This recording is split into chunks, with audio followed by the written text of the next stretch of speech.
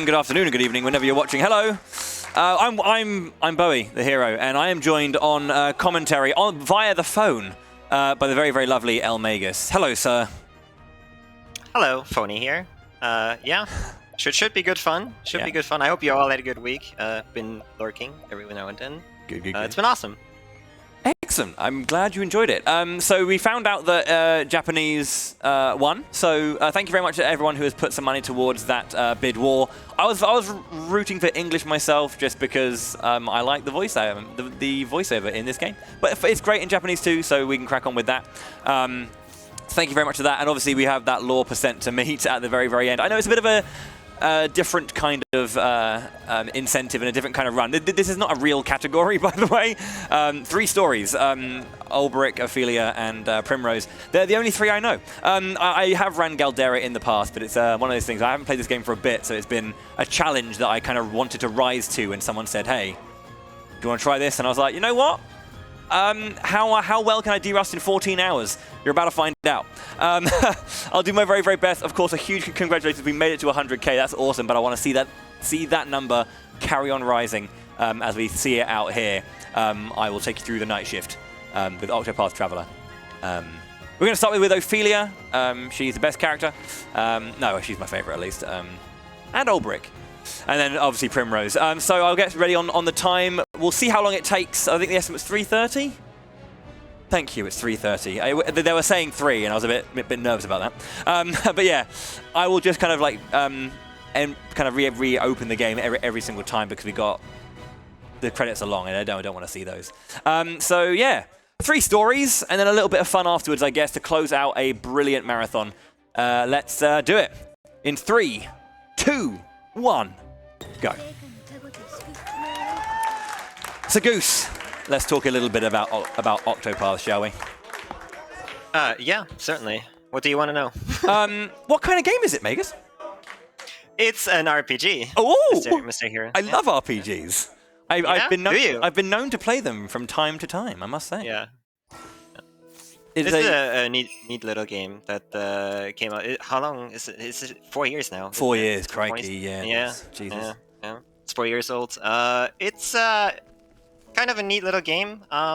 You got eight characters that you can choose from at the start, and they all have their little stories, which is why we're going to be playing through Ophelia's, Olberic's, and Primrose story.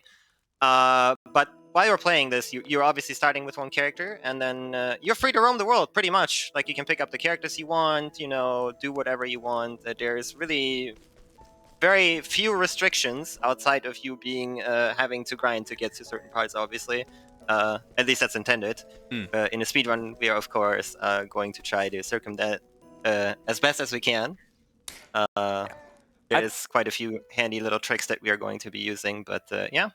Yeah, I think the game is very, very, I guess, like, I wouldn't say substandard. I mean, like a bit like a non-standard in the way that we approach a lot of things, especially when it comes to speedrunning it. It's kind of crazy what we can achieve with this. I mean, there are some particular techniques and strategies and characters and jobs in this game that do kind of outshine the others, but there's a lot that goes on, and I think each different story kind of does a different thing for us. I'm just going to buy this quartz rod to begin with, equip that immediately. Slight upgrade, when it comes to like earlier on in these stories, the earlier you get upgrades and like increases to your stats, the better it really is. Like I think 40 makes more of a difference when you start out with 90 than it does when you already have like 700. So not a bad pickup for the very, very, very beginning. If you've played another game series called Bravely Default, you'll kind of immediately understand like a little bit of one part of the system, and that is this BP gauge. Every time you kind of finish a turn, you gain BP, and you can basically kind of expend that BP to either empower your attacks or get multiple attacks. It's kind of like a refinement of Bravely Default system. It's called the system is called the break and boost system, where brilliant two encounters, of course, where you can attack. You can like break enemies, then you boost to deal as much damage as possible, or you can boost to get a better break. But yeah, every character will have different, or every different class rather, will have different. Why am I doing that? Hold down B. Will have different will have different weapons and different things that they can hit, different elements, different types of defenses, and enemies will have a variety as well. So this really is a very big knowledge game about understanding what enemies are weak to, how you want to beat them up, and how it's generally best to do that. So because this is the beginning area for Ophelia, most enemies are weak to what she can put out. Staff damage, as well as light damage as well.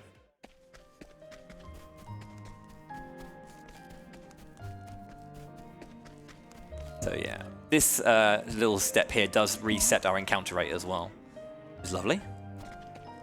And and Ophelia, every character, there's the 8 characters, they all have path actions, which is there's like basically 4 different path actions, but there's good and there's rogue and noble variations of that. So I want to start by grabbing this guy. I chose him to guide me, and he basically does one of 3 different moves, and hopefully he uses summon winds.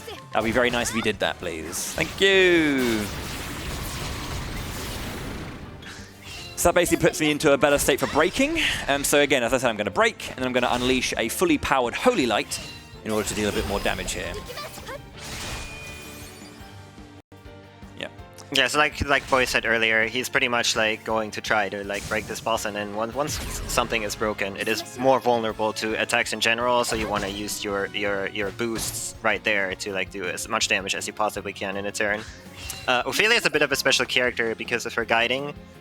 She can, like Bowie said, she can pretty much like collect characters or NPCs around the world. You can pretty much collect any NPC you want almost, and they all have different abilities. The restriction to that is you have to be a specific level in order to recruit some NPCs. But for now, we chose the Tavern Patron here, and he can pierce the wind weakness of the boss here very nicely.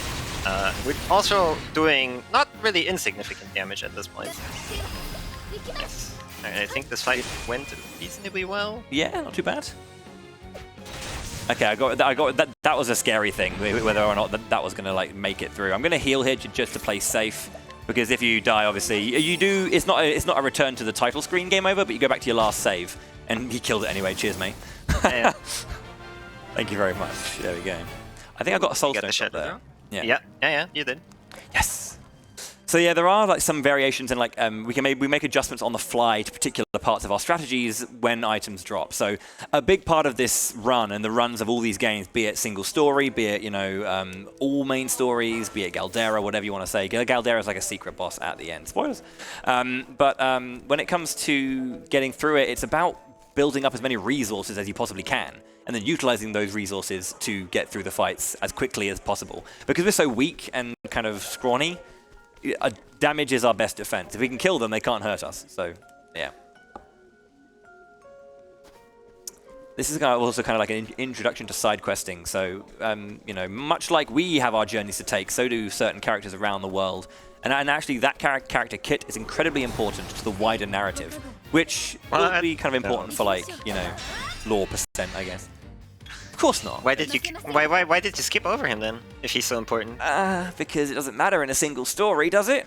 We're speedrunning. We don't care about story, do we? That's always a horrible thing to say, but it's true with speedrunning. But yeah, so the area is also broken up into 8 distinct locations as well, and you can see the transition between them is very, very smooth and clean. We're leaving the Frosty Mountains, and then you know what? I think it's light, isn't it, that breaks this? I'm playing it safe right now. When all enemies are broken, or if you get a preemptive attack, you can get a guaranteed flee. But you can just try and flee.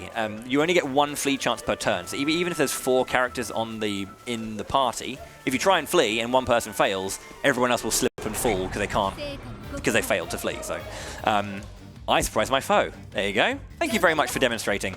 Will the game be that kind for the next few hours? Yep. Exactly. Well, I'm going to do just going to meet my second character, and I'll kind of explain how that all works, and then we'll throw it over to some donations as I get through the next dungeon. But welcome to. Oh, never mind. Please let me go, frogs. Nope. This frog at least can kill you, even if you fail like 3 times. Yeah. I'm under the impression that every time you fail to flee, you do get an increased chance, but I've never crunched the numbers to actually know. But yeah. That's how it should work in theory. That's never a comfortable thing to say. It should be like that. So if you start, whenever you start a character, start with a particular character, you will always have to kind of do their beginning. But when it comes to meeting others, you kind of meet them halfway through their story. So you go straight to the dungeon portion, unless you want to see it. But because again we're trying to save time, I want him to join me, but I don't care about what's happened so far. Sorry, Cyrus. This is Cyrus.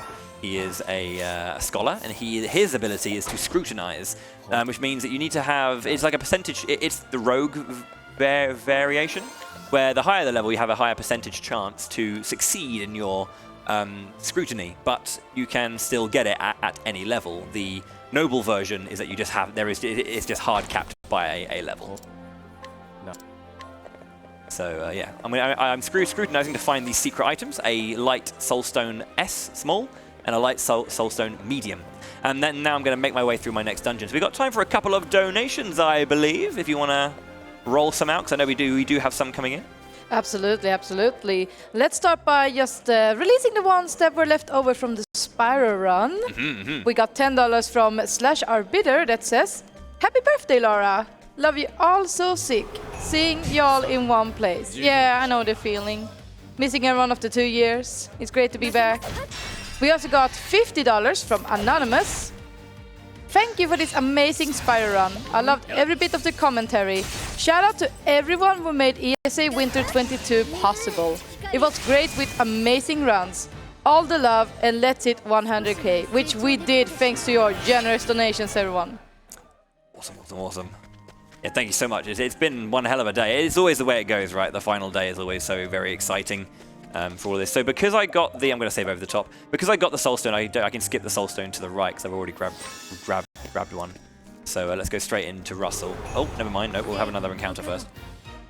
So the encounter rate is fairly high, you may have noticed. And yeah, it's a bit annoying. However, we do have an ability to kind of mitigate encounter rates to such a degree where we're pretty much like gonna hopefully be able to get through most encounters. Or most screens, like with getting maximum one encounter, hopefully, well, another soulstone, brilliant. Maybe even 0 encounters across the board, which is very, very lovely.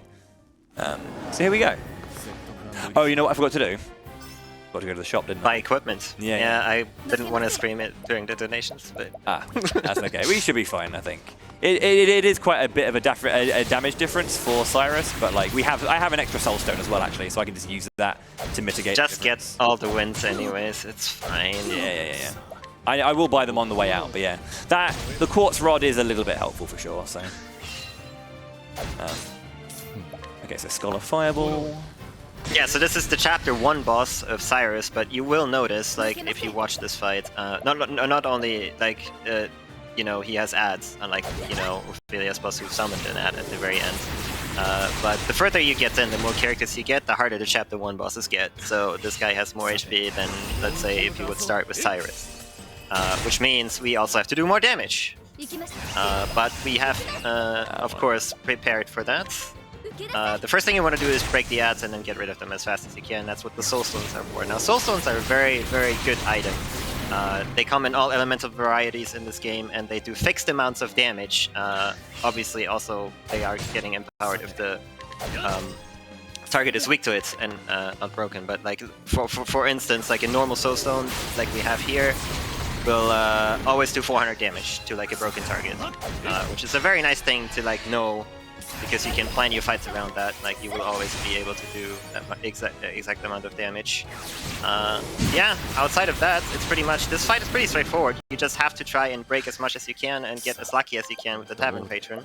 Which, yeah, Bowi's doing a pretty good job at that. I'm very lucky today, yay. Again, I hope that keeps up. That's a nice fight. That is very nice. Despite the fact that I didn't buy the equipment for the fight itself. Yeah. Still, buy it still, because you need every point of defense that you can get for the very last boss. Yeah, so I'm doing 3 stories, and they all have different, you know, approaches and different strategies and techniques that are required. But this is the only one that actually gets, well, that I'm going to do today that only gets 3 characters. I'm going to be running a 3-character strategy. This is a more kind of like marathon, newer player-friendly route that I'm doing, where I'm going to be using 3 characters, but I'm going to be going to grab the Thief Shrine which is going to give me access to Armor Corrosive, which is a skill that decreases physical defense, so I can deal big damage with physical attacks. But before that, I'm going to go and do my purchasing, as you said, yes. Quartz rods for you, and then pointed hats for you. I think that's everything, isn't it? Yeah, I think it's linen cloak for the other story. I've got 3 stories to try and get through here. Yeah, correct. The other stuff is for Olberic. So yeah, we will be seeing a lot of Atlas Dam and Ripple Tide for a very obvious reason. I'm going to make my way to a kind of like a tier. I didn't use Thunderblast. Got by surprise as well. Fantastic. Yeah, he didn't learn Lightning Blast, but that's fine. I mean, I would just try to run at this point anyway. Yeah. It's kind of a biggie in terms of...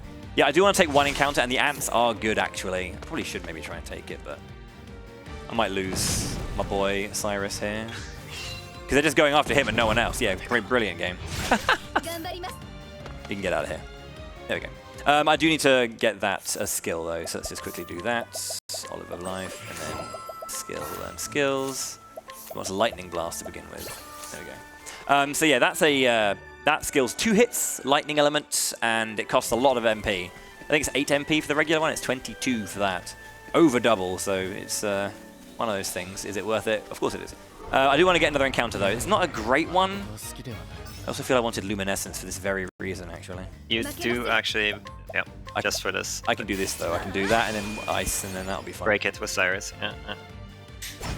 Yep. So, like, you may notice, like Bowie mentioned already, the encounters, oh man, so high encounter rates. How are we going to get through, like, all the chapters with the characters if we get that many encounters? Well, there is one solution. We grind, of course. Like, in every good RPG speedrun, we have a grinding segment, and it's almost always the same in every single story. You're going to, like, Whistlewood, which we're heading towards right now. Skills, Luminescence, there it is. Yep. I'm going to go in here, and what I'm going to try and do is I'm going to get 1 encounter. I have a large Soulstone light, and the enemies in here are actually weak to light, or most of them are. So we can actually just one-shot them with the Soulstone. And hopefully I get a good one. I don't get back attacked, and I can get out easily. That's a good fight. Do I get the turn? Nice. Free. Easy. Perfect. And with that, we have finished grinding. Yay! And with that, I'm going to grab a couple of items, or a couple of skills. I'll throw it back over to my lovely host with some more donations. I think you've got a few to read. Oh, absolutely. Let's do this. Let's throw out some donations. They all came without a comment, but we still love you anyway for the generous donations. We got a $25 donation from Anonymous, a $20 donation from Level Noob, a $100 donation from Houdini Splicer, a $15 donation from Archidove243, a $10 donation from Anonymous, a $25 donation from Anonymous, another $20 donation from Anonymous. We started to become a tongue twister here. Yep. And a final $20 donations towards from Anonymous. So now when I refresh here, I can see that we are right now at 492 out of 800 for that lore incentive. So that means we almost got 5 books there for you to read later. Very much. I like reading books. Books are good. Thank you very, very much for those donations. Super kind of everyone, of course. So I ran over to a place called Noble Court and I just tagged it. I entered and left because there is a quick travel system in this game because obviously the world is like a little ring, so you need to kind of move around like that. But I'm gonna basically just walk back down after I do this because it's just quick. So I tagged Noble Court because I need to come back here later. It's one of those things where I'm just kind of getting a bunch of stuff done early and just getting it out of the way before I actually start, cracking on with stories. Again, it's running around, doing a bunch of looting, getting all kinds of items and things, and then when I'm ready, I can actually proceed. So here we go, get that money first off, and then go back down to Atlas Dam, which is here. Yeah, you may be a bit confused because we didn't mention it, but how are we not getting encounters now? Well, the reason is, so every character is a class, like we mentioned at the very start. So Ophelia, for instance, is a cleric, Cyrus is a scholar. If you learn 2 skills of that particular class, you unlock passive abilities. And that's the exact reason why we went to Whistlewood, which is kind of like an in-between Chapter 1 and 2 area. So the enemies are very strong, but we can still handle them with the light M-stone we had. that enable us to learn 2 skills with Cyrus as a Scholar, and Scholar's first passive ability that they unlock is called Evasive Maneuvers, which reduces the encounter rate, which is pretty nice for us because now we actually have an ability to move around pretty much freely all across the map because in this game, like if you save and reload at a save point, and this game is very nice about putting save points almost literally anywhere, you can reset your threat counter as well. So like you can pretty much just run across the entire world map right now, like after 10 minutes of gameplay. And like Bowie said, that's what we're going to be using to like run around, take a couple places, and then grab the loot we need to finish the story. That's pretty much what this part of the run is about. Indeed, indeed. And we're coming to our next one here, where we're going to go meet our third and final character of this particular party. You'll be seeing her a lot today. Everyone's favorite, Tressa! She is Tressa, and she is an issue. She's a very, very young girl who wants to become a merchant when she's older. She's already a merchant. A very, very good one. Sorry, I didn't catch that. What is Tressa? Tressa is an issue. She's a massive issue. Okay. Yeah, capitalism ho. If you have a problem, throw money at it, and that's what we're going to do. So you may have noticed that I picked up a chest earlier with 20k in it. Well, that's going to be very important because there are some enemies that require the use of a particular skill where we're going to pay some other dudes to do the fighting for us because they're very, very powerful. And it's all because of Tressa. Yay! Yeah, she's a bit fun. Yeah. So, like Bowie also mentioned this, but Cyrus and Tressa are gonna appear more than once in these single story runs because their classes are pretty good. Like, I'm pretty sure it's lightning they're weak to. Well, have a moment there. Okay, defend. No, I think you can just kill this here. You can run from this, but like, honestly, in a no reset run, you should, if you can, just kill stuff just in case. Yeah. Don't be sitting there. One extra level could yeah. The thing is, with the final boss of this chapter, you are pretty close to where you need to be with the HP at that point. So the more you have, the better for you, pretty much.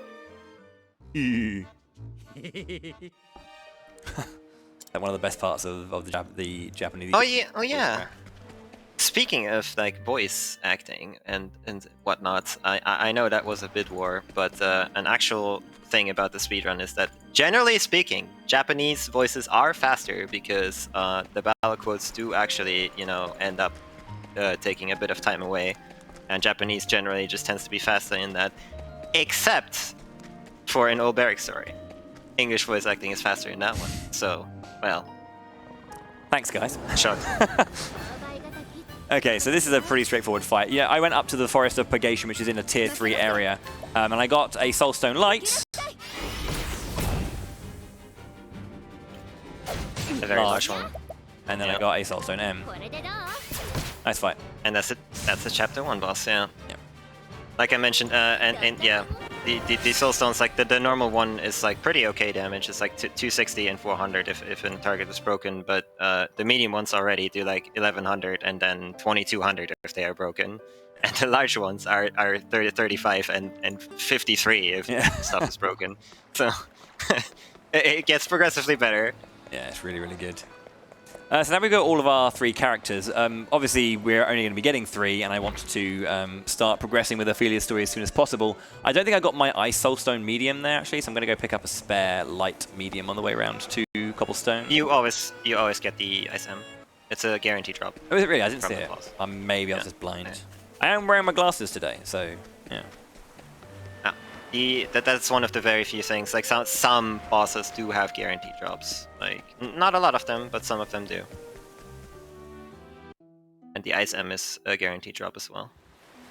So I can leave that bad boy there then. No, bye-bye. So what I'm going to do now is I'm going to start perhaps my first big real looting section.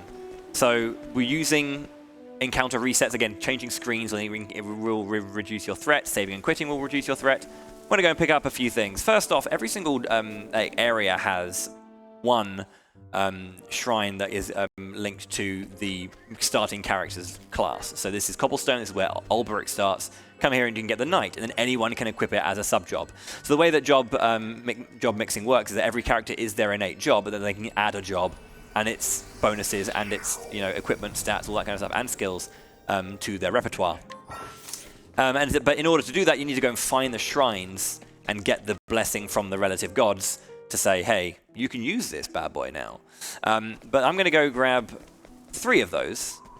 So I'm going to grab the warrior there. And then I'm going to go make my way around to the coastlands again. And yeah, you know who's here. This is where Tressa's from. So of course, I'm going to have multiple merchants. Now, you haven't seen the merchants in action yet, but we will. Because again, I'm going to be moving on to Chapter 2 quite soon with Ophelia. So first I'm going to save, and I'm going to do my first save reset to get that threat reset.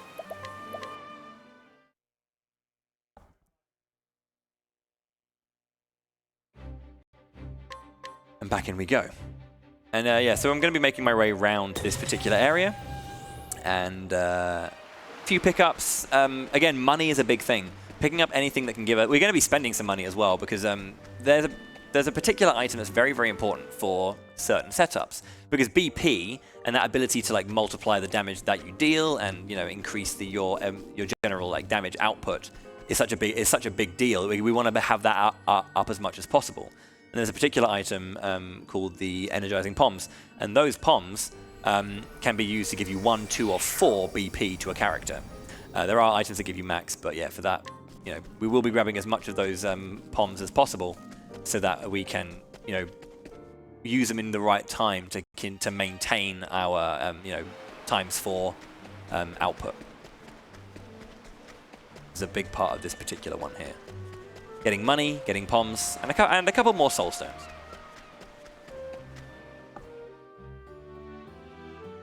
Yeah, this is a bit of the unfortunate part of like every single story run, because like we were gonna have double of that. The other 2 will also have a part where you just like run around and collect a bunch of things, which for one run is fine, but it's gonna just double up like with the other 2 as well.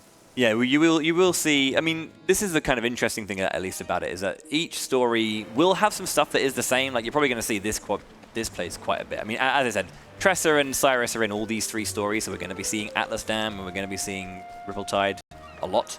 But as well as that, we thank you very much. That's not very nice. Very rude. This is doable with this, right? Lightning? I can't remember. I wouldn't bother. 2 at the back. That's something. Yeah. It at least means that if I I'll take less damage if I fail to flee. Or to escape. So yeah, this is a tier 2 area, so it's going to be harder for me to flee right now. And you can see how much damage is being done. Okay. First death. Restart, right? Yep. Fully reset the run? Yeah, fully reset the run. We're going to be here until we do this deathless. Absolutely deathless. Oh, wait, you have autosaves? How boring. Beautiful. That's very, very nice. Thank you, game. So yeah, we're going to be doing a bit more running. So I think what we can do is... I also forgot to do this as well. So that's actually kind of nice. Thanks, game. That's for a side quest later. But yeah, I throw it back over to you, Lador, if you have some more donations whilst I just finish up this run. We're running around. Absolutely, absolutely. We have $20 from Niam. Congratulations to everyone at ESA, the organizers, the volunteers, tech team, runners, and everyone else. What an event! Special love to Fatske, XO. Thank you so much for that lovely $20. And we got a $5 donation from Pendle Steven. Bonus game with Bowie time! Hi, Pendle. Thank you so much. BB Cup blessed because of this beautiful bash. Thank you so much for those lovely $5 donations. Still got some time if you wanted to read a few more.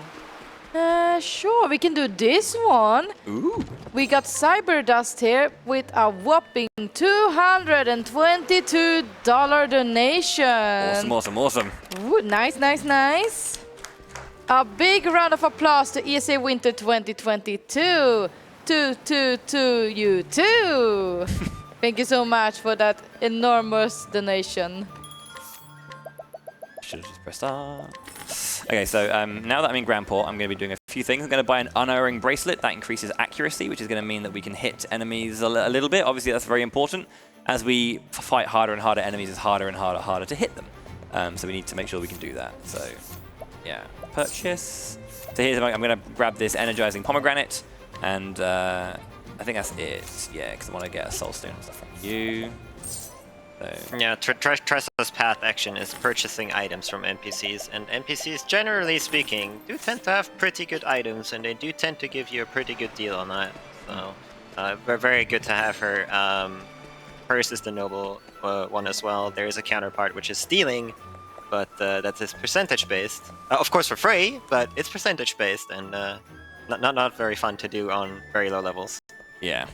Shoutouts to the Therian single story with a 3% chance. Always a bit of fun. Okay, so I want to go back to Rippled Tide. We're going to be making our way round now to eventually get the Thief Shrine, and then after that I'm pretty much ready to go, so we'll be making our way all the way around. I will go and tag a couple more locations just so I can get them as my fast travel points. Specifically Sunshade, because Sunshade is nearest to Saints Bridge, which is the Chapter 2 area for Ophelia. Yep. Did you grab the Runeblade Shrine in this one? In this one? Don't think so. Runeblade? Trying to think off the top of my head. No. Don't think so. No, it's fine. The reason I'm confused is this is a marathon safe route, and there is a faster route technically, so like... Yeah. And that one does actually grab the Runeblade Shrine. That's fine. Didn't want to confuse you, streamer. I'm sorry. It's okay, viewer. Commentator. I'm just asking. No worries. I was just thinking, oh god, what have I forgotten? Yeah. Yeah, that's a gigantic pickup. That's why I'm asking. So again, slightly rusty with this game. I'm not gonna lie. It was one of those things I wanted to challenge myself with this one. Goose has been getting back into the game, so his knowledge is nice and fresh and clean. So yeah, I'm still relying on notes right now, which is very unorthodox for me. I'm used to just kind of looking at the game and just running everywhere. So looking to my left is stressing me out a little bit. Oh man. It's one thing I've always tried to do when it comes to speedrunning is it's one of those things where like a bit of an acting thing, because I did a lot of theatre back in the day. Whereas you always want to be off script, and so it's one of those things where being on script can sometimes throw me off just a little bit. But I'll do my best today, and I do have Magus with me, who's very lovingly decided to stay up to the wee hours of the morning to support me. Would never do that otherwise, actually. Yeah. You're absolutely right. If it wasn't a marathon run at ESA, where you're clearly needing my support, yeah. No, again, it's very much appreciated. If you don't know Magus, by the way, and I do want to talk about him for a little bit because he's pretty cool. Magus is one of the best RPG speedrunners out there. Very dedicated to the craft. Oh, please. And very talented speedrunner. So if you haven't yet followed twitch.tv/lmagus, if you do it right now, I'll be happy. And that's all. I mean, that's it. I'll be happy if you did, and you wouldn't be disappointed either. I mean, I can't guarantee that. I mean, I can't either, really. But you know, I'm liking to hope. Why am I going this way already? I want to go back to the Thief Shrine. I was thinking of going straight to Boulderfall. Silly. Yeah, I've been doing 3 stories today. I've been derusting 3 stories, and at least 2 of them come this way. So, well, all 3 of them come this way, but 1 goes this way first. Yeah. 3 shy. So before I go to the Thieves Shrine, I will go to this this little mine here. I get 1 pickup, but also it's an encounter reset. It's a little bit closer to the shrine than the actual main corridor. So. Yeah, so while we do have evasive maneuvers right here, it is not like a guarantee that you can just pass every screen like you want to. There's also a bit of randomness to like how long it takes for you to get an encounter. There's of course a minimum like travel distance that you can travel, but eventually you have just a straight up chance to get an encounter. So when you can, for safety, you want to cut screens or save and reload where possible. And doing this run, yeah, even from the cave there, it does have a chance to get you this encounter. That is mean, I must say. I'm going to flee this, I think. If I got lucky with summon wind, maybe, but because that hits 3 times. I mean, try it. I'm not sure about the stone route for like this Thief Shrine route, but you could also just kill this with the Windell that you just picked up. But yeah, I have no idea if that pans out. Oh my god, Tressa, please. I'm pretty sure I targeted the other guy. That's actually really bad. Yeah, this game has a mean memory cursor as well. So like, if 10 fights ago you like tried to target something in the back row, it will remember that, and then once you come back, and in the next fight that you're trying to do a single target move, it will target the back row first. So it will definitely remember that. Okay, so yeah, now that I have Biffelgun's blessing, I can go back to Sunshade and continue. So I'm going to go to Saints Bridge now, which is the area. I've done my first kind of like looting, if you will. I might have to do another small one later because there's a few things I need to do. There's also quite a famous, I say famous, a well-loved location for speedrunning this game that I kind of did go past near Grandport. There's a cave near there which has very, very good items. 30,000 leaves, which is the currency in this game, and also a wind soulstone L, which I will go back to later. But essentially there are times when it's actually a good idea to, if you need to like run through an entire location, but you can warp to a closer point, you might as well just do the warp early, go and do another pickup, and then come back, because you kind of mitigate a little bit of walking distance if you warp to a closer side. To play this safe, I'm going to save here and do a reset here. This is playing it really safe. I'm pretty sure that Omegas is judging me. I don't blame you. I'm judging me too. Again, I have no idea. You can always use the large soulstone to kill the chapter 2 encounters, but I have no idea how many soulstones you need in this route. So that's the thing. I'm more happy to do the kill with a soulstone when I'm on the other side of Saints Bridge, because there's a run to there's a run to the forest. I just know that if I take that one, I can do it there, and it's all fine. One of those things. Right. So yeah, this is the thing. Sometimes in the tier 2 areas, you will have normally like 2 stories per area, per like city. But then in the 3rd tier, it's again one story per person. So first things first, we're going to do a few things. I'm going to go and grab some items. I'm going to purchase a soulstone M and L from this lad. Purchase. Bosh and Bosh. That's some money in the bank for him. And again, the stories kind of play out for each character. They have to utilize their particular path move. So again, she's like the light of Aelfric's flame. She's a guide. She's a guide, if you will. So what she likes to do is guide people. So we're going to be guiding a bunch of people around. First, I'm going to purchase, which is the Wind Soulstone L. And then I'm going to scrutinize. This is a 30% chance. Nope. Please don't be mean. Please don't be mean. This is the one scrutinize we really need. One more time. Got it. Whew. Nice. So this will add stuff to the weapon shop. We are not looking for weapons though. There's accessories in this game that will increase your HP, and if you unlock this with the scrutinize here, you can get accessories that will add a significant amount of HP to your HP pool, which is quite necessary for the last boss of this story. Yeah, very much so. So now that I'm guiding young Timmy here, his name's not Timmy, his name's Daryl. Daryl, yeah.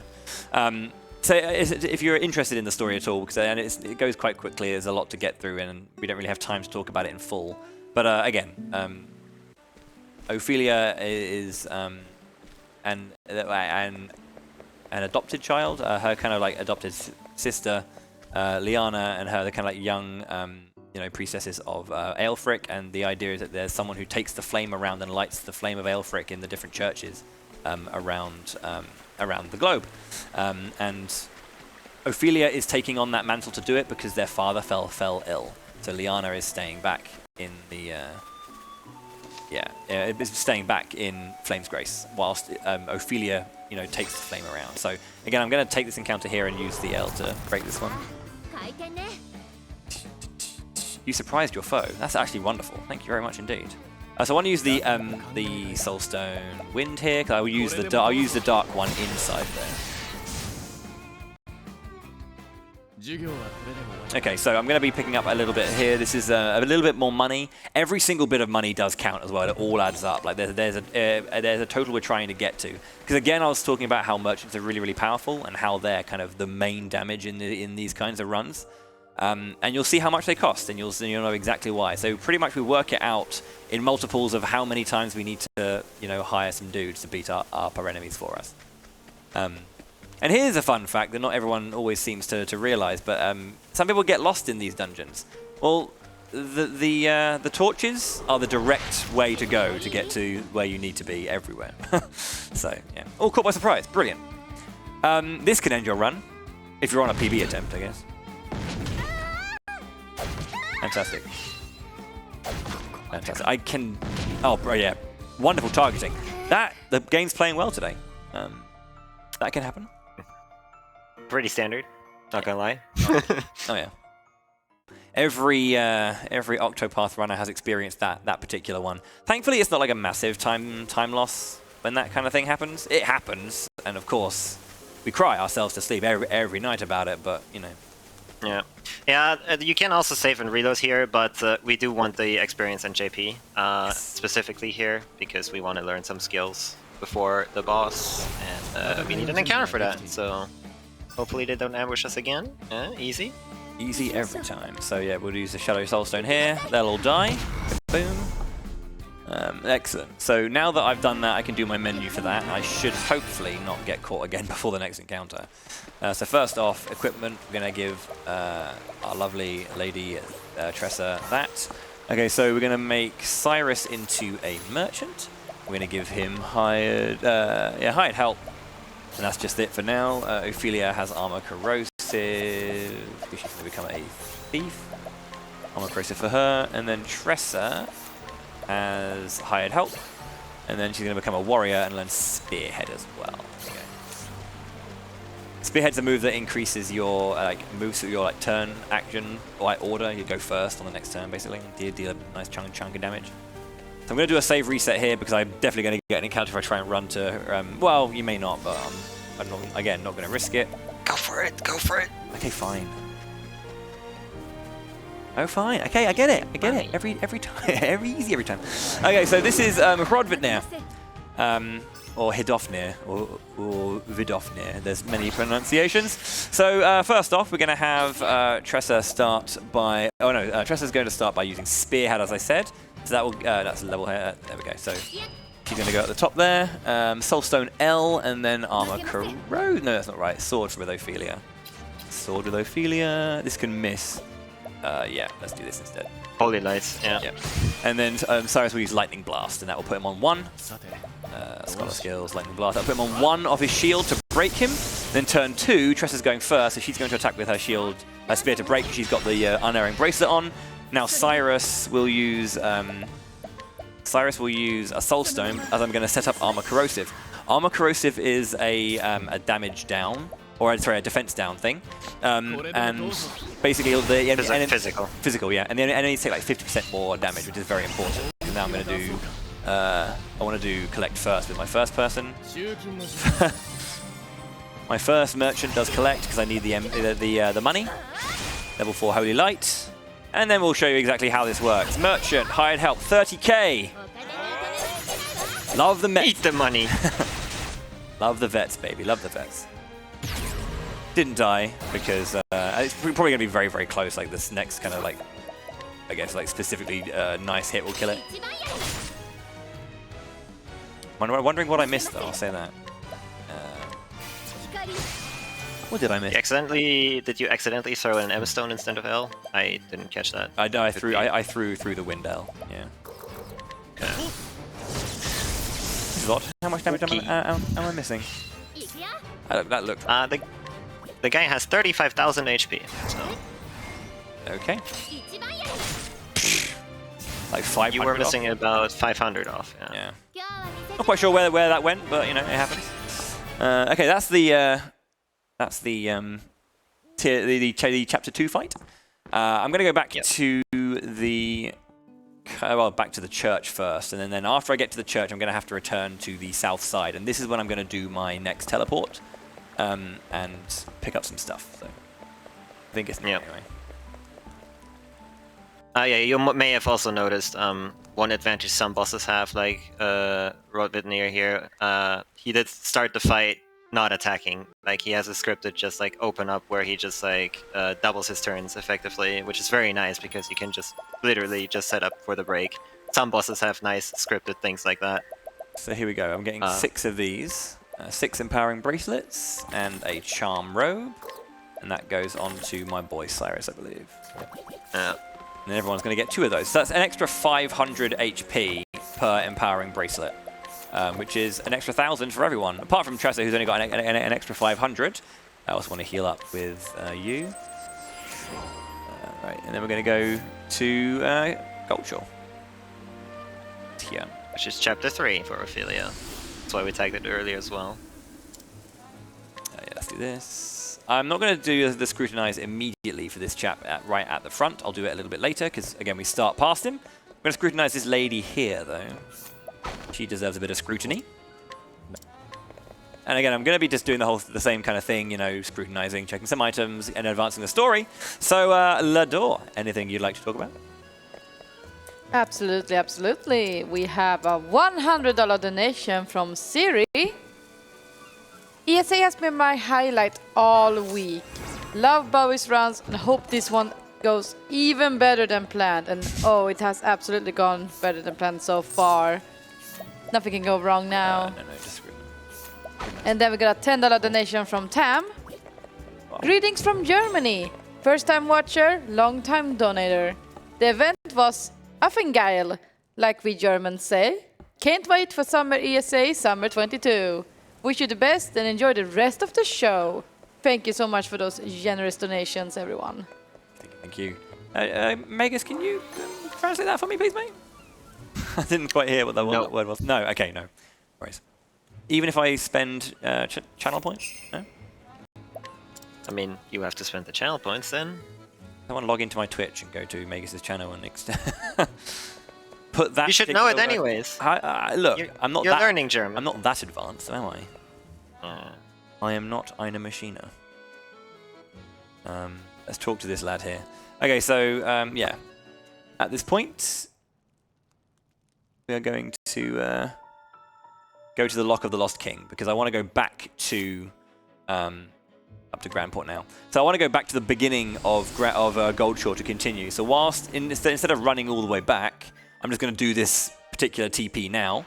I'm going to go into the Lock of the Lost King, pick up my 30k and my Wind Soulstone L, and then return to Goldshore and hopefully not get destroyed by the Chapter 3 bosses.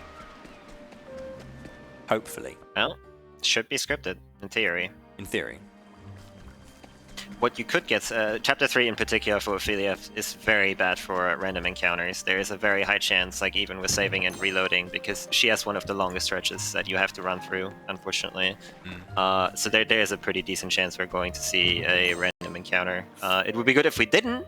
That would be very lucky, but that would never happen, right, game? Right, game. So scrutinize this chap here. No. He will give me access to a Thunder Soulstone L. That was from earlier. So the old man is this one here. Thank you, mate. And I'm going to go pick up the chest behind this tree as well, I think. Pretty sure I do. We're going to leave him behind. Even though there is a green text box there, meaning that you want to talk to him to advance the story, I'm actually just going to like go past that. You don't actually need to do that one. It's one of the few times that actually is a thing. He did look like a nice guy, though. Yeah, lovely guy. Isn't he kind of like an arms dealer or something? He's like, you know, wants to sell weapons around. He's from the Weapons Guild or something like that. Pretty sure that's who he is. So I'm gonna take this save just to be like uber safe. Again, I can still get the encounter, but you know, it's better to start further in. This is the way. Wrong way. Yeah, it was one of those things. I just got caught on the lip, and it made me think. Thinking is not my strong suit at 3:30 in the morning. Yeah, this game also, some paths just look the same. Like even if you've done it a couple times, it's just like are hard to remember where you have to go. Yeah, they are quite maze-like. It's why these torches. The torches are very nice. Yeah. We skipped that part. No encounter there. That's nice. I did do a save reset just to make sure. I took way too many extra steps. That was scary.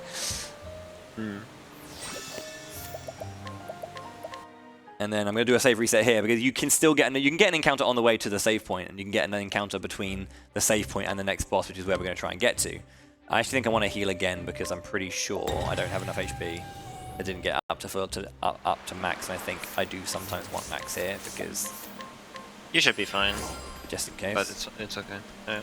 There's one AoE we have to tank, I believe. So that is correct. Should do about 900 damage if I remember correctly. Do I want to do the save reset here, or should I just, go? You can save and then keep running. Like, yeah. We got away with it though, so it's fine. So this is the Shady Figure and the Mystery Man. So we're going to start with, well, Tressa wants to, she wants to spearhead. Ophelia wants to use Armor Corrosive. I think it's level 2. Yeah, on the Mystery Man, because we're going to try and get them both. Again, it's 2 turns per usage of BP. So we're going to use a large palm on Tressa. And then yeah, these two are also they do have some scripted attacks, but which basically they will hide their weaknesses from you. As you can see, they're scratched out. So that's very nice for setup. But eventually they will start attacking, which we're going to see here. You have to tank this one hit, but after that you should be good to go because the next action of the Shady Figure is going to be a heal, and that doesn't matter to us. So what we're going to do first is I'm going to go into this. I'm not going to do vets though. I'm going to do regular mercenaries because this will break the Shady Figure in the back. And I'm going to stop. I'm going to throw out a Soulstone L quickly. I'm going to use a Wind again, and then I'm going to throw out the vets. Love the vets, baby. Let's go vets. Get a home run. There we go. And then on turn 4, we can just, if I want to, I can just do a quick collect. And then just finish off the fight. Kill with the remaining L-Stone. So use Thunder. And they're down. Nice fight. Good. Thank you, everyone. Stimulating bracelet. Okay, cool. So that's chapter 3. Now we're going to go straight to chapter 4, pretty much. I would perhaps grab the M there, actually. I think I did it a bit early. Yeah. I mean, it's the same thing, really. Gonna grab it either way. It's negative movement, really. Or net 0. I don't know. Anyway, we got a lot of cutscenes to skip here. We've got some time for a couple of donations, I think, before I continue. Alrighty then. We got a $30 donation from the one and only username Yells. Sure. I'll donate to have David Bowie, the hero, read a diary. There it is. Yeah, that sounds right. There it is. And we got a $20 donation from Pew Exil that says, nice to see ESA getting closed out with this amazing game and runner commentator duo. Good luck, Bowie, and always remember, once you do, Liana will have nothing left to cling to but Caldera and her savior. Thank you so much for that generous donation. Thank you very much. Thank you very much, Poexel. It's a pleasure to hear from you, dude. Armor Corrosive. Yep, that's right. Ophelia needs Reflecting Veil. Sorry. Yeah. We are pretty much just learning a couple of skills that we need for the end. We're also switching around a couple of jobs here, as need be. Remember to re-equip the jobs that you need if you switched in between there, but I think you're good. Yeah. Ophelia needs cover. Yeah, I think yeah, she's on that. Yeah, that's it. And then we want to go in Noble Court, so we can leave now. So we wanted to do that because we needed to grab a couple of things. So we need to make quite a long way through the next area until we get to our final zone for Ophelia's story. So we have to take one encounter. And this is the Zone 3 area, which is pretty scary, of course. But we do have Tressa, who has the Unerring Bracelet on to increase her chances of hitting.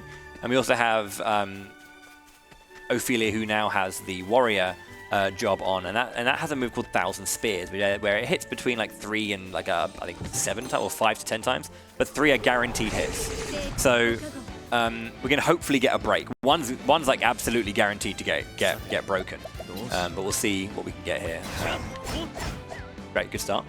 They don't really like kill you on the first hit, which is kind of nice. But yeah, warrior skills, 1,000 Spears. One of them's definitely done. There we go. And the other one?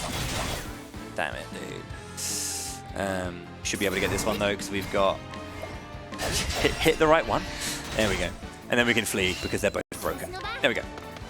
But yeah, we wanted to come this way to grab the cat's eye. It's another sellable item. I haven't really talked about that. Some things I'm picking up aren't actually like money, but they are money. We're just going to sell them for money.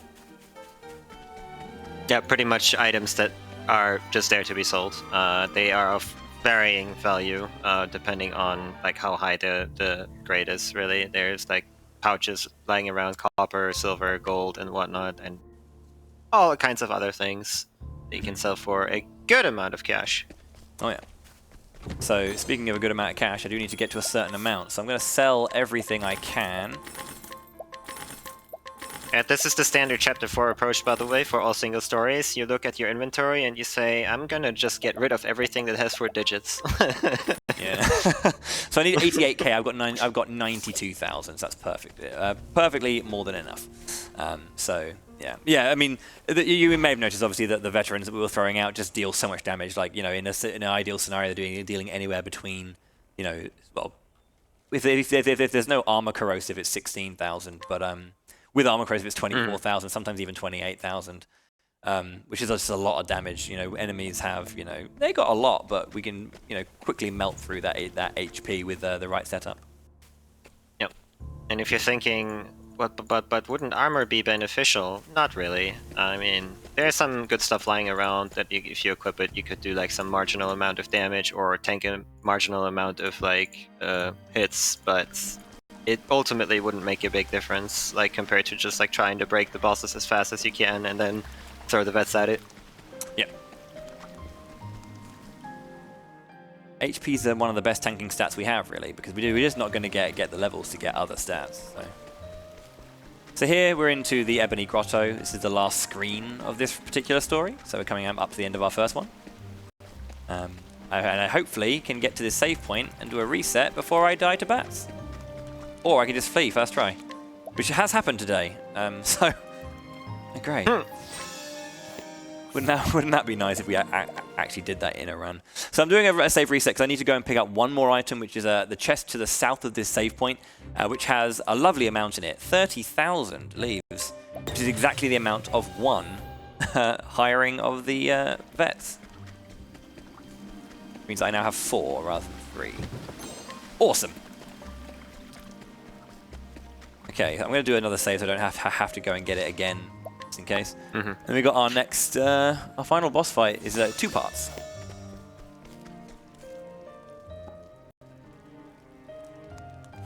Yeah, the final boss of this chapter unfortunately doesn't immediately fight you. He sends his cronies in first. They gotta get rid of these, which is reasonably easy. They usually shouldn't actually do anything too bad, but they are also able to throw soul stones in theory, which if you know how the soul stones hurt from us, they hurt just as bad if they throw them. They need to kill you, but still. But yeah, you just want to try to break them with the mercs and then throw a soul stone to yourself, really. The great soulstone battle. I'm gonna throw 1 large and 2 mediums, and that'll be enough to kill them all. There is a drop I need to be aware of. That if I get a drop, it could screw up my menuing a little bit, so I need to be careful to see monster perfume. I didn't get. Okay, cool. Now, well, our first story's final boss fight against Matthias. Now, we haven't really talked about this just yet, but the music in this game is awesome. And really weirdly, there are very few. Every single final boss has like this conversation, but this is the only one that's voiced in the English version. Okay. Spout all those lies you want. Okay, so there's one person that is not happy that it's not getting played in English right now. Scholar Blizzard. So again, we want to try and break him as quickly as possible. If the worst thing he can do is kill one person, if he targets 2 different people, we're going to be okay. So Ophelia goes first. Brilliant. And then Tressa's going to palm L herself. So yeah, I need to do a heal on one person, just because that's how I'm going to have to go about it. Right, this is turn 2, so sword break Matthias. Tressa will then AC 2, armor corrosive 2, and then you can now heal because I need to do a heal quickly. You can go on one injured person. I will do it on Tressa, and then we're going to bring out the boys from both Cyrus and Tressa. Now, because again, the armor corrosive means that we're dealing a lot of damage there, and then I'm going to use reflective veil on the other injured person so they don't die. So he's going to start with a move called, I think it's like Black Gale. I didn't equip Tressa with her second item actually. She's probably going to die. That is very much going to happen. Yeah. This hits for 1,800 damage, so yeah. She'll die, but I should be able to, I should be fine. I should be able to bring her back to life. Maybe. You do need to try to break him too. Yeah. That's not ideal. I think we've lost this fight, but yeah. So easy to forget one thing, dude. Be nice. Oh yeah, there's this, isn't there? Yeah. It's over. Yeah. Yeah. Okay. Cool. Right. These not only does he like protect his weaknesses, these guys are strong and have like completely different weaknesses compared to what we can actually do, which is really unfortunate. Yeah, silly me. Yeah, that's how fast it goes. So you forget to equip one little thing, and like the entire strategy you're setting up for is done. Yeah. Don't forget, if you equip it, you have to... Well, actually, you don't really have to heal, because like you're getting the level up. Level ups in this game, by the way, excuse me. Level ups in this game do refresh your HP and SP, which is very, very nice. So it's also routed in that if you have fights in between and you get a level up, that you do automatically get that. Okay, that's not good. Oh, no. I mean, it doesn't help, but like, she'll fine. Don't hear her again. Should have healed Tressa. Why didn't you heal her? I'm sorry. What do you want from me? Actually, it might have helped out because they hit for 600. She went into low. So Ophelia could cover it. Okay, so this time I'll try not to die by being a silly. We should be fine. Again. Yeah, in this route, Matthias should be mostly scripted. He can be doing a variety of bad things in turn 1 and 2, I think, but outside of that, like once you get past those turns, you should be set up for victory. Yeah, it was just because the I only saw it when I was like, okay, now we're set up for survival, and I just saw it way too late. Bit of a shame, really. Okay, let's do this again, and this time without losing. That's what you call rust, my friends. Okay, so. And this is the easiest final boss, just for reference. Yeah. I've had a bit of an okay time with my boy recently. Scholar is going to be using Blizzard, Palm Self, or Healing Grave, but yeah, whatever happens. Just don't kill her. That's the worst thing he can do. Is double target. That is the nasty. That is the nasty I was talking about. Yeah. But Ophelia would just pop in before Matthias. Easy? No. Well. Okay. Well. We are in trouble, I think. Okay, I'm gonna go. Probably need to use a healing grape on myself again. And then hopefully he's. Oh, he's gonna use Black Gale immediately. Okay. I didn't know is that scripted that he always uses a Black Gale immediately then? Turn 2 is like a single target in Black Gale, yeah. Oh, okay. And, well, that's fantastic. Yeah, that is the worst thing that can happen. It's a 1 in 3 chance for him to target someone, obviously. To do it twice in a row is the only bad thing. And you have to have bad turn order, because you could technically heal in between, right? But, yeah. Bracelet. Well, this 3-story run is getting off to a cracking start. It's okay. We're within the time limit. It's fine. Yeah. There's a caveat to this that I'd like to express at some point, and I will, express it. And I hope you'll understand. One of the so if you don't know anything about Octopath speedrunning, it's your first time seeing this run. they all have their different like difficulties, and they have their different quirks. One of the stories I'm doing today is famously not very marathon safe. So we'll see how that goes. Probably first try. Yeah, I've been struggling with it all day, and then you get to the run, nail it, easy. Okay, so we didn't get bodied by that fight. I've done it 3 times without getting hit. That's actually kind of crazy, I have to say. In fact, that hasn't bit me on the arse once. Okay, can we not have something go wrong in the Matthias fight? By the way, Matthias turned Liana, our sister, into an evil priestess. And we're trying to save her. And actually, no. Because our father passed away. Okay, if you do this again, mate, I'm going to fight you. Scholar, Blizzard, bomb self or heal. Doesn't matter which order. Cool. Easy. Okay. Why didn't you do that the other time? I'm sorry. I'm sorry. What do you want from me, man? Like, do my best here. Sword to break. Tressa will AC ×2.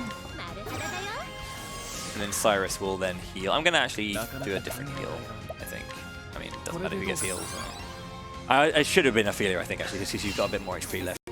Okay, and then now that we're on this turn, it's hired help away! And then Ophelia needs to use the Reflective Gale, as I said, on herself, so that she doesn't die. Because the Reflecting Gale, basically, as many times as you boost is the amount of times you can avoid a magic attack. And so Reflective Veil, because his first turn, when enemies come out of break, usually their first turn, for bosses at least, is to kind of go into their next phase. So, there's the phase. That is a close one. Okay, so we're going to have, crikey, Pom M Cyrus. Yeah. And then Ophelia's going to defend once more. To the front, and then Cyrus will Blizzard again. Now, Ophelia, because she defended, is going to get her 3 BP. She's going to have 4 available to get the break, which means that we can get into the final turn and win. Break 4, so we're going to do this again. Hired help, veteran soldier. 1 more veteran soldier, and that should be the fight and the first story done. Oops. There we go. If not, I've got a few things I can throw to just make sure, but it's all good. He's down. Done them all.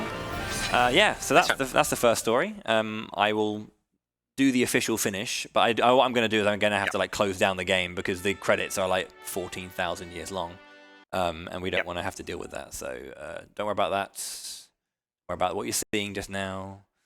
I'm going to have to reload the game.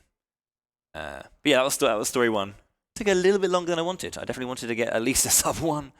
A 50-minute would be nice, but yeah, there's a little bit too much that happened. Plus, I'm slow. Okay, now we're going to go on to the second one. And this is the best one. I honestly think that not many people like it because like it's long. It's one of the longer ones compared to the others, but I just think it's so cool. It's such a cool run. This is Olberic. And Olberic is a beefcake. He was a knight of Hornburg with his friend Erhard, but Hornburg fell, and and Olberic believed that Erhard betrayed his king and country, and so he became a hedge knight, just kind of like looking after a little village, you know, after Hornburg fell. Whoops, or spear. But yeah, we're going to buy a bunch of items to begin with. So his path action, we haven't seen this one yet at all, but his path action is to challenge enemies. So you can just run around to, you know, just regular old villagers and challenge them to mortal combat. Poke a few holes in them. So nice and simple opening fights to begin with, just to kind of get you used to the process of challenging. What they don't tell you is that some NPCs, even if they're like old people, they are very strong. Yeah. One of the NPCs in this place, for example, there's a waitress in the bar to the left who is Omega. She just whops out the frying pan and hits you for like 9k. It's great. Yeah. So the reason I learned Olberic originally, many years ago now, is that it just had a bit of a different vibe. Nice wind soulstone drop. I don't have to pick up the fire one. That's lovely. Which can mitigate an encounter sometimes. The fact that, yeah, although we do have to like use a bit of veterans all that here and there, just like any other kind of run, again, his gimmick is fighting enemies in one-on-one combat, and so there's actually a lot more encounters in this that have to be dealt with in a solo manner that actually requires very different strats, and actually requires getting good equipment, and also has one of the cooler glitches in this game. So we'll see a nice little exploit of the system, and I'll explain it when we get there, or Goose will, but AoE swordage into an unbending AoE swordage. I blaze unbending. So nice and straightforward kills here. We're going to have to do that one more time. So yeah, basically in this village, these brigands have stolen one of the boys, and we have to go and save young Timmy. I can't remember his name. Do you remember his name, Goose? Timmy sounds right, no? Timmy? Okay, yeah, cool, yeah, Timmy. Yeah. Shout outs to Timmy. Just going to quickly go and grab this soulstone. So again, the reason this is rather like a strange way of doing this kind of run, of doing it as 3 separate single story approaches. Don't ask why I did it. Mostly because that's how I know how to do them, and being able to kind of like add in the other runs and then have diminishing resources is a bit of a strange thing. Again, this is not a standard run, you know. But I thought, why not, you know? So yeah, gonna go and try and save them. I got another fight with some bandits and some basic stuff, picking up some items, the usual. So Lador, over to you. Absolutely. Let's see here. $5 from Bravest Primo that says, I was done donating, but then I saw Bowie's fly accessorizing. $5 to the runner with the drip. Thank you very much. And we got $25 from Hodges Kyon. That just gives you a little heart emoji. Heart emoji. Heart emoji. Thank you so much. And speaking of incentives, we are right now at 672 out of the 800. So right now you are reading 6 of the books. Okay. So guys, if you want him to read all 8, you better get those last few donations in there before the end of the run. For sure. So the books, the whole lore percent thing, as I said, at the end of the game, when you complete when you do all 8 stories, you kind of go into like, you know, post-game mode, if you will, where there are a few more side quests that pop up here and there, and there are particular ones that you need to clear. They kind of like push this quest line about this location called the Gate of Finis, and the Gate of Finis is kind of like, you'll kind of get in each story. There's like this underlying like narrative, or this underlying thing that's happening that kind of makes you think, well, what's going on there then? Why is there this stuff brought up and then just completely forgotten about? And actually, these all lead into this like greater story that involves, you know, every single character. Even though they're all like self-contained stories, every single character has something to do with this like thing that's playing, you know, under the surface. And so those 8 books kind of bring everything together. All the little bits and pieces that you're getting are coming together at that moment. So I use the wind first to get the break on the ads, and then I'm going to use the light after.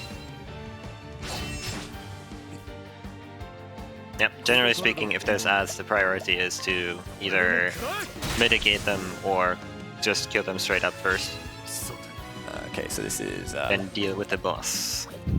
Bye. A bit of a special... Olberic is a bit of a special one, like Bowie mentioned already. We are going to have to actually do a lot of fighting outside of, like, you know, using pets and stuff. And this first fight is actually already, like, testament to that, like, how this goes. This is a pretty long fight, unlike most other fights, because you're using your soul stones instead of, like, using them on the boss, pretty much using them on the ads.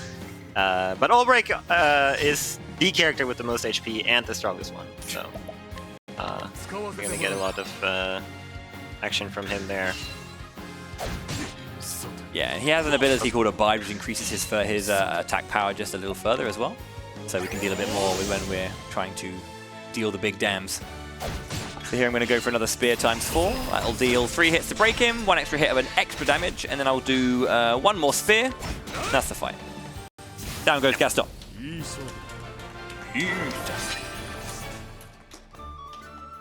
Cheers, everyone. So then we save the young boy, Timmy. Good old Timmy. Good lad. I honestly can't remember his name, and I feel really bad about it. But at the same time, when you speedrun, he is in the ending picture too. Yeah, that's the saddest part. Yeah, sorry, Tim. So again, because it's a new game, you're going to see the beginning of it. You know, here's Kit. Not at all important, not at all related to the whole stuff that goes on with the Gate of Finis. 1,000 spears, learning, please. Thank you. That's what I'm here for. Yeah, like pretty much Megas is here to make sure that I don't make any errors. And it's not his fault if I make any errors anyway. Don't worry. It's still my fault. Isn't this guy spear? He's not spear. I'm silly. He's sword. Yeah, he is sword. Yeah. That is ridiculous. Yeah. Why is he a sword? It looks like you need to pierce that hide. There is. Yeah, it's the bug, isn't it? In Ripples. That is good. Yeah. That one. Sorry, go ahead. You were saying. Yeah, just like every other story, we're now going to make our way around the world first. You noticed immediately that we're still getting 100 million encounters. The first goal, as with all single story speedruns, is going to be to get evasive maneuvers somehow.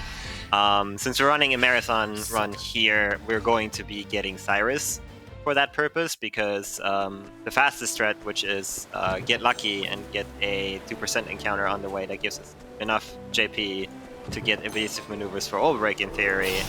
Not very reliable to try to go for that. But yeah. So the goal is, unfortunately, since Olberic is so far away from Cyrus, it's going to take a little bit, and we're going to see quite a bit of encounters. But shouldn't be too big a deal. We're of course also on the way going to take Rippleside again, because guess what? We're going to get Tressa as well. Who'd have thought? Nah, nobody was thinking that. Should be able to get away. There we go. The fleeing strat is a thing that I have a mixed relationship with, because I also run Golden Sun, and that whole thing of like theoretically faster, or it just really upsets me, because when you have like a 60% chance to flee and you still fail twice, with an increase, because in Golden Sun it's like you get 20% extra chance to flee, and it's like, can you just let me go? In this game, straight up just doesn't work anyway, so right. it doesn't really matter. Yeah, I'm pretty sure that I think it's in this one actually. We get the Viper Dagger for Therian, which increases his speed by like 200, and he still goes last. Yeah, like stuff like that happens. Like you have like 300 more agility on a character, but he goes last or something. It happens. Like it shouldn't really happen, but it does happen for some reason. Yeah, we got a bit more walking to do, so you know what time it is. And let's go by doing this one.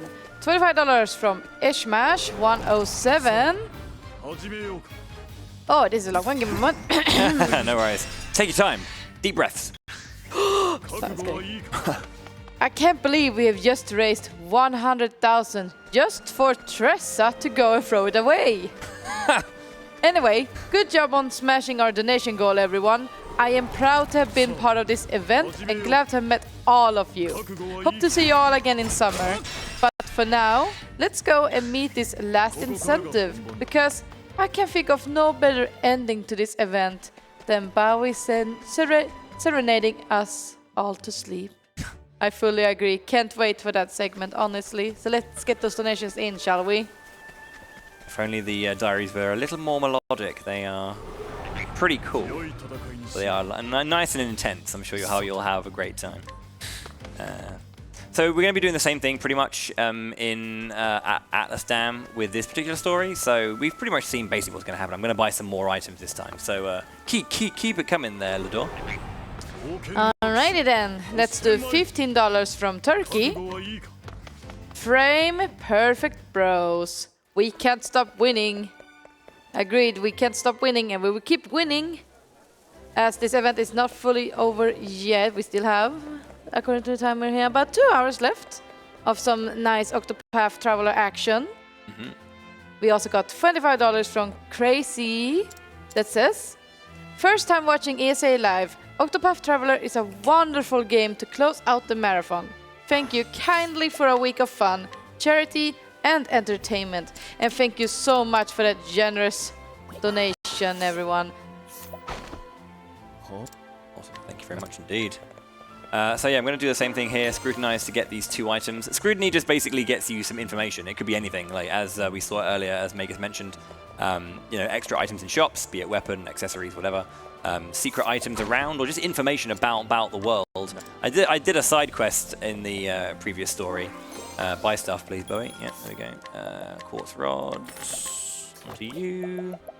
Pointed hats. And then a linen robe. There we go. Yeah, and that kind of... We had a side quest where some guy was wondering about, you know, how am I going to make this crossing, or how am I going to get here? It's really dangerous. We found information about a safe route that existed that we could send him to, and he was happy about it. Yay! So that's the kind of stuff that you kind of want to like try and find one half of a puzzle and bring it to its owner. You know, pretty cool.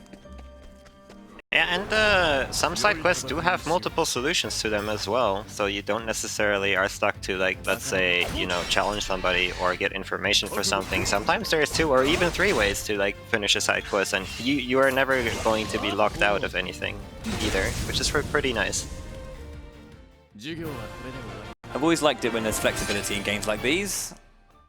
Very, very helpful. Yeah, Okay, so go ahead. yeah, on the way here, we're wanting to kill 2 encounters simply for the jaw points, so we can get Cyrus Lightning Blast after the boss. Picking up the Light Soulstone here is optional. If you want to, you can. You don't need to, though. And then we're going to fight Russell again, but this time a bit different because we don't have a tavern patron right now. Gonna have to do it all by ourselves. Yeah. And this fight can take a while. There's one part of RNG in this that can go in our favor, and if we do get it, we actually save a lot of time. But we'll see how it goes. So we're going to open up with Abide from the Beric, and then we're going to throw out some fireballs as always, swording onto the main guy Russell, so we can take him down. And throwing out fireballs for our good friends, the ads, because they die to fire. Bam! So 2 fireballs to break the ads. And then I'm going to use a sword on Russell, get him low. Then we'll level slash times 4 and ice wind times 4. And that should get rid of all the ads, hopefully. Ice wind is because it's just extra damage on Russell because he's weak to wind, so... Yeah, important to mention, like, since these are icicles, like, enemies, generally speaking, they don't absorb, like, elemental damage. Like, if you break the icicles, for instance, they will take full damage from ice attacks. They don't have any resistance to it at that point anymore. Yeah. So far we're looking pretty good on HP. That's the first big hit of anything dangerous. Now he's muttering his incantation. So what I'm going to do here is I'm going to Abide again. I'm actually... the nice thing about this is, like, when the bosses have these purple auras, they are basically charging for, like, a very strong attack. But when they do that, their next turn will be the very last one. I kind of want to defend so you here. can always try to set up for a break. Yeah, I kind of want to defend here, but... Go for it. Yeah, because I want to break on the next turn, yeah. Nobody can tell you how to live your life. That is true, no one can. Because I want to do... Abide's up. I want to use my small soulstone now. And then I want to use 1,000 Spears, right? So here's the RNG. 1,000 Spears can hit a bunch of times. But if I don't... If it hits 7 times, I can get a quick kill. But it hit 5, so... That's still good. Yeah, that's still pretty good. Sword and staff, sword defend. He's going to use wildfire here. So I'm actually in danger now in terms of HP, so... I might want to use a healing grate on Cyrus. I think Ulbrich should be fine for 1 more hit. I say that, I'm going to find out that it's not the case. Ooh. That's actually not great. Yeah, we should be fine. Don't need any skills from him anymore. It's fine. Yeah. Star 3. Want to get my break soon. He must be muttering an incantation now. So what I'm going to do is I'm going to do this. Get a big break, and then throw another soul stone.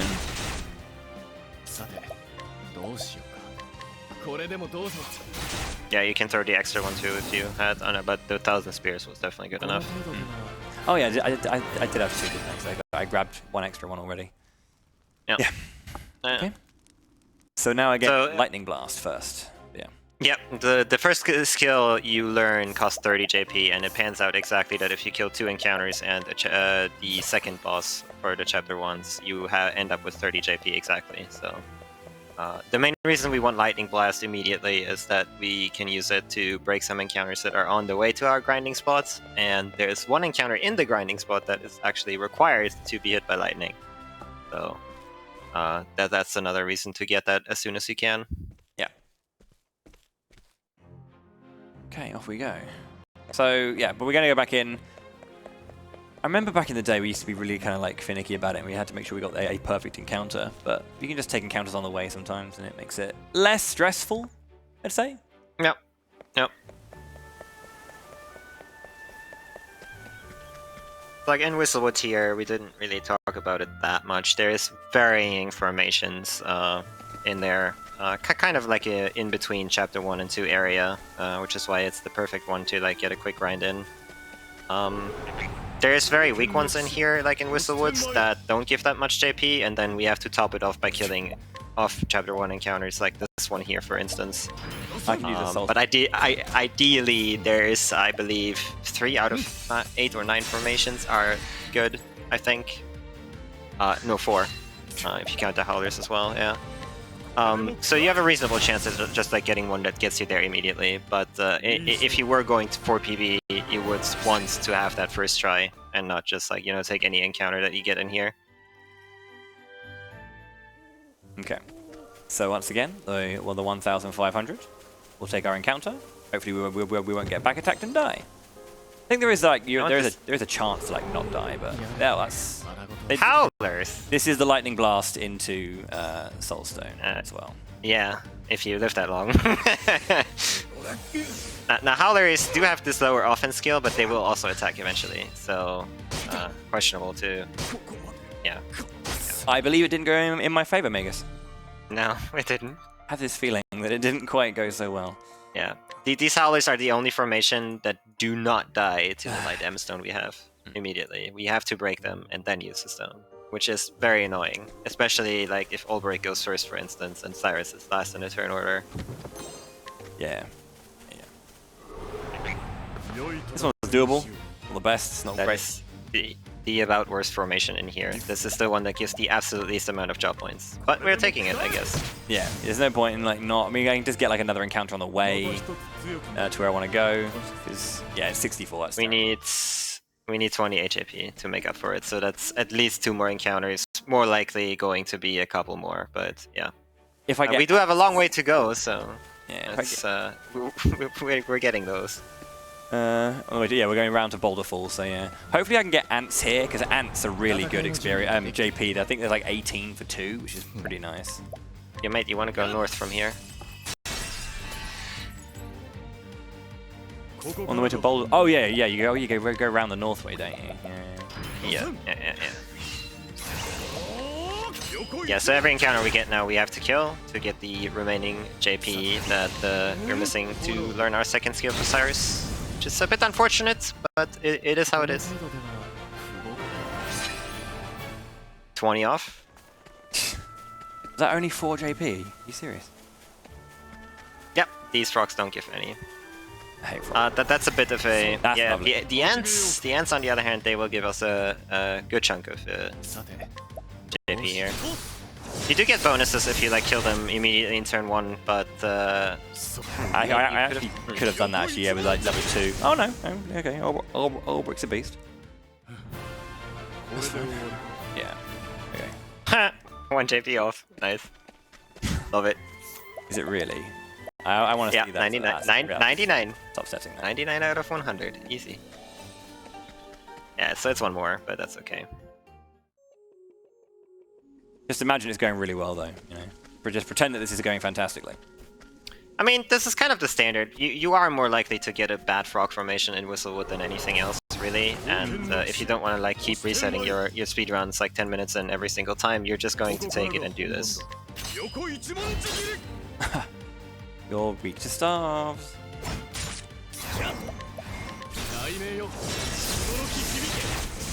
Bye-bye. It's actually really nice because I mentioned that we actually get items for this for characters in this run. It's actually nice to feel like you deal damage with stuff rather than like not. This is Firestorm I want here. This one. Firestorm, yeah. And then we need that for Gustav. My boy Gustav. Yeah, so I'm gonna make my way around the Flames Grace area into the Swarky Woods, and then go around that way to go into Boulder Fall. No, not this way. It's to the left and down. Oh no, it's that way. I'm an idiot. Yeah. The most unfortunate thing about Olberic's story is that he is all over the place, quite literally. You do have to go out of your way specifically for Cyrus here.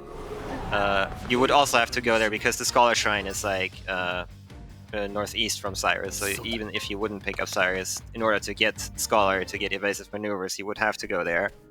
But you quite literally have to finish this story on the other end of the world map, so there is lots of traveling to be done here.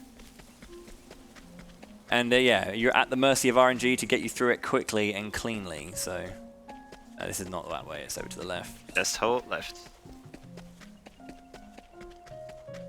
Yeah, very likely to get an encounter here as well. Which we did. Weak to axes, huh? Shame we don't have any of those. We've yet to see an axe. We didn't see any, I think, in the last run. We will see axes here. Axes belong to hunters and alchemists. Should have picked up on it. Should have. Do you mean the run, or...? Oh, please don't.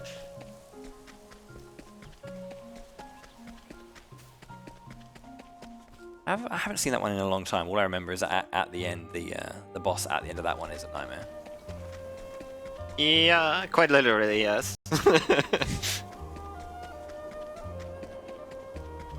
So we're just tagging Boulder Fall for now.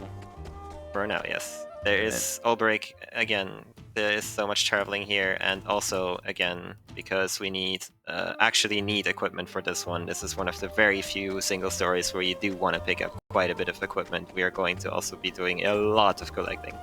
But we do get to see a neat glitch, like Bowie mentioned. Yeah. So, there is that.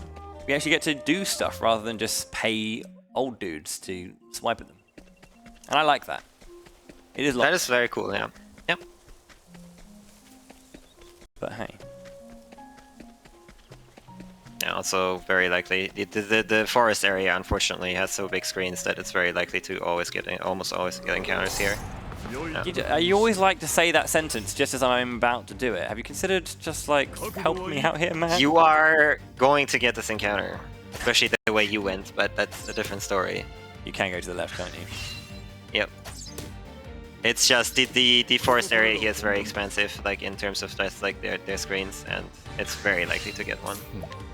Please let me go. Thank you. This one's a bit kinder, I'd say. Yeah. Because we're gonna go pick up our next job, and thankfully it's just to the right here. Yay. This is the hunter, huntress rather. A little bit more movement. We're going to start our second chapter as well, and then we're going to push it a little bit before heading out and doing some other stuff. But we wanted to just get it started because we're there, so we might as well get it started.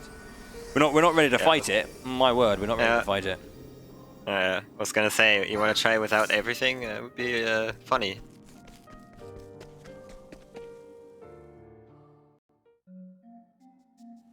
Yeah, we're pretty much just going to go straight in, and as soon as we get a few cutscenes done, we're going to go straight out here back to Cobblestone, where we started, and we'll be doing a bit of a cheeky run around. This is Victor's Hollow, one of the best sound themes in the game. Agreed. We want to leave this screen first off, and we're going to basically we want to activate the bit where we have to start doing our challenges and our fights. So this is it. Oi, knight. Yep. And then off we go. Yep. Sometimes if you start a chapter, you're going to be locked out of teleporting for a little bit until you get past a certain cutscene, which is why we advance the stuff a little bit. Whew. Okay, so this is where we're going to get some fun stuff going on. We're going to make our way round to the Sunlands. We're going to go to a new area that we haven't seen before because we've only just been running across the top of the Sunlands, but we're going to go deeper into it, into the Wellspring area and eventually the area of Marsalim. Again, with each tier of area you go to, you obviously have an increased quality of item as well, so we will be seeing that second and third tier. Also, one of Olberic's chapters takes place in Wellspring, so it's also helping us out when we need to come back here later. It's an instant teleport.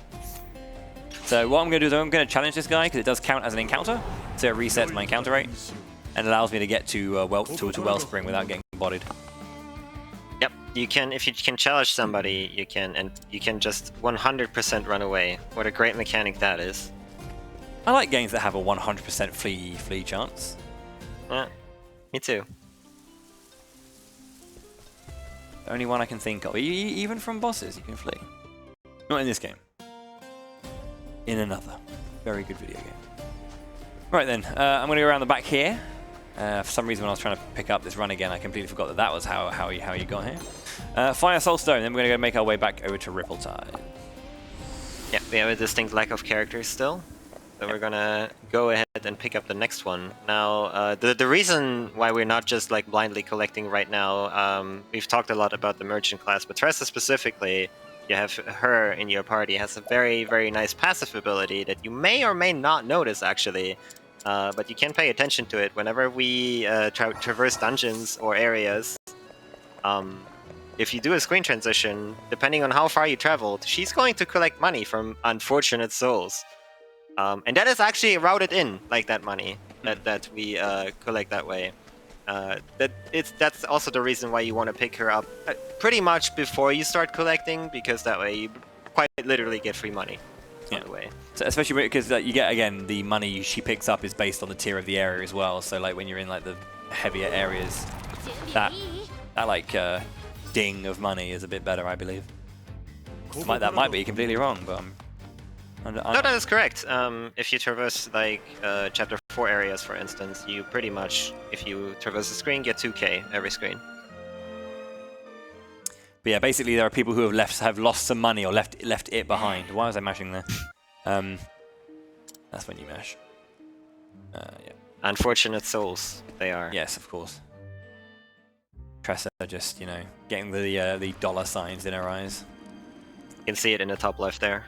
Yeah, Tressa spotted 132 leaves from an unfortunate soul, left behind by an unfortunate soul. Some people, that whole thing of like if you found a wallet, would you, return it or, give it to the police for returning? Tressa's a big old no right there. Okay, do I need to set anything up here? I can't remember. No. No. Again, it's pretty just much throwing soul stones, yeah. Throw the Firestone Lightning last times too, and GG. Fire L and then Lightning Blast times 2. Yeah.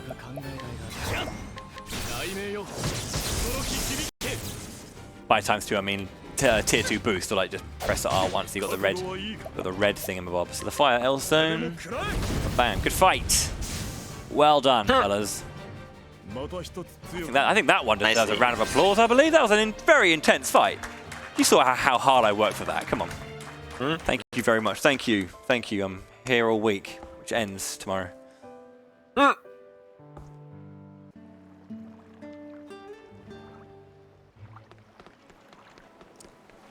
Don't worry. If you have not got enough Tressa Chapter 1, you'll see it one more time. Right, now we need to end up this bad boy, and then we want to make our way around to the Cobblestone Gap, back to Cobblestone. But we're going to do it from this side because it's a little bit closer to Stone Guard, which is the tier 2 area, and we're going to be making our way to go and grab a few things around there, I believe. We're going A few. Yeah, we're going to do the whole like coastlands topside again to go and get the lock and get a load of money, pick up the warrior thingy. I believe. Do we? No, we don't pick up warrior. No. I just grab it. I just use it for a reset just to confirm the encounter skip. It's a little. Again, you don't need to use it for the encounter skip, but it just takes out like a little bit of movement. This movement here is mitigated. You're going to get the encounter now. Of course You are so going to get the encounter. I haven't got it all day. I'm going to just double down and get this encounter. I haven't got it all day. And I derusted for 14 hours. My day has been sat in the practice room. Going through these categories. Practicing Give it to him. boss Do fights. it. Do it. Yeah, do it, yeah. Make me eat my words. Who'd have thought? God. Let's go. Woo! Oh man. The techers were unreal. Yeah, this is pretty much going to be identical to like the Grand Board tour we had earlier, more or less. Yeah, I think the only Going to get the thing merchant is, shrine and everything. Yeah. yeah, I think the only thing we don't do is we just go straight to the lock rather than going to Grand Port. Although I do like to. I just want to tag it just in case I need to, because there's loads of back. I mean, in there. if go for it. Yeah. Tagging it doesn't cost anything except you're going to get an encounter. My commentator, everyone. He wishes the best for me, I'm sure. You know I do. The audacity of me deciding to run a game I've not run for a while as a closing incentive for an international marathon. That takes balls, is all I'm saying. Or just a massively large amount of ego.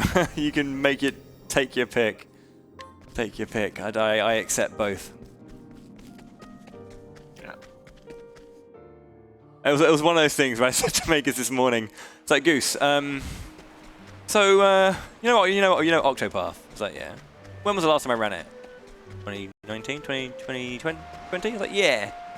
I'm doing Ophelia, Olberic, and Primrose to close the marathon. Not just one. Yeah. Not just one, but three. Yeah. Do you wanna? Great idea. Do you wanna commentate? And he was like, before I say anything, I would like to confirm that this is a very bad idea. Yep. Yeah. No worries. Yeah. Some of the best things ever were bad ideas. Of course, we have with all this running around, we do have time for messages. So I'd like to pass it over to my wonderful host to say a few things. Am I grabbing this? Thank you so much, Bowie. First of all, I'm going to read this donation because it fits really well with what just happened. Ooh. $50 from Wells that says, have fun, Bowie, and don't let Magus bully you too much. I'll do my best. Cheers, Wells. Yeah, and I wanted to slip in here because we just got one. Yeah, we just hit $105,028 Whoa, there. let's go. 5% over. I am not used to saying 100,000. And with that, actually, we have reached $800 for the lore incentive. So you're going to read all those lovely books there. Thank you very much for doing that, everyone. That's really cool. Thank you. I do love these stories. They're a great way to like, you know, encapsulate all of the narrative that goes on. So, or tie it all up. But yeah, keep going for sure. All right, I'll do two more, I think. Here. Let's Yeah, of see. course. $10 from Kelsey. Hello from America. Thank you for staying up to run one of my favorite games and by far my favorite soundtrack. Oh yeah. What an awesome week. Thank you all. And thank you so much for that generous donation. And one more here from Raskolnik. He donated $50 and says, well done to everyone. This year was a blast and can't beat that live audience feel. I fully agree. Live audience makes everything so much better. Don't you agree? Absolutely, absolutely. It was one of those things, right? 2 years down the line, and I never thought I'd miss the sound of other people, but there you go. No, but for serious, when you're doing a run and the audience is responding to you, and you can kind of hear their excitement or at least their grim curiosity, it's very, very nice. So we're really appreciative to kind of hear it all the time. Even now, it's 4:30 in the morning. The marathon itself is over. Well, it's not. It's not over until this is done. But still, you know what I mean. Like the marathon proper is done, and And some people are still here to support me, and I greatly appreciate that. So thank you. Good people. Ooh. Quick reset. Are you ready for the encounter you get because of tagging Grand Port? Yeah. Okay, good. Just wanted to make sure you're ready. Yeah, we do need to do another reset to get that one. I can't remember if you do. No. This is not mandatory for this category. It's just a safety. Words. Ha ha! How do those words taste? You must be a big fan. You're eating them. See, like I'm just manipulating the game for you. Yeah, to be fair, I'd prefer all the nasty stuff to happen now, so when we get to Primrose, it actually goes well. Yeah. This game is actually going to become a co-op run when we get to Primrose. So you know, though, in those sometimes when you have those kind of like speeches that are going on, you know, maybe in like a public place, you know, we have either members of, you know, Parliament or whatever doing a speech, and they've got a headpiece on because they're clearly getting like told what to do. Goose is going to probably have to pilot me through some things. So go to the lock, and we're going to go back to Boulderfall now. Okay. So yeah. From one side of the world to the other. Oh yeah. This is Therion's starting place. Therion's a cool guy. He's a really edgelordy thief who definitely has emotions. He just doesn't like to show them because, I don't know, bugger, yep. Or something like that. So you may have noticed actually some chests, if you paid very close attention, some chests in dungeons have a purple color. These chests specifically can only be opened if you have Therion in your party. Which is another big reason. Outside of Thief, the Thief class being really good, with Armor Corrosive is another reason to pick up Therion, because he can get you some really good stuff that you couldn't otherwise get. Yeah, and so some of those items are purely in there, and we will be utilizing him. I think in every run that we get him, we'll be picking up a purple chest at some point to help out. Mm-hmm. So you may remember that when we say that when you go through screen transitions, you actually have brilliant. You have encounter resets. Not so in manners specifically. When you're in these manners, they do. They are basically one gigantic map. Yeah, even though you have to. Even if the screen transitions, you're not going to get the threat reset. By the way, fun fact: that was the highest JP encounter in this dungeon. Pretty good one. I'm not sure JP's that much of an issue for this one, but I'm gonna. You don't need any JP. So Thunder L, and then Ice Thunder M, and then any other M. So Thunder L. Mm-hmm.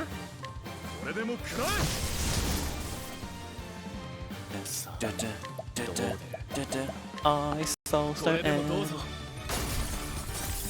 Heathcote is pretty cool, actually. Like, the Therion's story is really interesting because he's a thief. He's after certain things, but like after this kind of moment, he tries to break into this manor to grab this dragon orb of sorts, and then he's basically tasked to go and grab the other three. And again, this ties into the whole Gate of Finis Caldera thing in some manner. So okay, so that's that one. We don't have to pick anything up from this one. It's in the. You can still steal the Pomace, the olive as well. Yeah. Pom and olive. Don't need the nourishing nut. Yeah, you used an olive just in case. Yes, of course, I remember. Yes, correct. So now I'm actually going to go and do something cool-ish. I'm going to make my way to Riverford, which is a tier 3 area. And we're going to do our first kind of showcase of this cool glitch. Essentially, in very particular scenarios, you can buffer types of menus. Should I go for that, just for safety? I haven't got into it. Just keep. Should I? No. M-Stone is enough. You can go to Quarry Quest and buy an M-Stone there or something. I don't know. Just do it for fun. That is a Kate in the front right, so there's a 2% chance any enemy transforms into a Kate. Yeah. You give a ton of experience and job points. Yeah. There's a few versions there. If you're going for world records in this game, especially like in single story runs, but also other categories, you do want to like farm for an early case because they are going to kickstart you on getting evasive maneuvers like very, very quickly. Yeah. So the big thing here is I'm picking up a lot of soul stones because soul stones are going to help Olberic in his single like fights here and there. They're also used for the boss fights, of course, but yeah, we will be taking an encounter here as well. We can't really stop this encounter, it's just too far to go. Well, no, it does say force it, actually. The notes do say... No, go! Oh yeah, I got the Kate, You got the Kate! I mean, what more do you want? I forgot, alright? This is why this is why I don't like notes. I hate speedrun notes because I sit there following them, and if I just forget the fact that things can change and things can ebb and flow. Right, so I'm going to not scrutinize. He's completely fine, in all honesty. Challenge, though. A very strong knight. I will use my L-stone here, then, because I would normally use a... Yeah. Yeah. Sure. I think you only have L's left anyway, so it's fine. Yeah. I think you can kill him with a medium. But we want to use... Everything worked out fine. Yeah. I'm just scared, okay? This game can easily go very, very much tits up if, you know, one thing's not right. Yeah? Yeah, I know.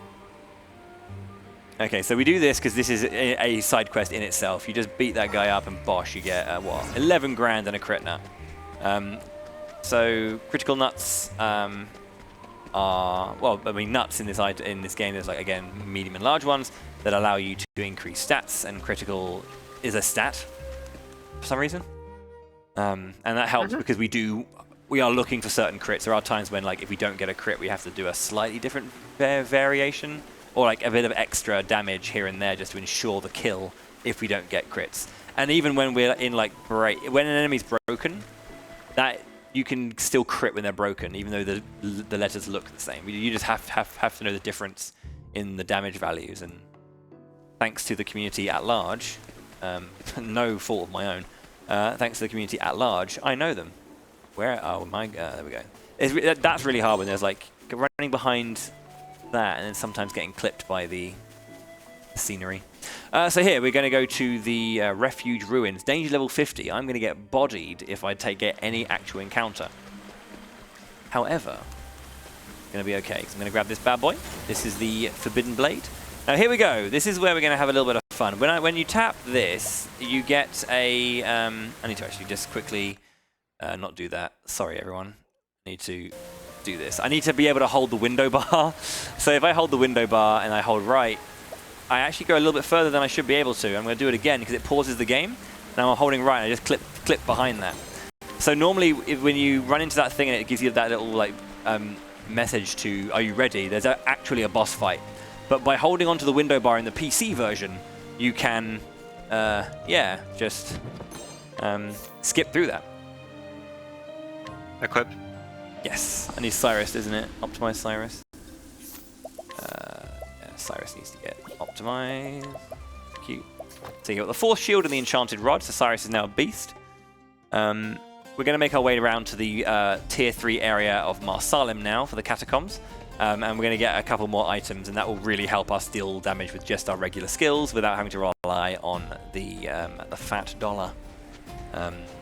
So I want to get a few items here. Is it one to the left now, or is it later? I think it's later. You can get this one, but there is the one that you should get is in the next screen. Yeah. This one is, if you get the one in the screen before this, where we are now, very prone to get an encounter there. You forgot the chest on the left. Fantastic. Oh, that one. Yeah. I think that's you want that cash money. Cash money is always good. I don't think I'm going to reach the cave though. Yeah. Easy. What? Yeah. Just run away. Yeah. Oh yeah, first try. First try, easy every time, right? Check it out. Damn it! Could you imagine? Whilst I die and have to reset and do the screen again, Lador, back over to you. Absolutely, absolutely. I got a perfect message for you here. A $10 donation from the Sunny Muffin 164. Hi, Sunny. I'm sorry. Good luck on the runs, Bowie. It was an absolute pleasure meeting all the ESA gamers this week. Let's see how much more we can raise. And yeah, we have just hit $105,000, so maybe get 106,000 at the end would be great. What did you say, Bowie? Let's do it. Let's do it. Hell yeah. How about we just end on the 6 ones? One. Across the board. That's not hard. It's only 6 grand. Yeah, keep going. I feel we got a bit more to go. Yeah. Okay. Let's see here. Let's do this then. We got 2 donations here. One $30 from Anonymous.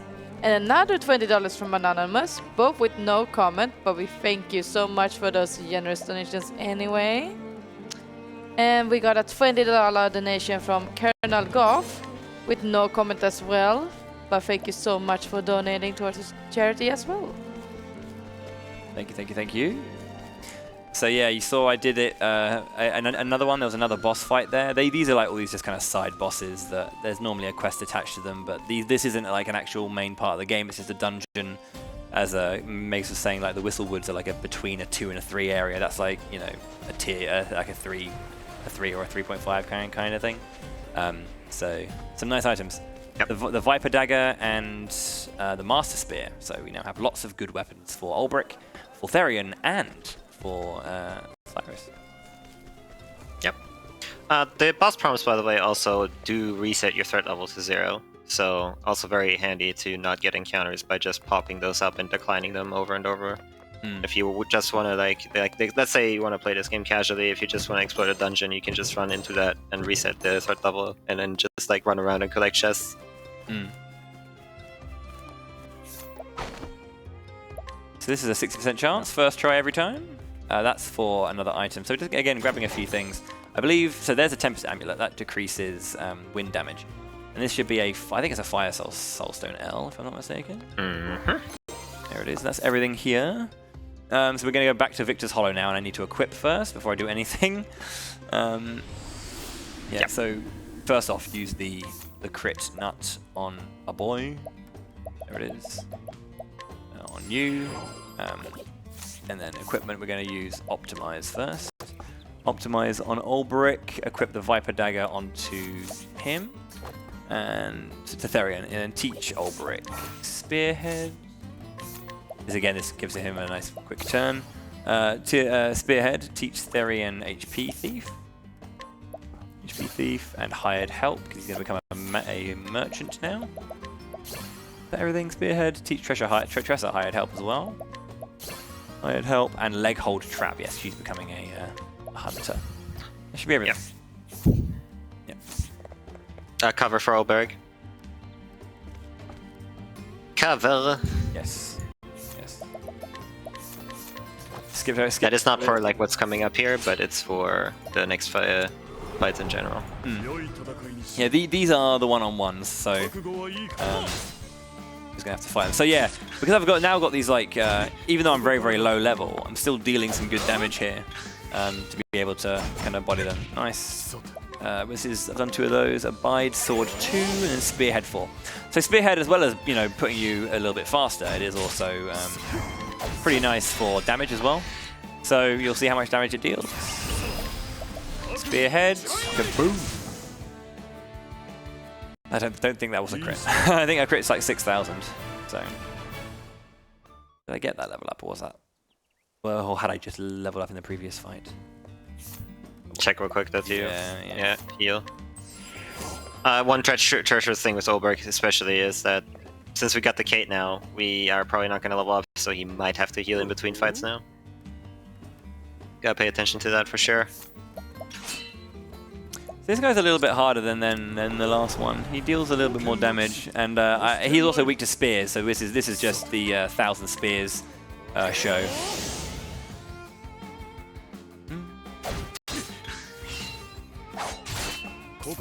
So yeah, regular 1,000 spears, and then I've got exactly 40 MP as well. Crikey! Oh, I broke him already. Perfect. I can just go straight into the spearhead then. Nice. We'll fight. I went well. Get a level up here. Ooh, I didn't. Gotta use Plumstone as well for SP. Yeah. So what's happening here is there's like an arena, and she basically, that person there is kind of like wanting to have a champion to fight for her. Yeah, we're just going around beating everyone up to prove to her that we're the strongest, and therefore we can be her champion, and then she can reap the rewards, I guess. Okay, so I want to buy both of these Shadow Soul Stones because they're going to be used in the next section. Okay, so I think I've got everything set up as it should be. Nothing's out of the ordinary. This is Victorino. We've got this is like a 3-turn fight. Okay, what we got first? Therion is going to use first just regular mercs. Regular mercs, not only do they deal a bit of damage and break with swords, they also put defense up for you. That's very important to remember. Abide. Cyrus will then use a medium pom on Olberic, and you're going to use defense. Go first. Yeah, one thing we didn't mention actually. If you defend with a character, their turn gets, you know, for the next turn gets put at the front. So that's actually a very important mechanic to remember as well. Okay. Because you can use your defense to like set up breaks properly and stuff like that, right? Yeah. Turn order manipulation is very helpful. So we use Spearhead. I didn't get a crit again. And I'm going to use both of those Shadow Soul Stones that I just bought, go straight into this fight just to get rid of these ads nice and quickly. Just because they suck. Right then, turn 3. Spearhead 2. Lightning Blast 4 from Cyrus. I only need to do one of these, and I guess I'm going to do that one. Bam! Oh, he's dead. Nice. Cool. That's a nice fight. Energizing Pomegranate again. Yeah, chat, plums in this game replenish SP, which is like the special points for your special abilities. I'm going to make a safety save here just because you have to do, if you die at any point in this, you leave the entire, you have to go back to the Victorino, and just in case, you know, just in case. So like in a PB attempt, you would pretty much just go for it, like every fight, boom, boom, boom. We're just going to save in between every fight because otherwise, yeah, like Bowie said, you would have to go back all the way to the start if you made a mistake somewhere. Or, you know, got unlucky, I guess. No. And also, you can sometimes have that not work. So Dark Amulet, I need to make sure, is it Armor Corrosive after this fight? Yeah, it's after this fight. After this fight, yeah. Yeah. Okay, so this is Joshua. He is. This is a 2-turn fight. It's not too hard. We're going to showcase the power of the vet, baby. First off, so turn 1. We're going to have Therion's going to defend, I believe. Yeah, so everyone's going to defend pretty much. Pom M. I don't have an M Pom. No, Pom S. Yeah. What am I talking about? I'm lying to you all. I'm sorry. And then Therion will use. Oh no, Tressa was meant to defend. Therion was meant to use that. I guess it can go the other way then. No, you need Tressa to break. Forget the yeah, you can do it. Just defend and break with axe and stab on Joshua. Axe. Oh yeah, you're right. That's true. And then staff on Joshua as well. Is that right? Yes. Yep. And then vets. God, I was scared there. I was like, wait. Okay, cool. Nice fight. I already have armor. I already have the JP for armor corrosive, but if you want to see, get it into your head, the muscle memory, you know. Oh god. Skills. Learn skills. Armor. Corrosive. My menuing is poo. You can see how it's 4:30, almost 5. So, you know, bear with me. One fun thing actually about Olberic, like Olberic does also have a special ability, like Tressa for instance has the money collecting through screens, right? Olberic's special ability is that he can boost defense, which effectively means that he will cover automatically even without cover for other people if you boost it. So this guy's going to do a big AoE, and if I don't have mercs up, like the merc, like defense buff,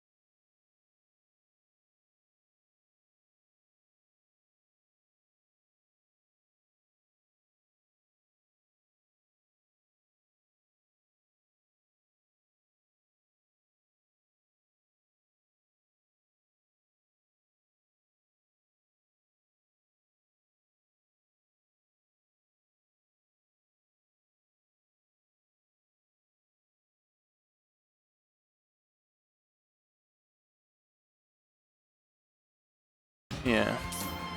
Then you're going to use... Why can't I see this? HPP 4. Because again, he's got the Viper Dagger, so he deals big damage there. And then... Spearhead. And then Lightning Blast. I could kill? Easy. Ugh. God.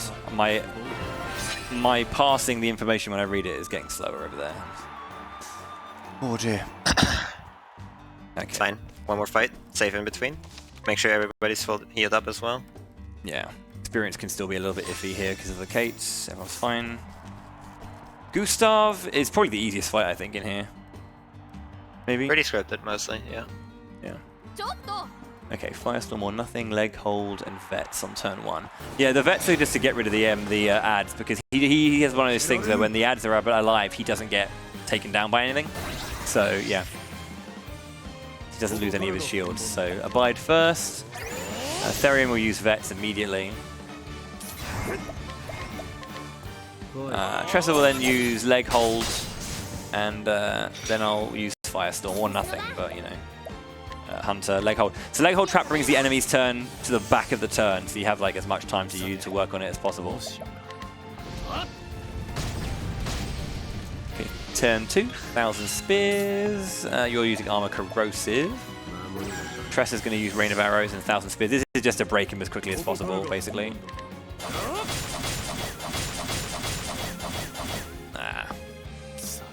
Firestorm. Rain of arrows. Do I need to use rain of arrows at this point? Like, No. damage is not going to do anything, so she's just going to go straight into Vets. And I only need to do one or two of the next thing, either HP Thief or Lightning Blast. So I can just like not waste as much time. Spearhead 4, and that'll be a kill. Down goes Gustav, and that's chapter 2. Nice crit. Thank you. That was a crit, yeah, the 6-8. Yeah, this is like the toughest chapter 2 out of all of them, especially in a single story setting, because there is just a lot of fights to remember, and they all work very differently in terms of how you want to set up your kills. A lot of tiny things to go about. Whilst I finish up this chapter and start going on to my next section, I believe it's time that the lovely audience at home get to hear more than just mine and Megas' voice. All right then. $28 from usernamiels. Sorry that you found the David Bowie reference before kinda cringy. I took a calculated risk that no one had ever made that pun before. But I must have missed a decimal point or two in the math. It happens. And we got $20 from Oh Party Jesper.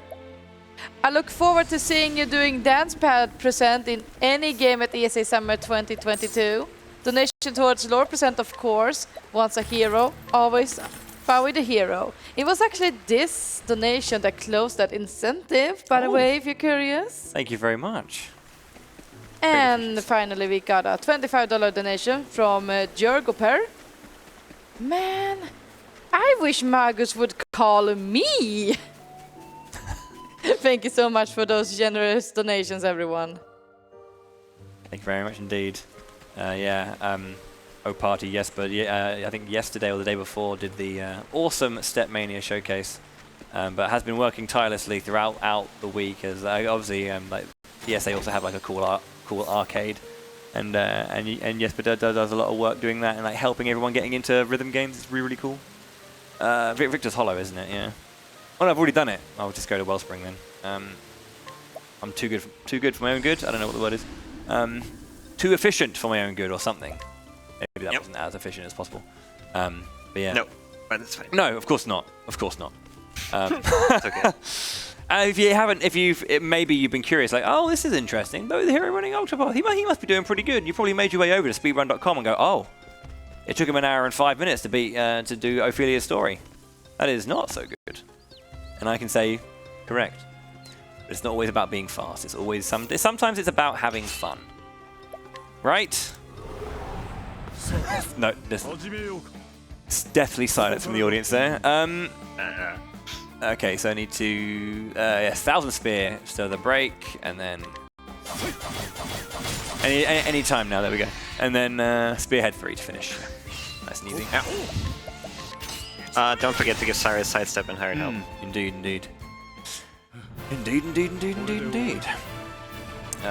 Yeah, this is the final fight for this one is a weird one. It really is. Yeah.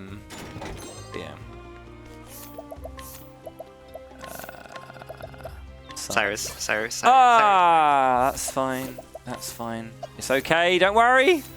We're not ruining it just yet. Sidestep and hired help. I mean, now he's got it too. He didn't need that JP. I'm pretty sure it's fine. I mean, if that comes back to bite me in the ass. No, it's fine. It's fine. Yes. I'll donate. We're good. It's fine. I'll give Alzheimer's Fondant my my bank details. Right then. So yeah, no, I think I'm fine. Yeah, I think I'm fine. Just fine. Straight up going for it now. No. I'm so scared, Vegas. It's fine. I'm here. I'll scream at you. Cheers, boo.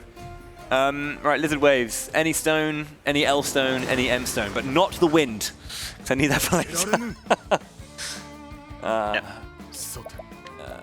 Oh, where is it? Want to go Thunder. Thunder. And then any M stone. So yeah, we have to do a couple of fights against some lizard men, because basically the lizard men are attacking. At the start, I was talking about how Olberic felt he was betrayed by his friend Earhart in the fall of Hornburg, and he found out that Earhart was here in Wellspring, you know, being like a sellsword of sorts. So he was all like, hell nah, I'm going to go down there and teach him a lesson. But Earhart's in like the Lizard King's like, you know, domain, trying to stop everything. So we're all okay. We'll go and give you a hand. So I need to make sure I have one. Ice L and any M. I haven't got any M stones left, but I should be fine with Thunder Blast, I think.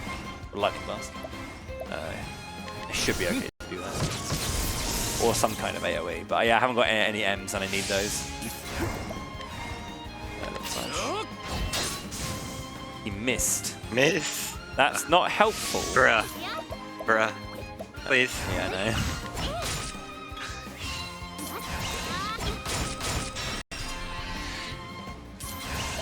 Just attack with the dagger. It's fine. Yeah. Oh, so yeah, I just went for the overkill there. I didn't need to go for the overkill.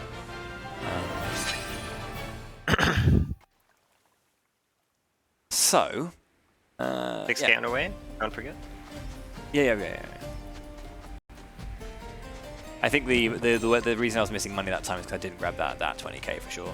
I think there was one run where I was like a little bit under of my total that I needed. I couldn't figure out why. I could have sworn I got everything, but when it was mentioned, I was like, yeah, that's definitely a chest I forgot to get last time. So I think that's one of the good things about this, though, because everything's so precise.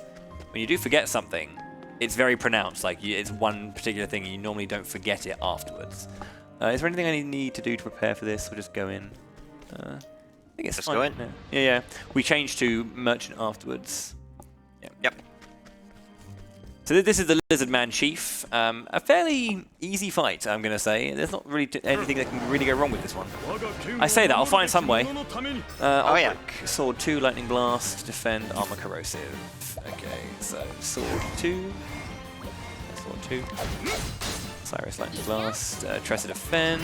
Therian uses Armor Corrosive and Lightning Blast for the board.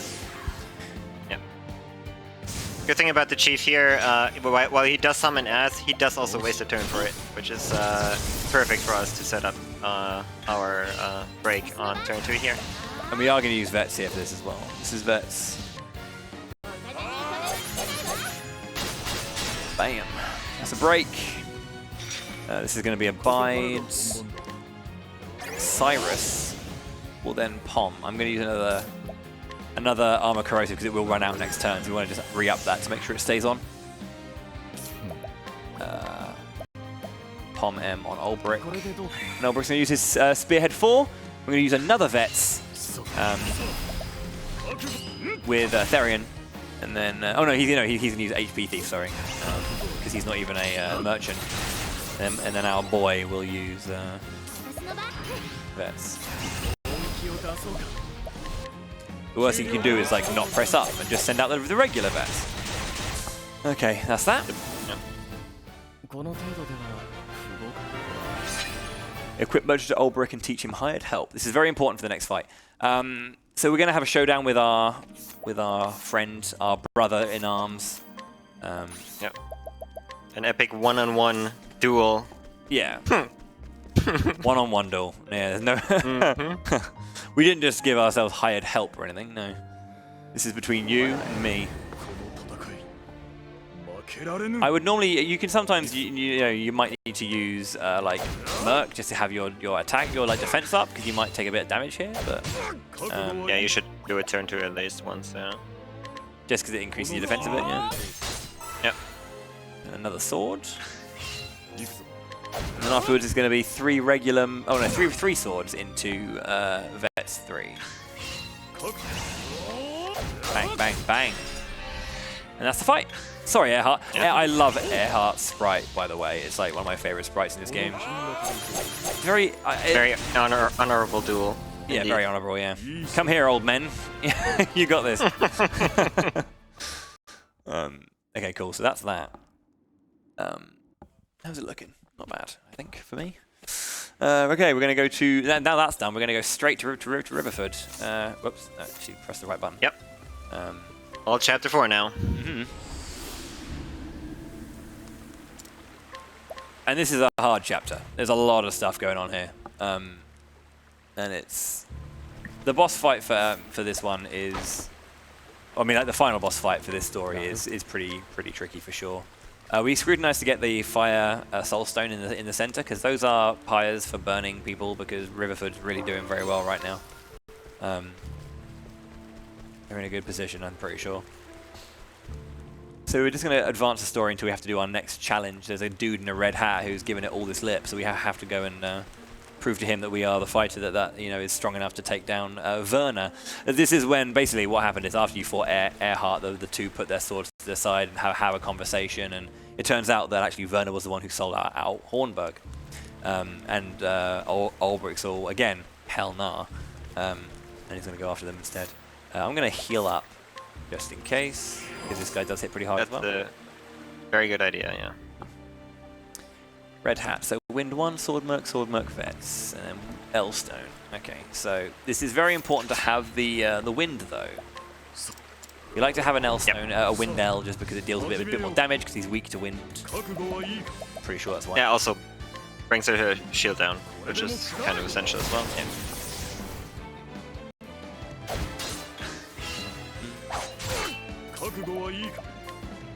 Mercs.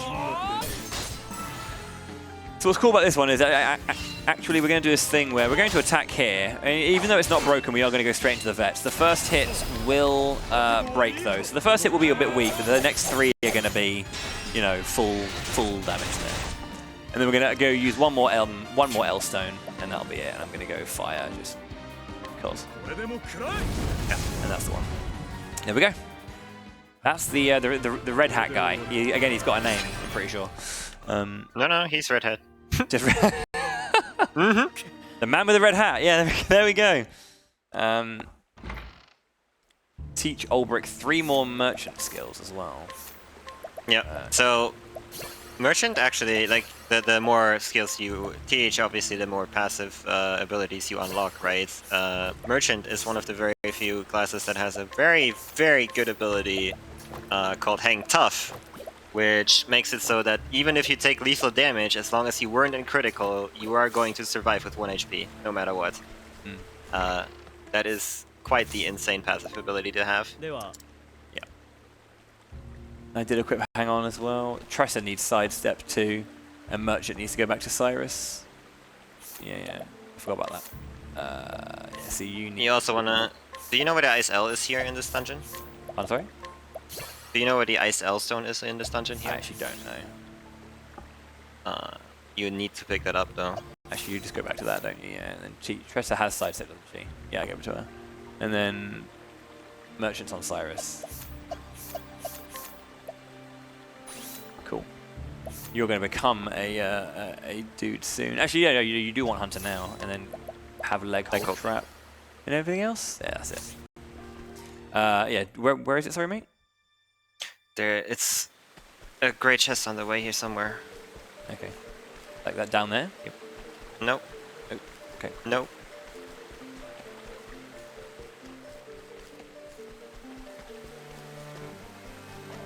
There. I think so. Okay, I'm gonna go to the save point first because I'm not sure. Yeah, I'm yeah, gonna make that's that. fine. Not sure I'm gonna make that one just in case.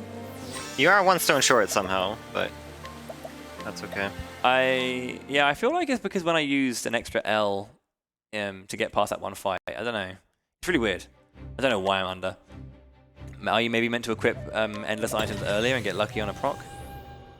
No, no, no. I think I must have used it. We probably somewhere. we just like skipped one somewhere. Pretty sure. Okay.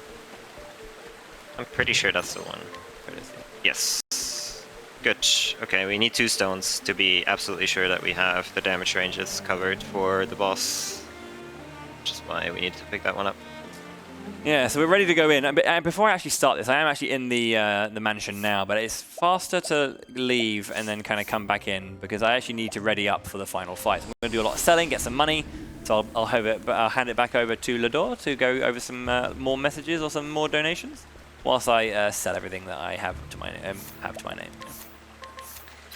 All right, I have 2 donations here from Junko and Patty to Place. They are my screeners for this run, and they have left some lovely donations here as well. Junko with $5 says the following.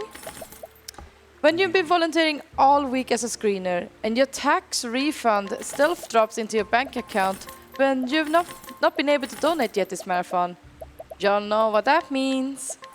For real though, this has been a phenomenal event. I'm sad that I cannot be in person, but I want to thank Lador, Josh, Tyr, Mew Taco, Nash, and the rest of the fundraising and tech crew for making us off-site individuals feel as valued and part of this record-breaking marathon as everyone on site. Let's keep breaking this record live. But Oh yeah. P.S. Less than free to my lovely fellow chap mods. Thank you so much for that lovely donation, Junko. And to wrap it up, of course, $5 from Patty to Place, my artist screener here. He kept it simple. He kept it sweet. He just said, I'm screener. I give money. Thank you so much for those donations, guys. Much appreciated. Awesome. So yeah, this is our final boss for Olberic, and then we'll crack on with perhaps the most painful part of this evening. I'm sorry, Magus, for making you have to sit through this. Okay, so I think I'm good to go. There's nothing else I need to worry about. Just go for Verna. Yep. So Verna is pretty tricky. I'll let Magus kind of explain it whilst I focus on this, I guess.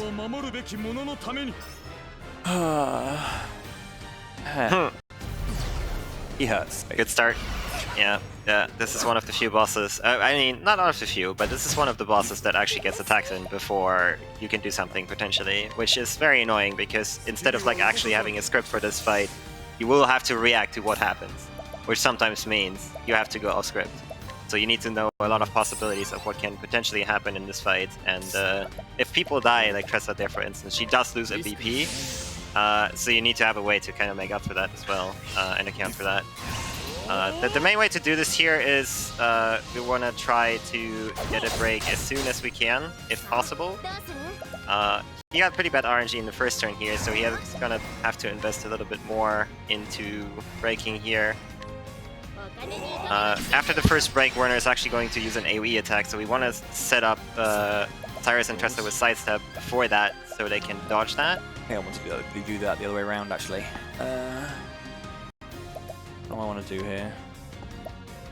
Break Verna for, yeah, I see. If you already have, yeah, it was meant to be the other way around. Cyrus wanted a break and Tressa wanted to. Tressa wanted to do that. That's fine. It's not perfect, but we can get through. As long as I have the ability to get through this first one, then I can just like burst him down on the second one. Veteran soldier. So yeah, Ulbrich will survive the hit, Cyrus and Tressa will sidestep the hit, and then Theron will die. Yeah.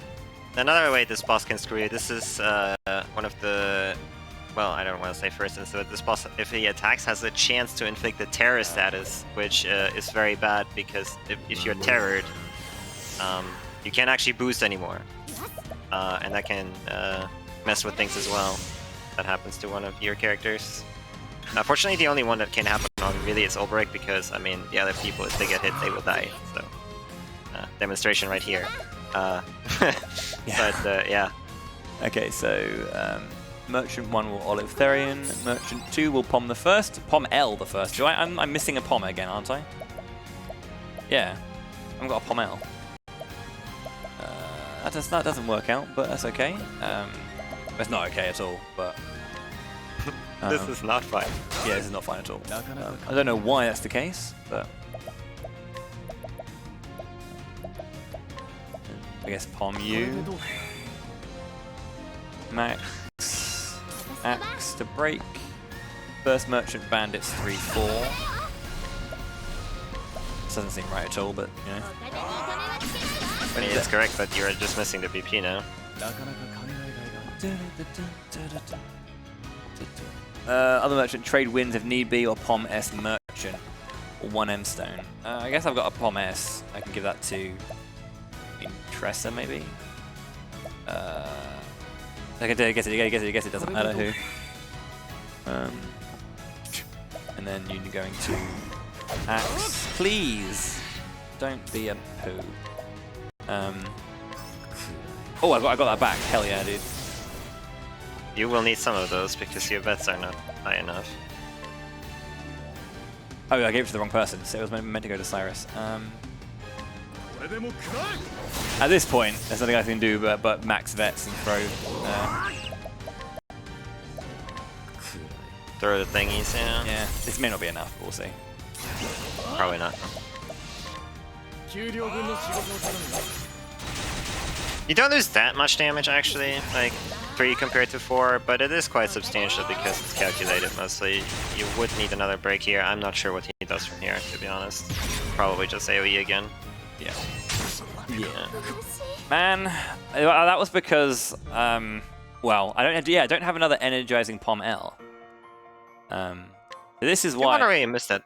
You can port to Grand Port through. Yeah, exactly. Yeah, that was why I went to Grand Port, just in case I need to go and do that. So I had that last time. I don't know where it goes. Did you buy the Pom from the merchant in Riverfort outside of the shop? Like right in front of the shop in Riverfort, there is a merchant that has a Pom. Is it? Did you buy that one? No, I didn't. Yeah. Okay. I didn't. I missed that. I'm sorry. No, it's fine. I didn't. I could have sworn I didn't even know there was one there. I only need 1, I think. But if I get a second one, I'll still have the right amount of money. But that should be fine. That's just. Well, I mean, you're going to get the money back from Tressa again because you have to run through again. Yeah. So is it? I don't know which one it is. What? This guy here? The guy right in front there, yeah. Oh, really? Oh, And brilliant. looky here. Fantastic. I don't remember it. I don't remember ever saying that. Maybe I'm gonna roll up. I missed that you didn't get that. I'm sorry. That's not your fault. It doesn't say it. Oh, it does say it. Yeah. Purchase a Pom L from the merchant beside the shop, then go to the shop. See again. I don't like scripts. Yeah. I mean, outside of that, like even though you didn't have that, he didn't quite give you the best pattern he could have. So let's just get a perfect pattern now, and nobody needs to know that the fight before this happened, right? Yeah. I mean, it's not like, you know... Nobody saw that. Yeah, no one saw that. It's not like thousands of people are watching. No, scrutinizing my every move. Cyrus style. Okay. Right, round 2. Yeah, and hopefully it will be fine. I'm just getting all of the bad final boss RNG out of the way now so we can save it for the one that matters. Okay, merchant skills. Sidestep. Yeah, sidestep is a very cool ability. If you, we didn't mention it, I think, but it lets you dodge a physical attack, which is pretty neat. Line. Unfortunately, Cyrus did not dodge that physical attack. He did not. Oppression. Leg hold. Trap. Coming out. Hunter skills. Leg hold. Trap.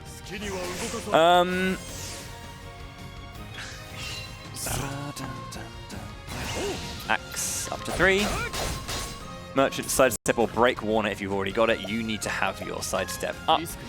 And then break Verna with what exactly?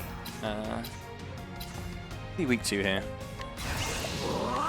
I would just use tier 2 bandits, right? Mm-hmm. Yeah.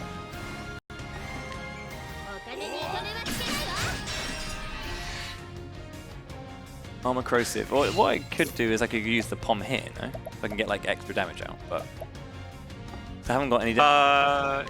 Yeah. Back to Tressa. Just so she gets a max. You do. One of them can be a 3. That's the thing. It's okay if one of them's a 3.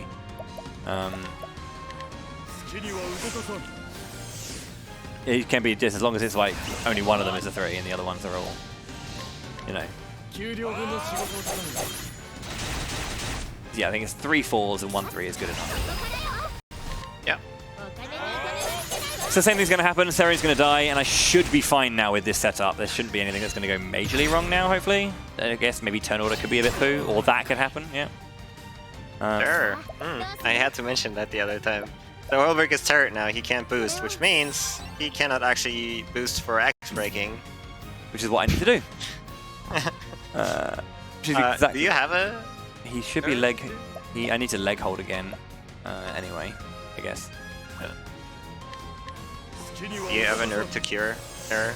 It's only 1 turn, so you're free next turn actually. It's only a one turn.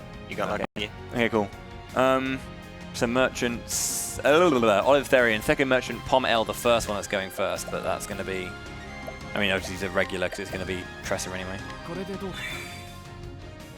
Turn 5, max axe to break, and Olberic. No, what am I looking at here? Bandits. First merchant's going to use bandits. Oh, bloody hell, you're the first bandit. Or the first merchant, rather. I should be okay here, actually, thinking about it, because I could use bandits again here. Although Cyrus is lacking BP, isn't he? I just don't have any pomegranates here. He's helping me out that much. I am in trouble. It seems like I need 2 pomegranate Ls for some reason. I don't know why. It just seems that that is the case. I need to. Yeah, I just can't do it with this setup. Just say there. Yeah, I don't know. Again, there's nothing I can do really. I'm gonna have to go into the 3rd phase, and he's just gonna do the sweep again. So. Yeah, you need to kill him at this phase, and for some reason I'm struggling to get the right BP onto Cyrus. It's because you have to double back up there, which doesn't help, and I mean you did make a mistake there, but it's hard to see that. He definitely didn't want to... If you had pumped Cyrus instead of Tressa, that would have been the play, but yeah. Yeah, okay. I keep forgetting who's my first merchant. I keep seeing Cyrus and not thinking it's my merchant. This fight is it's one of those things. I could have done that one there if I just had the right decision making on my thing, but okay. Right, I keep forgetting what this turn is. Wow, I scrolled away from my thing. Okay, Tressa. I'm gonna use sidestep first one. But actually, they both have it up. Merchant skills, sidestep. And then we can start with, I guess, HP Thief? Nice. This is actually kind of bad. Yeah, because I'm going to have to, like, well... It's a 3-turn terror. You don't have the herb to cure that, do you? But you should be fine. Yeah, you don't have any herbs. You should be okay. You just have to additionally trade. You can trade wins with the merchants now. In this turn, because you still have your sidesteps, right? You just need to heal Olberic in the next turn with Therian. Yeah. So trade wins, trade wins, trade wins, trade wins. Yeah, trade wins, that's the one. And then attack once with Ulbrich. Axe, trade wins again. And then heal with Therian, yeah.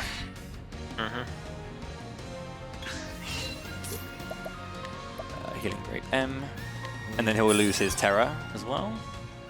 And then these can go for the hired help. Veterans, that's nice. We got the double 4-star. Yay! Sorry it took so long. And then, gosh, what are you doing again? You've just been healed. Leg hold. Leg hold, yes, that's the one. Thank you. And then 4 hired helps. I mean, I do seem very smart right now because I keep saying stuff, but I'm just reading notes. So there is that. I have to keep looking away from my screen, and then that makes it harder. Okay, so Verna Shifter's way. I'm going to get terrored again. Okay, I didn't. That's good. Okay, so turn 3 is that. Turn 4, so we're going to use axe or leg hold again. So you have leg hold down, so let's do it one more time.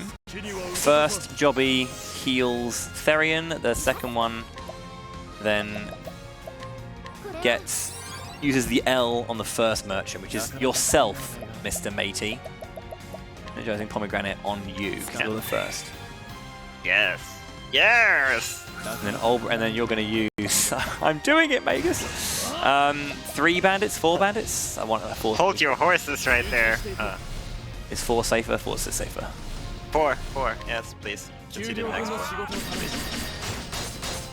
Axe to break. Well, the thing is, I could have done 4 of these, actually. Oh yeah, you didn't actually use XP in the third, I guess. Right, I suppose. Yeah. Axe to break, and then I guess I can throw these soul stones now. Hold up. Oh, pomegranate? Actually, no, I can just use it on myself. Yeah. Because no, you use it on Cyrus, right? Or anyone, either one. Use it on her. Use it on her. Okay. Okay, thank you. This is what I mean. He's steering me through. Right, I'm going off course right now. I'm tumbling, and my boy's here to help me out. You should have been fine with the damage, honestly, but I didn't want to risk it either way. Yeah. Even without the palm.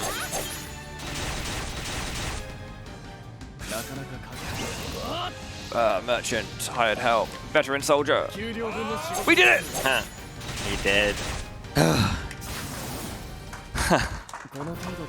Nice run. This is one of those. Thank you very much. I appreciate it. This is one of those things where it's just like you don't realize how when you're in the middle of doing these speedruns, how hard some of them can be, and how much more information you knew back in the day. So that's the end of that second one, and I'm going to reload the game once again. So I greatly appreciate your patience with me, everyone, and I'm taking some time get to see the old thing because those achievements. So top quality gamer. Mind if I sneak in? Yo, do it, please. Because we got a $30 donation here from Lexa that just says, "That is a humongous horse." Referring to the Cyrus fight there. Also, I think you're trying to watch the timer there to not break your poor neck. I will remind you that if you look at your LED screen in front of you, you have the timer down there. I never knew that, actually. This entire week, I've never seen that time. I thought the time was like how long since the last thingy. Right, so now I hate myself, and I don't know why I did this, and you're going to find out why, and probably Magus is going to play the second half of this We got this. Easy. Primrose doesn't often get shown in Marathon, and you'll see why. It is a hard story. And it's perhaps one of the most, like, RNG-heavy stories. Yeah, so Primrose is basically the counterpart to Ophelia. She's a dancer, and she has Allure as her path action, which is basically the opposite. I say opposite. That's the same thing as Ophelia's action. It's just the rogue version of it. So in the speedrun, we actually make use of that by using Allure to grab us an NPC that is going to do most of the work for us in the earlier chapters, actually. It's going to be very hard to get it, but yeah. This is going to be tough. Okay, so the way that she works is when she was young, she's part of a quite prestigious family of noble court called the Azelhearts. Her father was murdered in front of her, and she vows revenge. She's been trying to find her way through the world to be able to do that, and she became a dancer because she got a lead in this area to kind of, figure something out. So come hither. Okay. And thank very, very kindly. I've been this is one of the ones where when I was preparing for this run today, I've been doing like a lot of the runs, but this one was the one I was struggling with the most. in terms of just getting my consistency down. As you've already seen the quality of my consistency at 5 AM. Alright, here we go. Come hither. Just in preparation, Edenal managed to hook me up, so. Nice. I love it. That should improve everything. Yeah. I just need it, man. It's gonna help me get through, I'm sure. This is a dungeon which I'm pretty sure you'll be getting.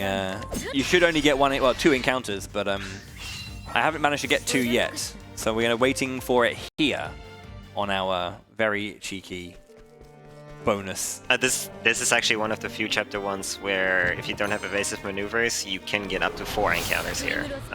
It's pretty nifty. Yeah, that's so cool. And even with evasive maneuvers, you are probably going to get an encounter here, which pretty much says everything about this chapter 1. Prim is also the squishiest character in the game, which also doesn't help very early on because, well, if you can't run away from encounters, there is a distinct chance that you may just get killed somewhere along the way. But oh well. I'm gonna. I don't need to heal. Just heal. Yes. Okay. Just heal. If the fight goes bad, yeah, you may want that HP. Okay. So we're gonna open with the Shadow Soulstone that we just picked up, just to break those lads. And then we're going to summon our elderly woman. Now, she has a move called Flurry, which I really want her to use, not Pointed Strike. Nope, not that either. Then we're going to use... Yeah, so now we're just going to tank a few hits here. I think that's probably healable, but... that's not the one either. At least she killed the gnat. Oh god, he's going to go again, isn't he? Jesus Christ. Okay. Grape, yeah. This is what I meant when I I would have been dead if I hadn't healed before. Okay, so she's doing a really good job right now, this lass.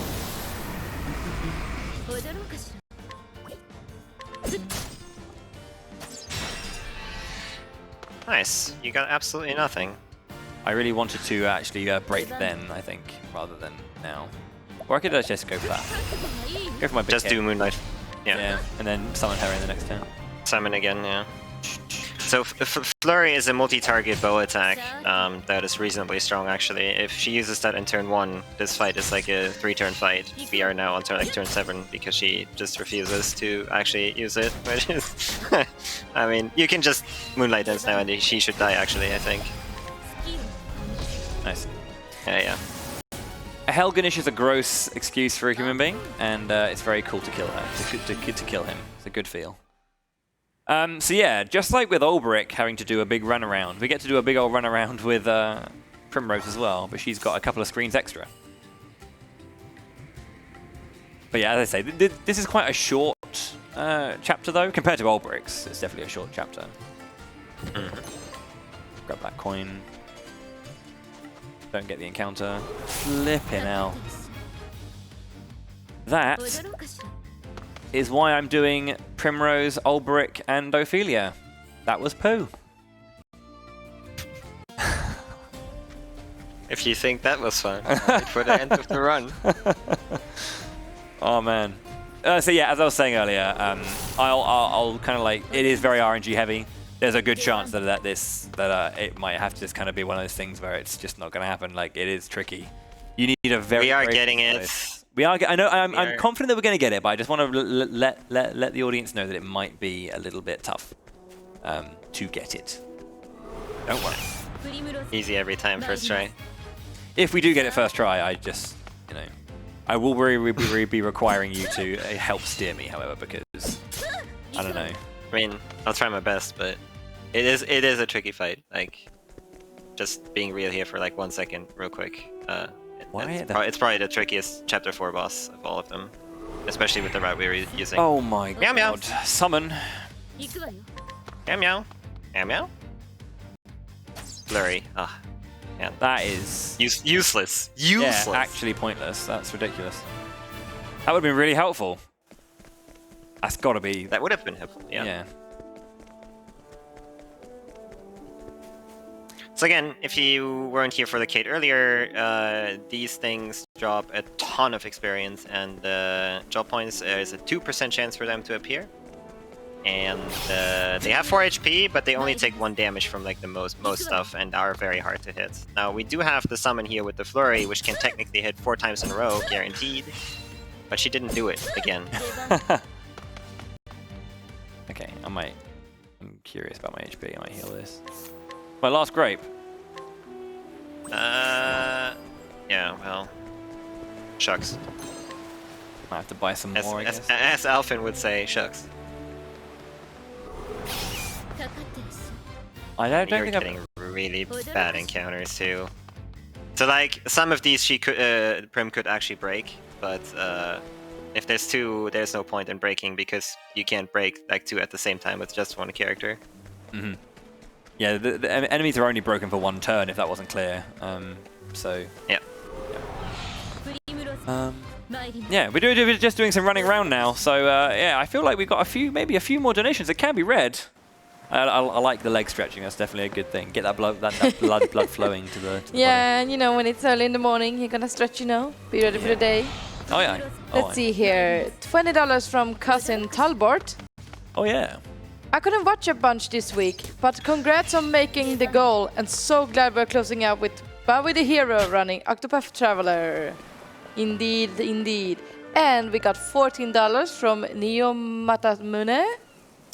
Thanks for the nice bonus run, and can't wait for the lore present from the remaining crowd. That's gonna be really good. Thank you so much for that generous donation. Yeah, if you are sticking around for that, I hope you enjoy it. I know it's a bit silly. It's maybe not all that kind of interesting for some people out there, but you know, it's a cool bit of story. And I remember reading it for the first time, just being like entranced by how well it kind of like brought those things together. There's a lot of we'll talk about it a bit more later, but yeah. Do you have any more to finish up, or? Ooh, I could do this one. We got a $100 donation from the one, the only, the Usuler. Deuce. Congrats on an awesome event, friends. See you all this summer. Take us home, Bowie. Cheers. Thank you very much, Dusler. It'd be very awesome if you were to come for summer, and I expect to see you don the America suit. I know that I think Edenal has it, but you know, it'd be great to see. We've had Dusler's cardboard cutout in the audience all week, and that's been, you know, keeping my spirits up throughout the week. Yeah, thank you very much indeed. We are making some nice headway. We're up to, we're 105, 312. Pretty nice. Come on then. Maybe one more encounter after this if I'm unlucky. Do not kill me here after all this time. So we're going to have to do our first allure coming up, and this is going to be the first like really tricky one. There are 2 soldiers in Atlas Dam that have like nuts stats. One is a 5% allure, one is a 10% allure. So you know exactly where we're going. I like to double my chances.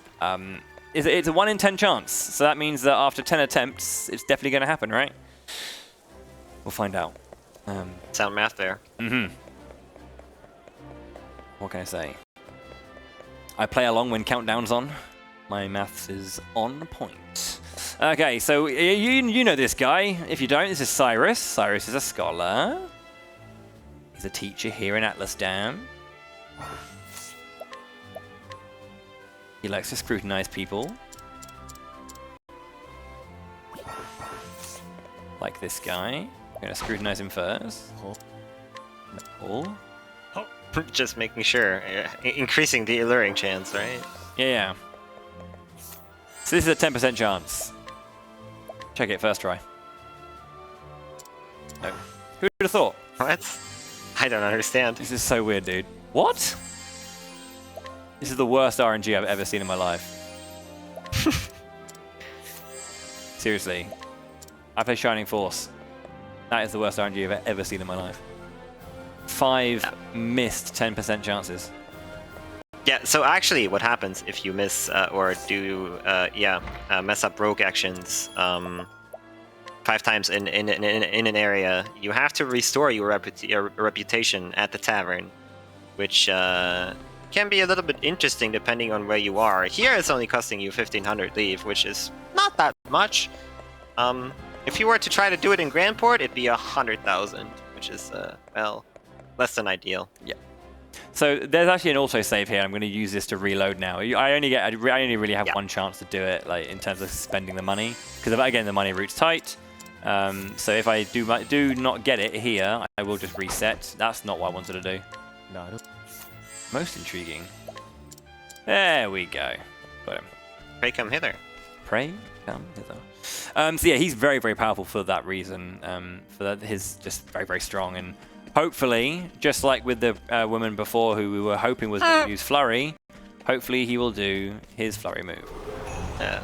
As helpful as she was, I'm sure he's going to be just as helpful, right? Mm-hmm. Oh yeah, oh yeah, oh yeah. He basically, he does have the same skill set, the exact same one, but he is a lot stronger than she was. Actually, that was pretty good RNG, to be honest. You did get it within 10 tries. Yeah, that was pretty good. It was ahead of the average, at least. The average would be obviously the 10th, but yeah. Okay, 2 encounters for JP. Do we not get the thing here? You recently rewrote these, so you'd know. You already got the scrutinized one. That's not part of it, so you good. Yeah, staff 2. Good. Taking bones though. Yeah, good old bones.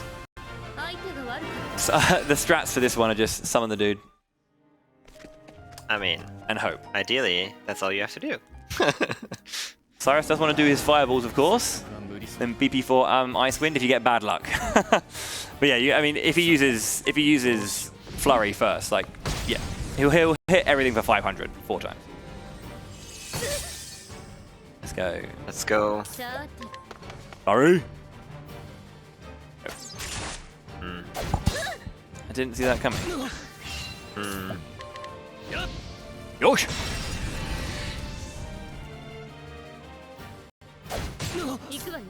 Let's do this. Oh my days! We have a run, ladies and gentlemen. We have a run. Do I want to do this? No. Yeah. Yeah, just break him. Just break him. Come on, buddy. Oh my days! He's huge.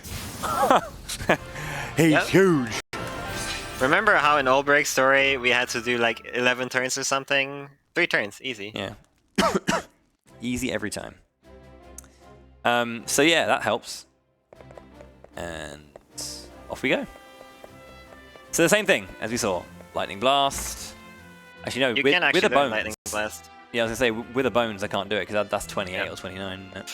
Not only is the skeleton annoying in the sense that he has 2 shields instead of 1, he also only gives 4 JP instead of 5. Damn. Excuse me. Okay. Inexcusable. So, yeah, I know. How dare I? At 5 AM. Light M? Did you get Light M? I did get it already. I did it when I went to go.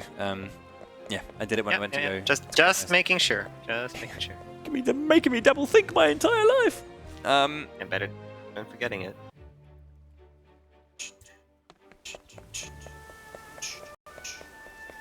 Okay. Guess what we're doing now? It's like going to whistle it. I need Lightning Blast, don't I? Oh, I can't. Oh my word! I forgot that I didn't have enough JP. We just had the conversation as well. That's the point I'm at right now, friends. That is the point I'm at. That is not acceptable, is it? That is unacceptable. Oh, at least it's Ice Wind. Yeah. I don't want to summon my guy, do I?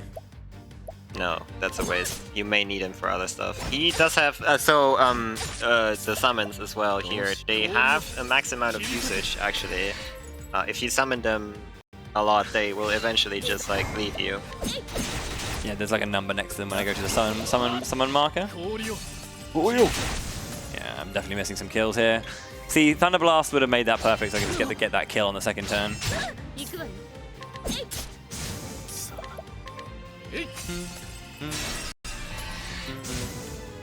So I will learn Thunder Blast now, because I can, finally, at long last. Learn Thunder Blast!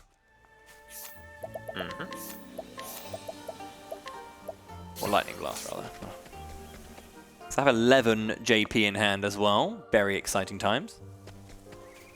I want the big frog. One time. Come on, game. Do it. I dare you. Oh, surely like 4 worms, or is Big Frog better? The big frog you can't kill, actually. I was going to say. That's the second worst, because there's 2 of the knighted frogs. Yeah, but I mean, yeah. Job done, I guess. Yeah. Okay. 17? With a good encounter, we can make that up outside real quickly, actually. We want to see 3 ants. And any 3 ants. 18 JP for that. 8. Which is less than half of what we need. Okay, that's not good at all. Actually, yeah, let's do that. This is a really annoying fight, I'm not a fan of it.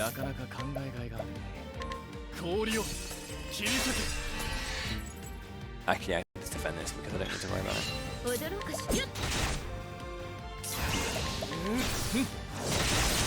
Cool. That's 8 JP for the Froggins. So 91. Need 9 more. Guess what encounter we're gonna get right now? Oh god. Oh, for God's sake!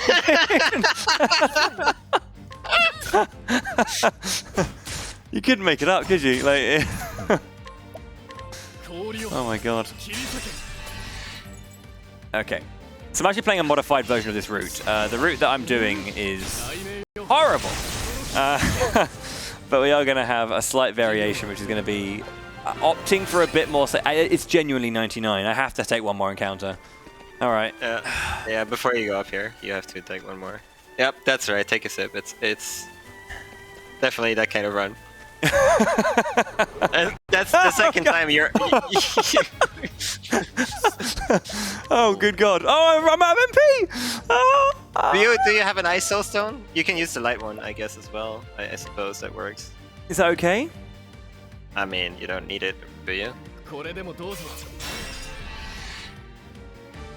don't know, do I? Should I use a plum as well? I should use a plum as well. I've got 6. I hardly use them anyway, so... Yeah. You good. Ah, this is certainly an evening. I bet you didn't think you'd be signing up for this 3 hours ago. That was hilarious, though. I love it. You want to teach this stuff too? Yeah. I mean, I know it took a while. But you may want to actually learn this stuff. Yeah. I think so. I think you might be onto something there, buddy. Oh god. Okay, so yeah, we don't normally get the scholar, but having the scholar like sub job just allows us to equip it onto Primrose. She's normally just going to be a regular dancer here and there. It just gives us a little bit more usage from her, in case, because of bad RNG, I'm otherwise preoccupied with my actual scholar Cyrus. So it just, if I need to break, right? Because I'm going to give her Fire Blast and Firestorm and Lightning Blast as well, just to ensure. But yeah. Yeah, like you said, this is just the safety pickup, pretty much, for the final battle. You can actually do it now, though. It is correct. Let's make you into a jobby and give you... Since my super secret, amazing marathon strats that I came up with about, I don't know, 5 hours ago, make use of her using Lightning Blast in some fights. Help. I mean, it's probably. I mean, when it comes to world record attempts and actually pushing it, probably not worth a pickup, but... No, not at all. You're grinding for RNG anyway. But. Okay, so I need to do 2 scrutinizers here. Oh yeah, that's also fun. The first one is 30%, so also very easy to just miss 5 times in a row. Well, watch me miss the 70% 5 times in a row, but get the third. The 30. Oh no, that was brilliant. That's it. Wow. Yeah, so we're getting a big Thunderstone here, Thunder L, which is for well, it's supposed to be for Tressa, but we're going to try to go a different route here. Noble Court, pick up those 2. Go back to Riptide, yeah. Yeah, we want to pick up Tressa immediately here in this story. Welcome back. We've done it again.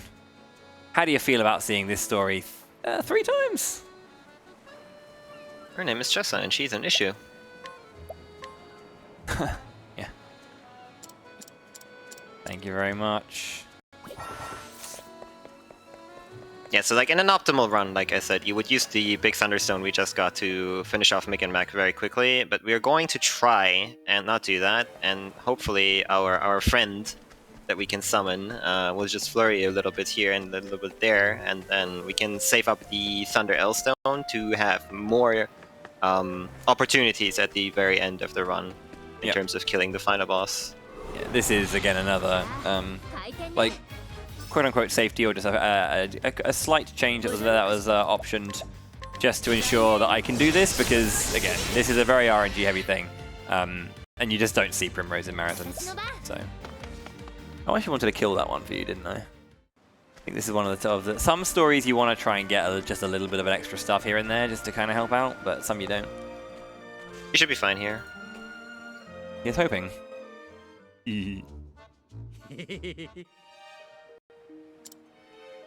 Smiley face. Smiley face. Smiley Alright, face. so. Oh yeah. Yep. And if I just slip in with one donation? Of course, yeah. If that will bring a smile to everyone's faces. We like smiley faces. Yes, let's see here. We got $5 from definitely not FX. Oh, hello. Fun. Not in my speed run. That's it, I'm out. Yeah. I didn't sign up to have fun with speedruns. Bye, everyone. I came here to hate myself. Thank you so much for that generous donation. Okay, Mick and Mac. Yeah, so summon my guy. And he's going to hopefully be nice. Flurry. Oh my lord, he's huge.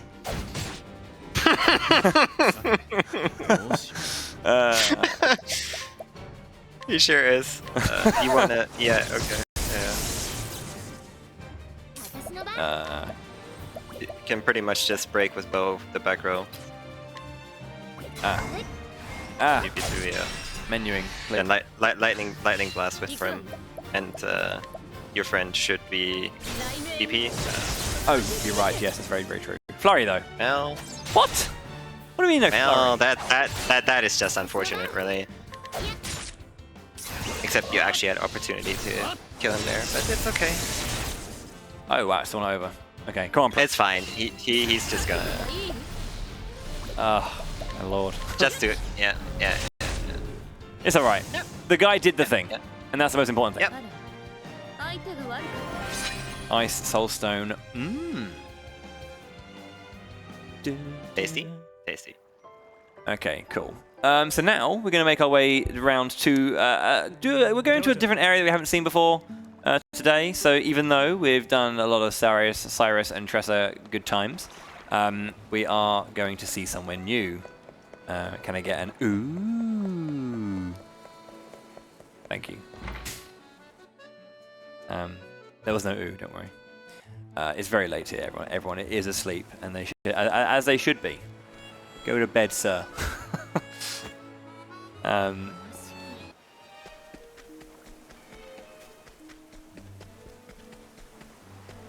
Yeah, so like every single story run, we are going to do our collectathon right now, which isn't really that big in this story in particular. You don't actually need that many things to beat it. But yeah, you have the trade-off of the mighty RNG at the very end of the run. Yeah, it is quite gross, and you'll see why. I'll do my best to get through it. There's not much I can really say that, you know. I have only so much say over it, and I'll do my best. We will do our best, but there may come a time when it's just like, this is just too much. But we'll see. We'll see. Hail, traveler! I am Brand the Thunderblade. Ding, ding, ding, ding, ding, ding, ding, ding. So we're gonna grab this. This is gonna be for, well, I think Cyrus goes in there. I think Primrose goes in there once as well. Yep. We Fair thing. kind of need access to cover, mostly, and a spear like is also nice in some fights. And in certain scenarios, the insight ability is very lovely. Insight is a skill that basically is like provoke. The enemy comes after you. Nice and easy. So we're going to be going further south in Stoneguard, but all the way past all of this, making our way over to the Everhold. Yep, uncharted territory for today. West Everhold Pass. There are 2 places around here that I want to go and check. First off, I'm just going to go and grab some cheeky items. There's a Light Soulstone L once again. There's a big bag of Mahoney over here. Bam, silver-filled pouch. But it's going to be a long way to go, so I need to do 2 save quit encounter resets. So this is quite the big screen, but fortunately they planted the save point right in the middle of it, so we can make use of that.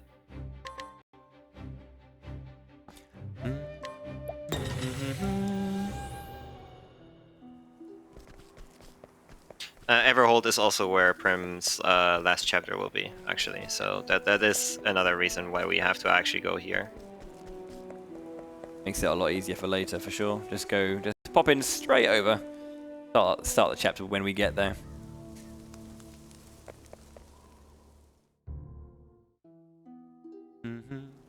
So I'm going to go and grab an energizing pomegranate and make my way into the Runeblade's shrine, where I will find a chest containing 50,000 leaves. And that's good. After this, save and quit. Stay tuned. On the next exciting episode of Octopath Traveler. Okay. Yeah, so the Pom-Em here is an extra pickup. It's not mandatory to get this, but it does open up quite a few options if something goes wrong in the final battle.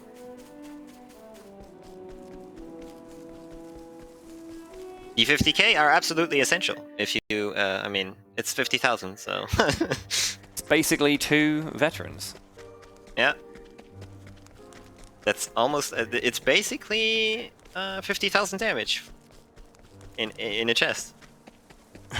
It's true. Where are we going next after this? We're going back to Sunshade, that's the one. We already have the coin, so I don't need to grab that. So we're going around to Boulder Falls. We're going to go and grab Therian once again. Yep.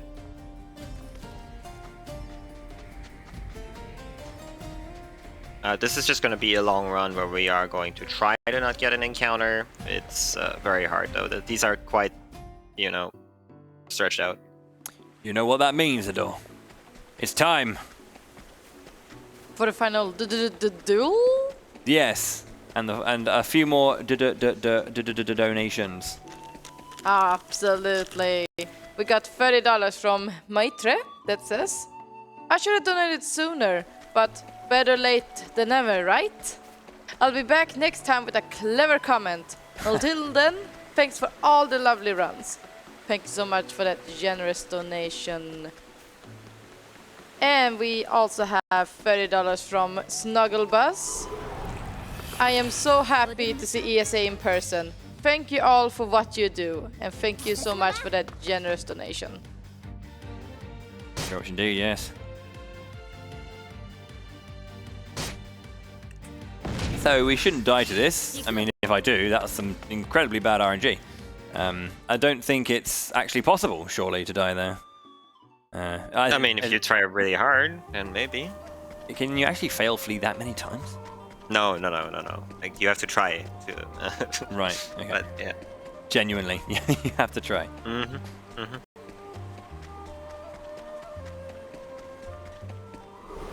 Oh, another one? Ugh, please. You'd love to see it. Big fan.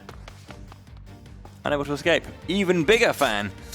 Okay, so next fight is going to be against Heathcote once again. Or Heathcott. I have seen or have heard the pronunciation Heathcott for the same spelling. Don't ask, I don't know. We do have a variation which will again try and save a pom, I believe. We're saving a stone if you do the... Stone, sorry, yeah. The slow fight. Yeah. A Pom, yeah. You can steal a Pom from him. I probably need going really well. to do that. Yeah, I know. Yeah, fantastic. You successfully. Yo, first try. Can you believe it? RNG God right here. I've tamed the beast at long last. You're going to pay for that statement. Look, the game's not listening. Surely not this. Don't make it worse. No, Don't not make at it this worse. time at night. Surely. You're making it worse. Okay, sorry. I'm always so scared about accidentally saying yes to starting, you know, by like watching the. You want to see how this story began? I'll tell you what, I do not know how to do the beginning of Therion's story anymore. You steal some stuff. That clears up. Right. So this area, I mean, we mentioned this earlier a bit, but I'm just gonna say, like, Manors and all these places, they are basically one giant map. Like, so screen transitions here actually don't reset the threat level. However, a screen transition still gets you an autosave. So if you're a cool kid, you would actually save and quit here. But Bowie is not a cool kid. He would much rather see this encounter. But I surprised my foe. Look at that. That. He knew. That. Yeah. Yeah, I got this. That's what you call understanding the game on a, you know, an emotional and private level. So I can steal a Pom here from the big man. So the slow fight. I mean, depending. Yeah, I mean the slow fight is a slower fight, yes, but it's one of those things that again we can try and save a Pom, not a Pom, a stone, and it just helps if you can. This is the last fight we actually have this guy for, so he did block that hit though. Okay, so that's summon Lightning Blast from Cyrus and 2/2 defense from these two. Defend from Prim, defend from Cyrus, BP3 bow, BP3 dagger.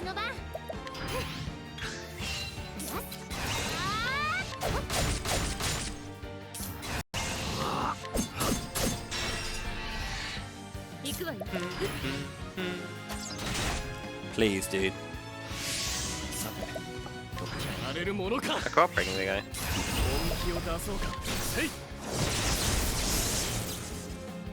The guy is doing his best to not help. Do it. Oh, baby! Yeah! Oh, twice, dude, twice. That should be enough with the Hemstone here, maybe? Ice or It's very close. I think ice. Oh, well. It won't matter too much. It's actually not enough. Wow. Yeah, you should be able to get him with the next Prim turn here, though. He has pretty much nothing left. Go on, buddy. Do you think? Oosh! Yep. Big boy. I didn't steal the Pom, but I got a drop. Yeah, you didn't have the time for it. That's an optional thing that if you get really lucky with an early flurry, you can try. Right. Okay, so I'm going to grab, again, the Olive of Life, because, again, there's going to be a lot of deaths. Yeah, just steal everything. Steal everything. The Nourishing Nut, which is an increase of HP, but I think it's about 60. Konnichiwa.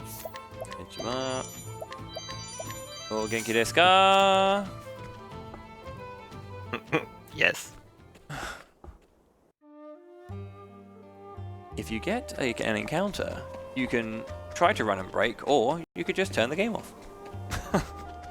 I'm glad you didn't read the rest of that.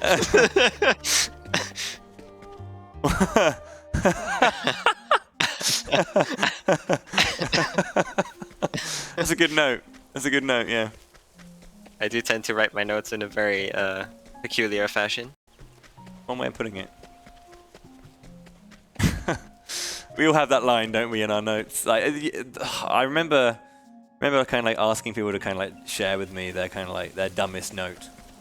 And it's like, there's always someone who's got the note, do the thing. You're like, yeah, cool, yeah, great, what a note. I'm trying to remember. Oh yeah, yeah. One of my notes is like it says like chapter 1, or like, it says a little bit of thing, and then there's like, you know, I'm doing a part of the game, and it just says we'll complete the rest of chapter 1 later. As I was clearly going to like edit it, I was clearly going to edit it in, and then the next line is just chapter 2. Okay, good. I can make use of that. You don't need to get it. You don't need to get it. What am I doing? You're right. Yeah, I'm just doing a screen. I'm sorry. I was enjoying the story. It's a good note, though.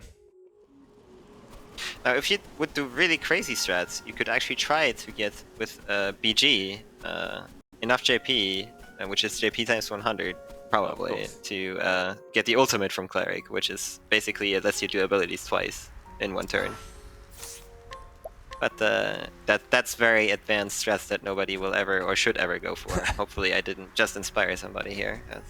Don't do that. So a scrutinize here is a 40% chance, easy every time. Want to pick up? Oh crikey! 8 empowering rings. That is correct. And then don't forget the herbs. Yeah, the healing grapes as well. And then 4 is it? Herbs of Clamors? Yeah, 4 just to be safe, just in case. I mean, realistically, you only need 1, but for 4 is just in case. The Herb of Clamors that do cure silence if you get hit by silence. And the final boss can, to nobody's surprise, actually inflict silence to you, and he will do so, guaranteed. Normally, you only need 1 cure for that, but if things go slightly south with the turn order early on, you may have to cure silence on 2 or maybe 3 characters just to get some extra stuff in. Indeed. Okay, so we're going to do our second one. Second part of the story. Don't forget the Shadow M inside. Inside. That might be why I was down a pom at some point. Is there a pom in here? Shadow M. Right. Might have forgotten that before. So we're going to lose our guy, our cool guy. We're going to lose him. And that is a bit of a crying face emoji, but it's necessary, I am afraid. So, 1 screen a bit worth of dungeon. This next bit's not so bad. But we got our next boss fight coming up. Gonna grab another pom, a spiked armor, and then... Everything's a pom team. Yeah, mate. I just the amount of poms that have gone like AWOL today is just so many. It's like I didn't use a pom. I've just lost 9. No, it's so bad. Awful behavior. Good content. Yeah, I'm sorry. See, this is the thing, right? Not every speedrun has to be good to be fun. Like, you know what I mean. Like, my run. I know what you mean. Slow-ish, but it's still an enjoyable run. I think that you may be hating it, and if you are, more power to you. You're allowed to dislike it. I just don't need to hear about it on twitter.com. Right, okay. I need to do a bunch of stuff. Inventory. Nourishing nut to Cyrus. Make him a little bit stronger. Where is this? It's there. Job. Prim becomes the warrior now. I am the warrior. Spearhead. Tressa learns hired help. Almost like that skill is good. Yep. And then Therian learns armor corrosive. Almost like that skill is good. And then we're going to equip all of our stuff. We're going to equip... Oh, you're going to go optimize first, and then empowering ring. Empowering ring. So the empowering rings, if you remember the Ophi run, we had the bracelets. This is the weaker version of it. But we still want the HP. And this is the best way of getting it in the story without losing too much time. I think that's everything. I'm going to save just after that. Yeah, save. Yeah. Just in case. There is a way for him to screw you over, so... Smart move. Rufus. This should be a very straightforward fight, but sometimes, if they actually, like, focus a character, it can go south.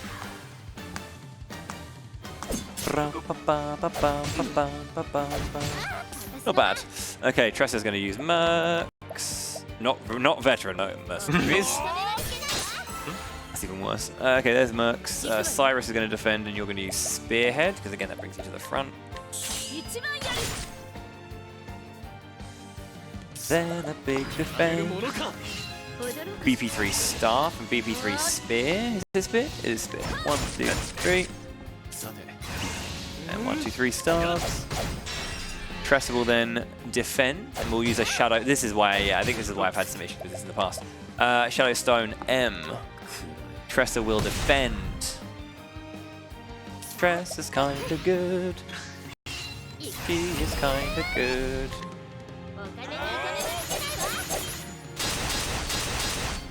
Easy. Nice. Good damage roll too.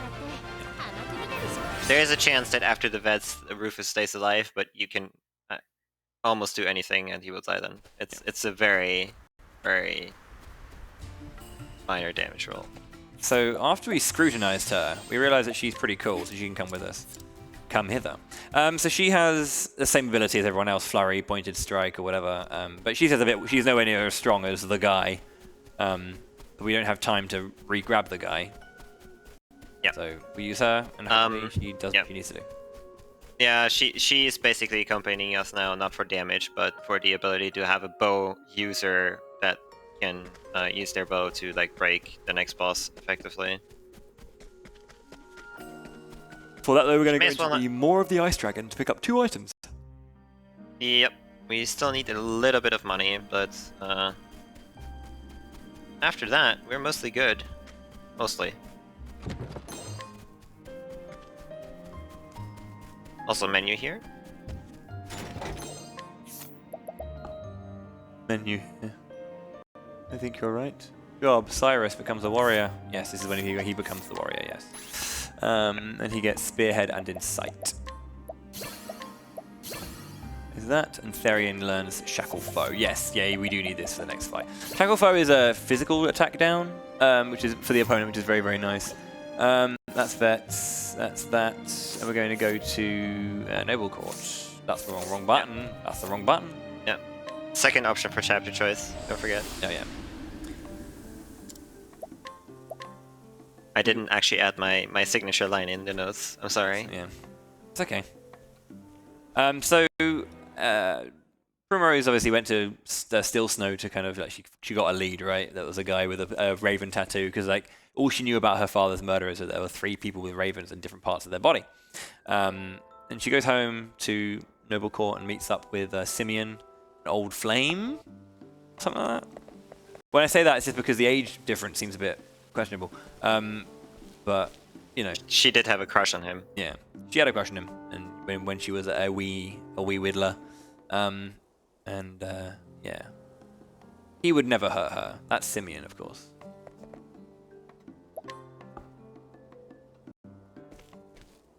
Okay. Advanced story into in the dungeon. There's okay. So this is one of our more interesting places. I want to go up here. Up. And then we're going to go into the second door, far left. This is for 5 grand. 5 G's. And we want to get this screen transition. I'm going to do a save. I've got my auto save here, so I'm going to do a quick reload. Yeah, this is also mentioned. So remember, the threat level does not actually go to 0 on a transition. Mm-hmm.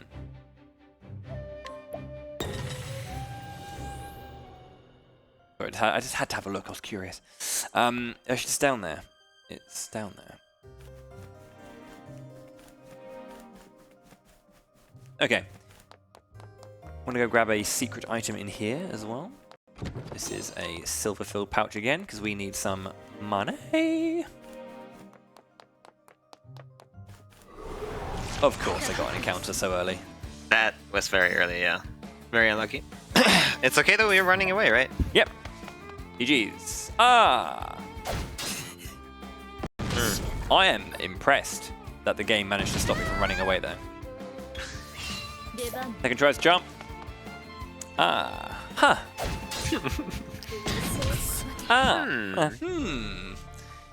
Please post your favorite thinking face emoji now. GG easy. That's the one. That's the kind of content you came to see. Now, I know it might seem like this is an absolutely hellish game to speedrun, and it is, But it is actually very, very enjoyable at the same time. There is this particular category is nuts, and this is why you never see it in marathons. But am I good? I think I'm good. Is anything? Yeah. I would have saved, but you're good. Yeah. Oh my god. That's why. That's why I would have saved, but it's okay. This is fine. Yeah. Yeah. That is quite impressive, though. Like, that is impressive. That is perhaps the closest it's ever been before. Go on, get me away from this. What? Go on, Therian. Go on, son. Ah. Close. Close. See, if you had saved, you would now spawn on the save point. Whilst we have time to... Look where we are.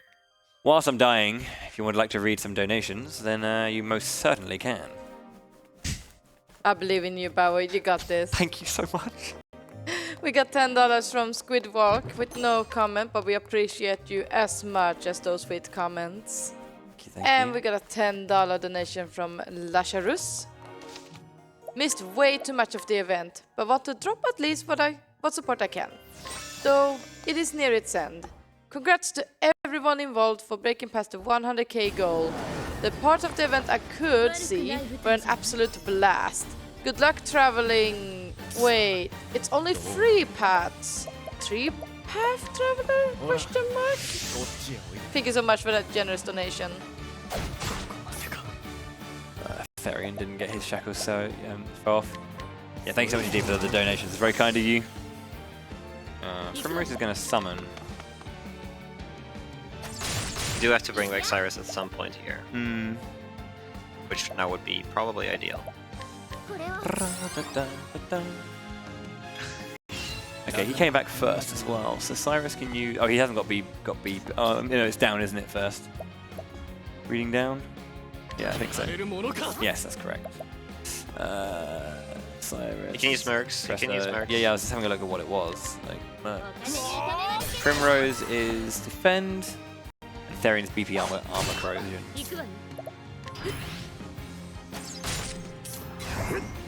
I mean, she tried.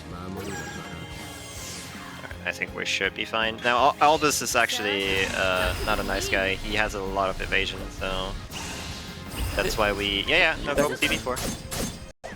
Oh man. Okay, cool, that went down. Cyrus doesn't need to do anything now, does he? Or he can use a... No. You can start using M stones, I guess, but yeah. You need 2 M stones for the kill here. Yeah, that's what I was thinking. Okay, and then the this is going to be another defend from you, and then we can use hired help vets ×4. That's good. And then defend Mercs again, and BP 2 armor correct. No, I just did that. BP 3 vets again, and then pom. That's on Tressa as well, yeah. Because there's no other merchants right now. This is a single merchant strat. Don't ask why. Rest is going to do 2 M stones. You've already used 1 M stone. We can use the other one. That's both of our M stones, and that's why I was missing one before. And then Tressa can finish the game. Veteran soldier. Yes. And that's it. Chapter 3. GG's. Stop the timer. Definitely. Now, good fight though. If you wanted this run to end on a good note, we could stop the timer right there. Underestimate, beautiful. Or I can just go from here and first try the final boss. This is a hard fight. It is very RNG heavy. We'll see. We will see. We got this. We got this. Easy. Okay, so first off, we're going to the Forest of Purgation. Only this time I have Therian with me when I go here, so there's one more item I want to pick up, the Viper Dagger. And no, not the Viper Dagger, the Viper something. Well, no, the Forbidden Dagger. Forbidden Dagger, yeah. Forbidden Dagger. And that will sell for money. That's what generally it sells for in this game. Yeah. No incorrect statement was made there. It would be nice to hold on to it just so I can deal some damage with HP Thief, but it's not as simple as that. Okay, it's the same thing. We're going to go and grab this bad boy. Bosh. Light Soulstone L.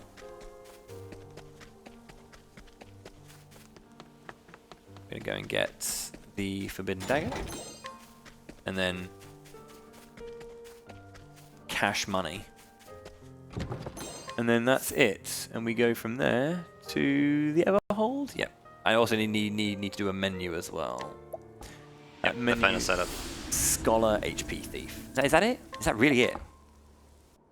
Yeah. Okay. And the support abilities. Yes. But yeah.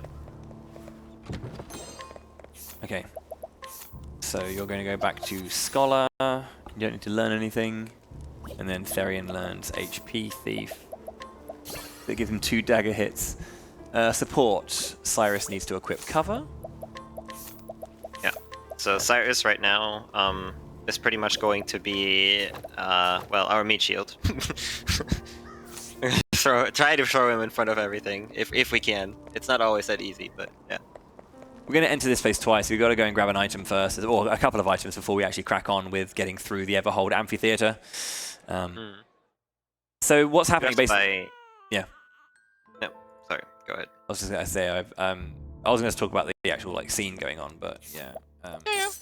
Do it. It's really cool. Simeon is not a nice guy. He's a bastard. Excuse my language.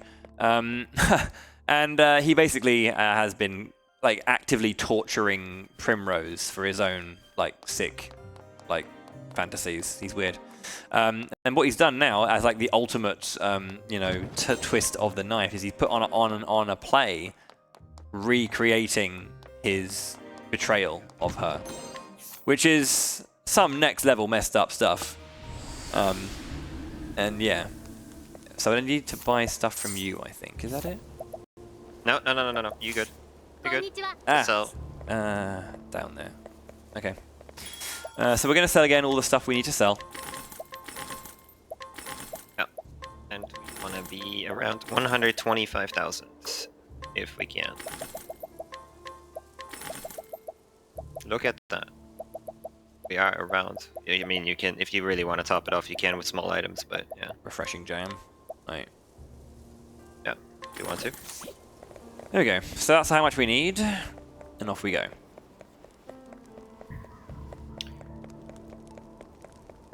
If you're feeling frisky, the attendants that are on the way, like as well, you can try to steal like stones from them if you want to. It's 15 and 8% chances, but it's just if you want to like maybe grab an extra one. I don't know. So we're gonna go round here. Is it down? It is the bottom one, isn't it? It's in here. Yep. There's 20k in there. You notice that we are actually picking up a lot more money than we did for the other Chapter 4 bosses. I wonder why that is. Yeah, this is kind of nasty. I'm going to do a quick save here, or I've got my quick save, so I'm going to do this. It's very likely that you can get this encounter here. This amphitheater is also mentioned, so we have to do the save and quit after transitions. I think it's nuts that people can do this run in 44 minutes. That's just crazy. I mean, everything has to go right for that, but yeah. Which it never does for normal people. The everyman doesn't get that. So yeah. And all the names are slightly changed. All that kind of, it's really sinister. Really, really sinister stuff. But, you know, that's how it goes when you're a lunatic, I guess. Gonna pick up one small item here. 2 more items to pick up, and we shouldn't get any more encounters, really. Because there is a cutscene here, and this cutscene does reset the threat level. Yep. We got 2 more pickups, then we make a save, and then yeah, we need every help we can get, really. Yeah, this is not going to be easy, and yeah, I'll do my best for it as long as I can like bear it, basically. As we approach that ending, though, I believe we just had a cheeky donation make its way through, so hit me. I can take it. All right then. How about I slap you? I mean, anonymous $5 donation. Oh yeah. With no comment. Damn, that's an intense hit. Thank you very much. You're welcome. So that's 52 minutes. Yeah, here we go. Good luck, I guess. Get ready for the best song in the game, at least. Yeah, this is a great song. So this is actually a 2-part fight, and the first fight is I can just lose it on turn 1. We'll have to see. Okay, so Scholar, Firestorm. Double attack. Oh, they're both going first though, so Armor Crush, someone's dead, yep.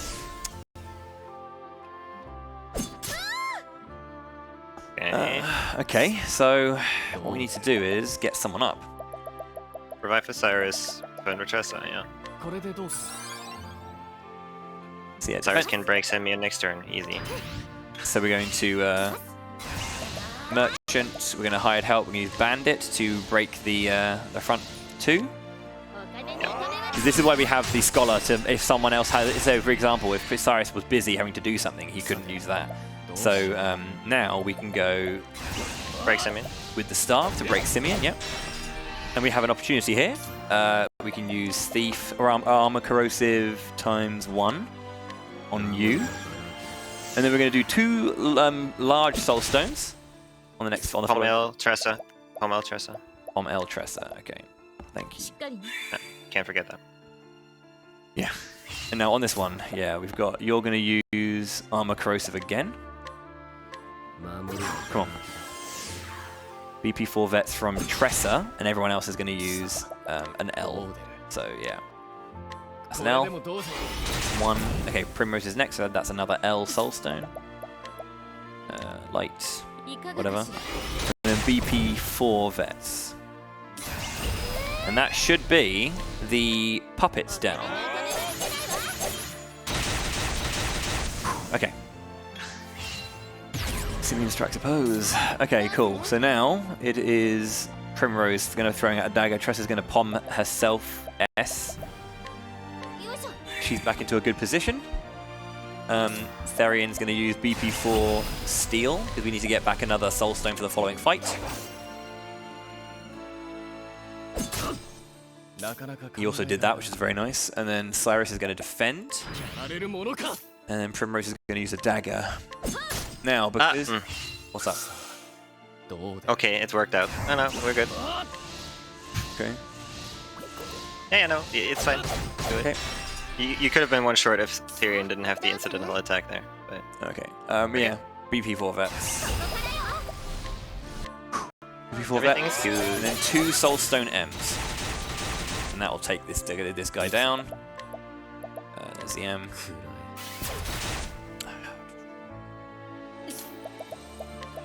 Got 1, 2, 3, 4, easy. 5, and then an M. Easy, easy. I told you. Okay, it's not done yet. That's the first part of the fight. No, that is just a warm up. It's gonna get worse. Okay, come on. Be kind, Simeon. This is where Magus is gonna be my lifesaver. There's a lot of counterplay to this fight that I have been trying to remember, and it's so much. He will start by killing 2 characters, pretty much. Okay. So, Shackle foe. okay, yes, of course. Yeah, Shackle foe to make him weaker. I mean, incidental, come on. Nice. Yes. Okay, cool. Silence comes. That's a dead Cyrus. And someone else is gonna die. Oh, she didn't. Oh, yeah, okay, cool. So, just straight away with you, I think, right? Bring him back, bring him back, bring him back. Okay. Defend. What healing items do you have? I've got that. You could use a refreshing gem on Tressa. There's a chance he attacks before he buffs, and yeah, you don't want Tressa to die. Boiling blood first. Okay. Okay, well, good luck, I guess. This is when I have to use a dancer, isn't it? Yeah, pretty much. But I don't want to buff it. I want to keep it normal. Yeah, normal. Normal is fine. 1 dancer. That will bring it down to 4. And if Primrose doesn't die, she can break because she's going first. Damn it, dude. You can do it with Therion. Fine. As in defend. Okay. So Olive of Life with Cyrus. Defend with Therion. Yeah. So he goes first. Yeah. He can break. Okay, cool. Yeah, you have to. We have to pray now. This is bad RNG. But we are getting posed. Okay. Okay. So this is a turn where I want to use my Soul Stones because I can't use Tressa's thing immediately, or is it okay to use a... You can ref gem Tressa and use... Well, actually... Yeah, use the stones. Dude, Both of them? Or use like how many stones do we have in total? 5 left now. To 6 in total. Okay. You can throw out the vets without armor corrosive, I think. Should be fine, for sure. Yeah, once at least. You need double vets at the end though with armor corrosive. Okay. Do it. Okay. Not as much damage, but that's okay. So more stones, I guess, at this point. Yeah. We're losing 8,000 damage here, but we are making more than up for it with the extra stones we saved. Yeah. We got. Cause you only need 4 stones, so I have 6. So I have 2 extra stones, so I can use one here as well with you. And then I won't use revitalizing jam afterwards. I mean, you can pretty much already use it if you really want to. Theory and armor corrosive, by the way. Yeah. Okay. He has to be on armor corrosive duty right now. Okay. Cheers, mate. Okay. And insight. Hold up. Do you have the Palm M still? You want that on Therian? Okay. Yeah. Guess you need to break with sword next turn. Shit, turn over, come on, man. Okay. So Tressa unsilences herself. Yep.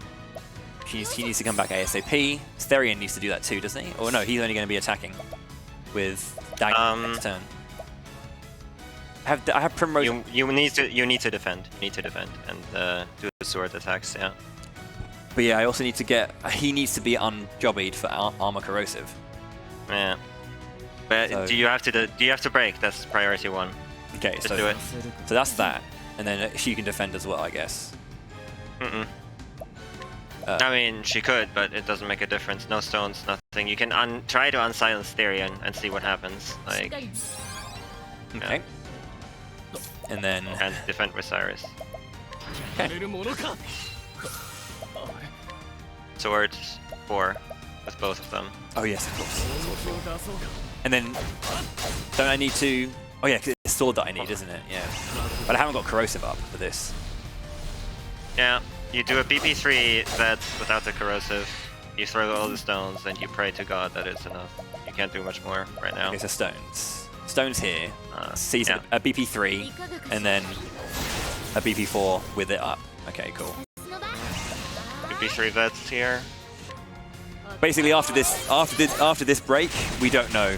We just don't know how it's going. Basically, Thunderstone, First stone. armor corrosive, other stone, and then BP4, and then hope. Yeah. Armor corrosive. Come on, dude. I'm not sure this is enough, because like that's one too many without. But we do have 2 extra of these, so let's just find out. So that's 30,000 from that. Please, dude, die. Ugh. I haven't got anything left. No, I haven't got any money either. So yeah, that's pretty much it. You can unsilence Tressa. Okay. Not sure how much is left. I have like 1,000. Do you have any pumps left? Nah, I've got nothing. Nothing. Summon the follower. Flurry. Yeah. Yeah, I've got 1,000. Yeah, I got Oh, that. you don't even. I can't even dance her. Oh man, that's not great. I think that's it. No. I think that's it. Unless you like do like the damage now with like the mini attacks. Yeah, no. That's not gonna work. Bandits do pierce weakness, but yeah. This is a shame, but it's how it goes.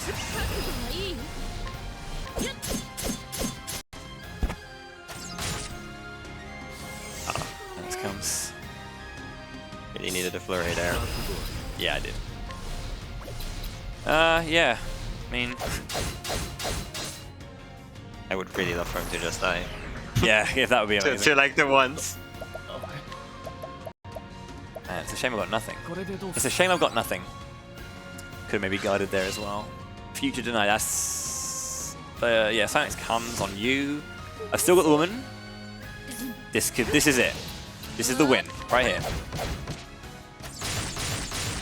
Oh no, love.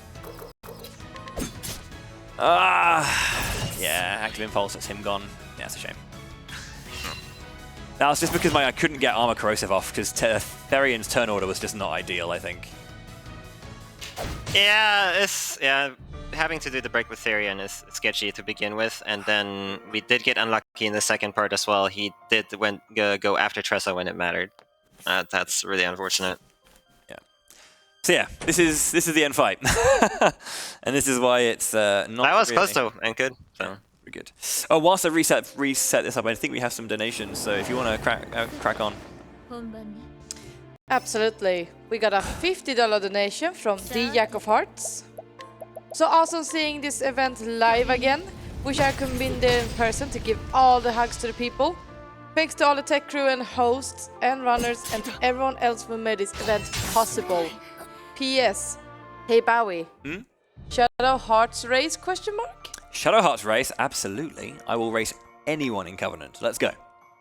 We tomorrow. No, I'm not home tomorrow. So. We got a $20 donation from Anonymous with no comment. Thank you very much. And we got a $5 donation from Gabs, who just says, Simeon! Thank you very much, Gabs. It's very kind of you. Simeon is a horrible, horrible fight. It is an awesome finale, which is why I wanted to kind of like end it with this. But yeah, it's tricky. But the thing is, as you can see, like Simeon and I want Tressa or Therion to go first because they can put up a defense basically and stop this from happening. Because without defense up or attack down on the male puppet, if it uses sweep, it may not, but if it does, we're dead. That's it. That's just it. Which isn't ideal, and you can just get stuck on this first phase for a while. And this is why, as I said, I'm probably going to have like a particular cutoff time. If we hit 4 hours, I'm just going to call it. Maybe even earlier, depending on when the staff tell me that it's probably a good time to call it. But yeah, this is why you don't see it in marathons. If ever you knew, this is an educational stream. This is why you don't see this particular jobby in this Bosch. Shacklefolk. Hopefully we get attack and then a single target and not armor break, but see. Attack, it's good. Armor crush, same person, that's fine. Ish. So you're going to go... Actually, you're going to revive. Oh no, you will have to go... Yeah. It's going to get dicey. Yeah, defend. Yeah. You have to Firestorm with her as well though, so... yeah. Sketchy. We need some luck here. Simeon is going to get a turn and actually kill somebody as well.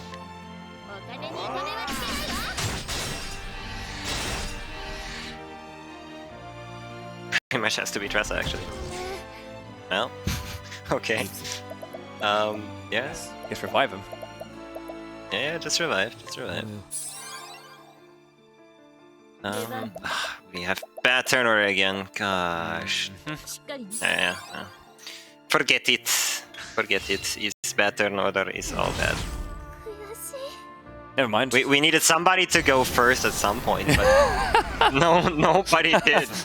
They were literally all behind every enemy every time. This is why, as you were saying, that the speed stat is a question mark. You could kill me faster, my friends. You could kill me faster. There we go. As I said, I have a cutoff point for this where my tolerance, my patience for this will kind of come to an end. But yeah. Again, don't ask why I decided that this would be a good idea. But, the idea was thrown to me and I went, you know what? I need to be knocked down a peg or two. Why not? If you thought my D-lit run was good, this is much more akin to the quality you normally think. Your streak of going underestimate has been like too good for too long. Yeah, I was gonna say. Yeah. It was a good year. I think it was like, what was it, 2017, 2018? Bloody hell game. Like. Oh god, really? Yeah. Oh well, that's it. Tressa got crit there. Yeah. Do you remember earlier when I said that I just couldn't win? This is somewhat close to what I meant. It'd be that way, yeah. Yeah, this opening is just like you can get crit too, and if that happens, you die. Okay, we will soldier on though. We are fighters to the bitter end, and everyone at home, you've given over 100,000 dollars to charity, so I would be remiss if I didn't try my hardest. He says, supping a beer. It's almost 7. I shouldn't be drinking. Right. Oh look, they've all gone first again, and I haven't got any protection, so someone's going to die 100%. If not the entire party again. Yep. We have a counter? Do we have a kill counter by any chance? Be great. Probably 7 at this point. A clean sweep for the puppets. They're playing really well, actually. I have to say they are putting on a great show. To be fair, if Therian would just like do his job, we did give him an ability that he has more agility. By the way, I mean it's not really noticeable, but in theory he should go first most of the time. Ooh, merchants though. We can go. No. Mercenary. You have to defend because Tressa is bad in turn 2. Yep. I mean, the thing is, if you don't do that, you can't break them on turn 2, and then they just do that anyway. Right. Don't think I've ever noticed that. We can do this. At least, like, if it's this early, it's fine. But like phase 2, having bad turn order over and over is really annoying because you're already so deep in. This is very reminiscent of the 80% for Final Fantasy Adventure. This is not good either. Here you can throw at Mercs because the male puppet is going after Tressa in turn 2. That is true. Easy. Okay, so Firestorm.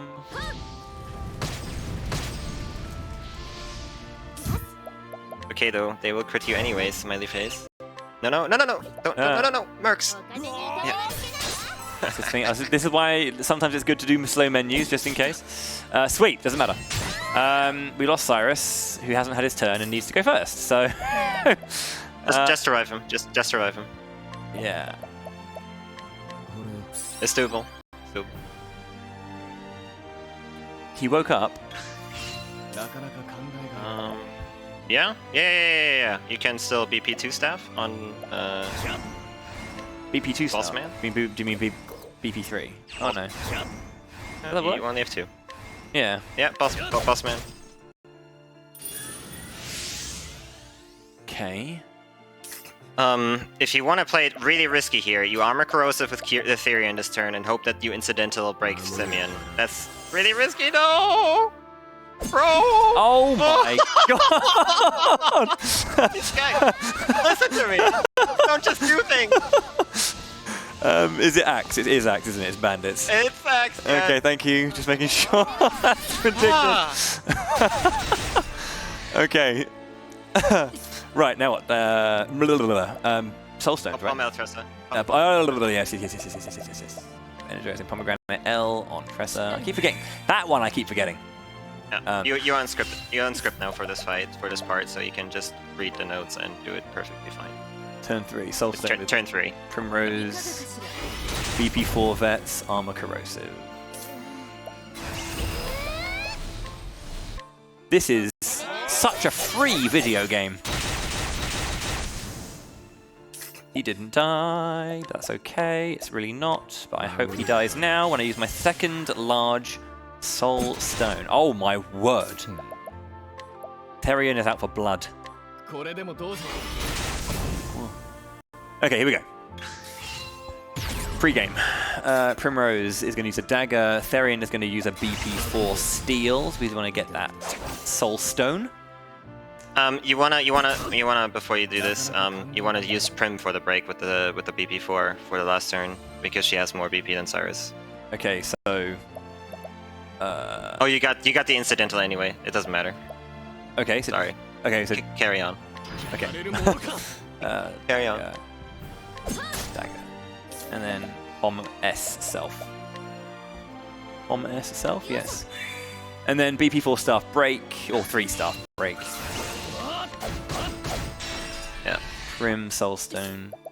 M? M. Yeah. Two M's here. One from Therian as well, yeah, with the BP4 vet. Okay, cool, we did it. We did it. We did this one again. Okay. This is how it went about 20 minutes ago until we had to get to this point. Veterans. We almost restarted, yeah. Oh, okay. We're setting up for the final fight. I think it's time. Roll it. Send it. How about a $100 donation from Fallen Angel 6 that says, spam ESA Plum to bless this run. You got this, Bowie. Thank you very much. Let them send their energy your way. I think at this point, though, Magus is the one playing, so come on, Magus. You got this, buddy. See you at home. Oh, damn. Right. Revive. Yeah, revive. Yeah. Always the thing you want to do. Yeah, no. Like, if he had silence first, he would have wanted to shackle foe, but no, this is bad, man. First yeah. again? Like, what is that turn order? It's fine, it's fine. You have to revive Tyrion. Yeah. One turn will be And inside with this idiot. It's fine. insight. Yeah. So he'll take the target of this one because he's the one who needs to. We don't care. What are these turn orders? I swear. Okay, this is fine. You wanna? Oh God, what do you wanna do here? This is a great question. Dagger 2 with Prim. Defend with Tressa. Revive with Tyrion. Then you wanna Dancer 4. Dancer 4, huh? Mm-hmm. Have to. Let me check the turn order actually. Yeah, we're good, I think. Rev Jam for Juggabies? I'm thinking you may want the Palm M on Tyrion right now. Yeah. Okay. Yes, sir. Yes, sir. And then go Rev Jam. Rev Gem on Tressa as well. Yes. Yes.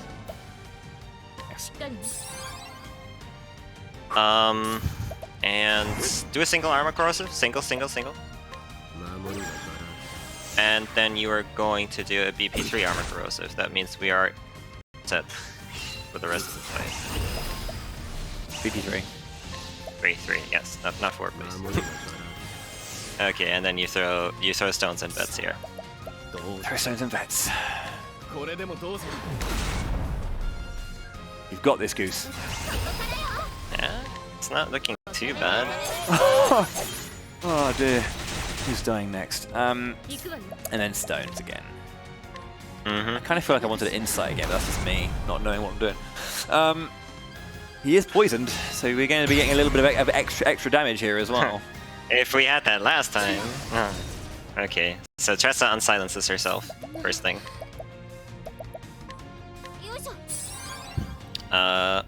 Cyrus has his 4 breaks. Do we have a POM or anything left in the? No POMs left. No, we used the M already on Therion to get him up. So Therion and Cyrus both have their 4. Throw the fire L. And then both defend. Well, Cyrus can just attack, I guess. Oh, both defend. I mean, yeah, I suppose we can just use the attacks with Cyrus. That is actually the smart play here. Yes. Sword. Sword 4, yeah. 4! They're 4 now, right? Yeah, okay, no. Yep. Oh no, actually I think you're right, because then I could have got the an extra thing off, but yeah. it's fine. Okay, another break, and then Just throw that out, yeah. I don't have another one though, that's the thing. I mean, stones. But that's only 2 mercs.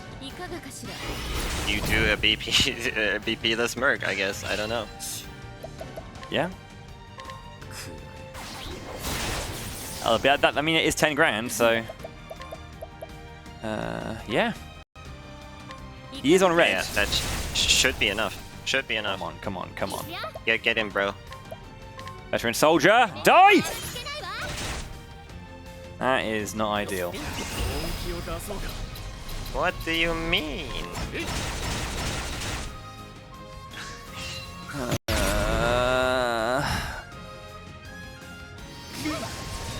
Okay.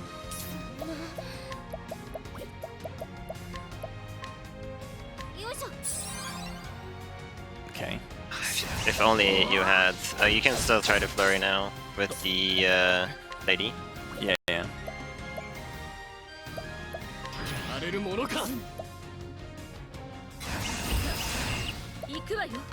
Just some damage. Yep. How short is he, do you reckon? I don't use a calculator, so I have no idea. Could find unsilent Cyrus, but yeah, doesn't matter. Doesn't matter. No, it's too late now. But, yeah. God damn, dude. Don't kill Tressa and then no. Could have killed someone else. At least this forces him to go last.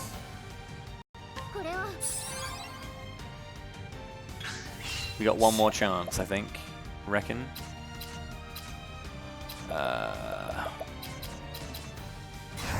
mean, if one of these hits kills. 1, 2. Well, we got an iron help. Bandits. No. What you gonna do?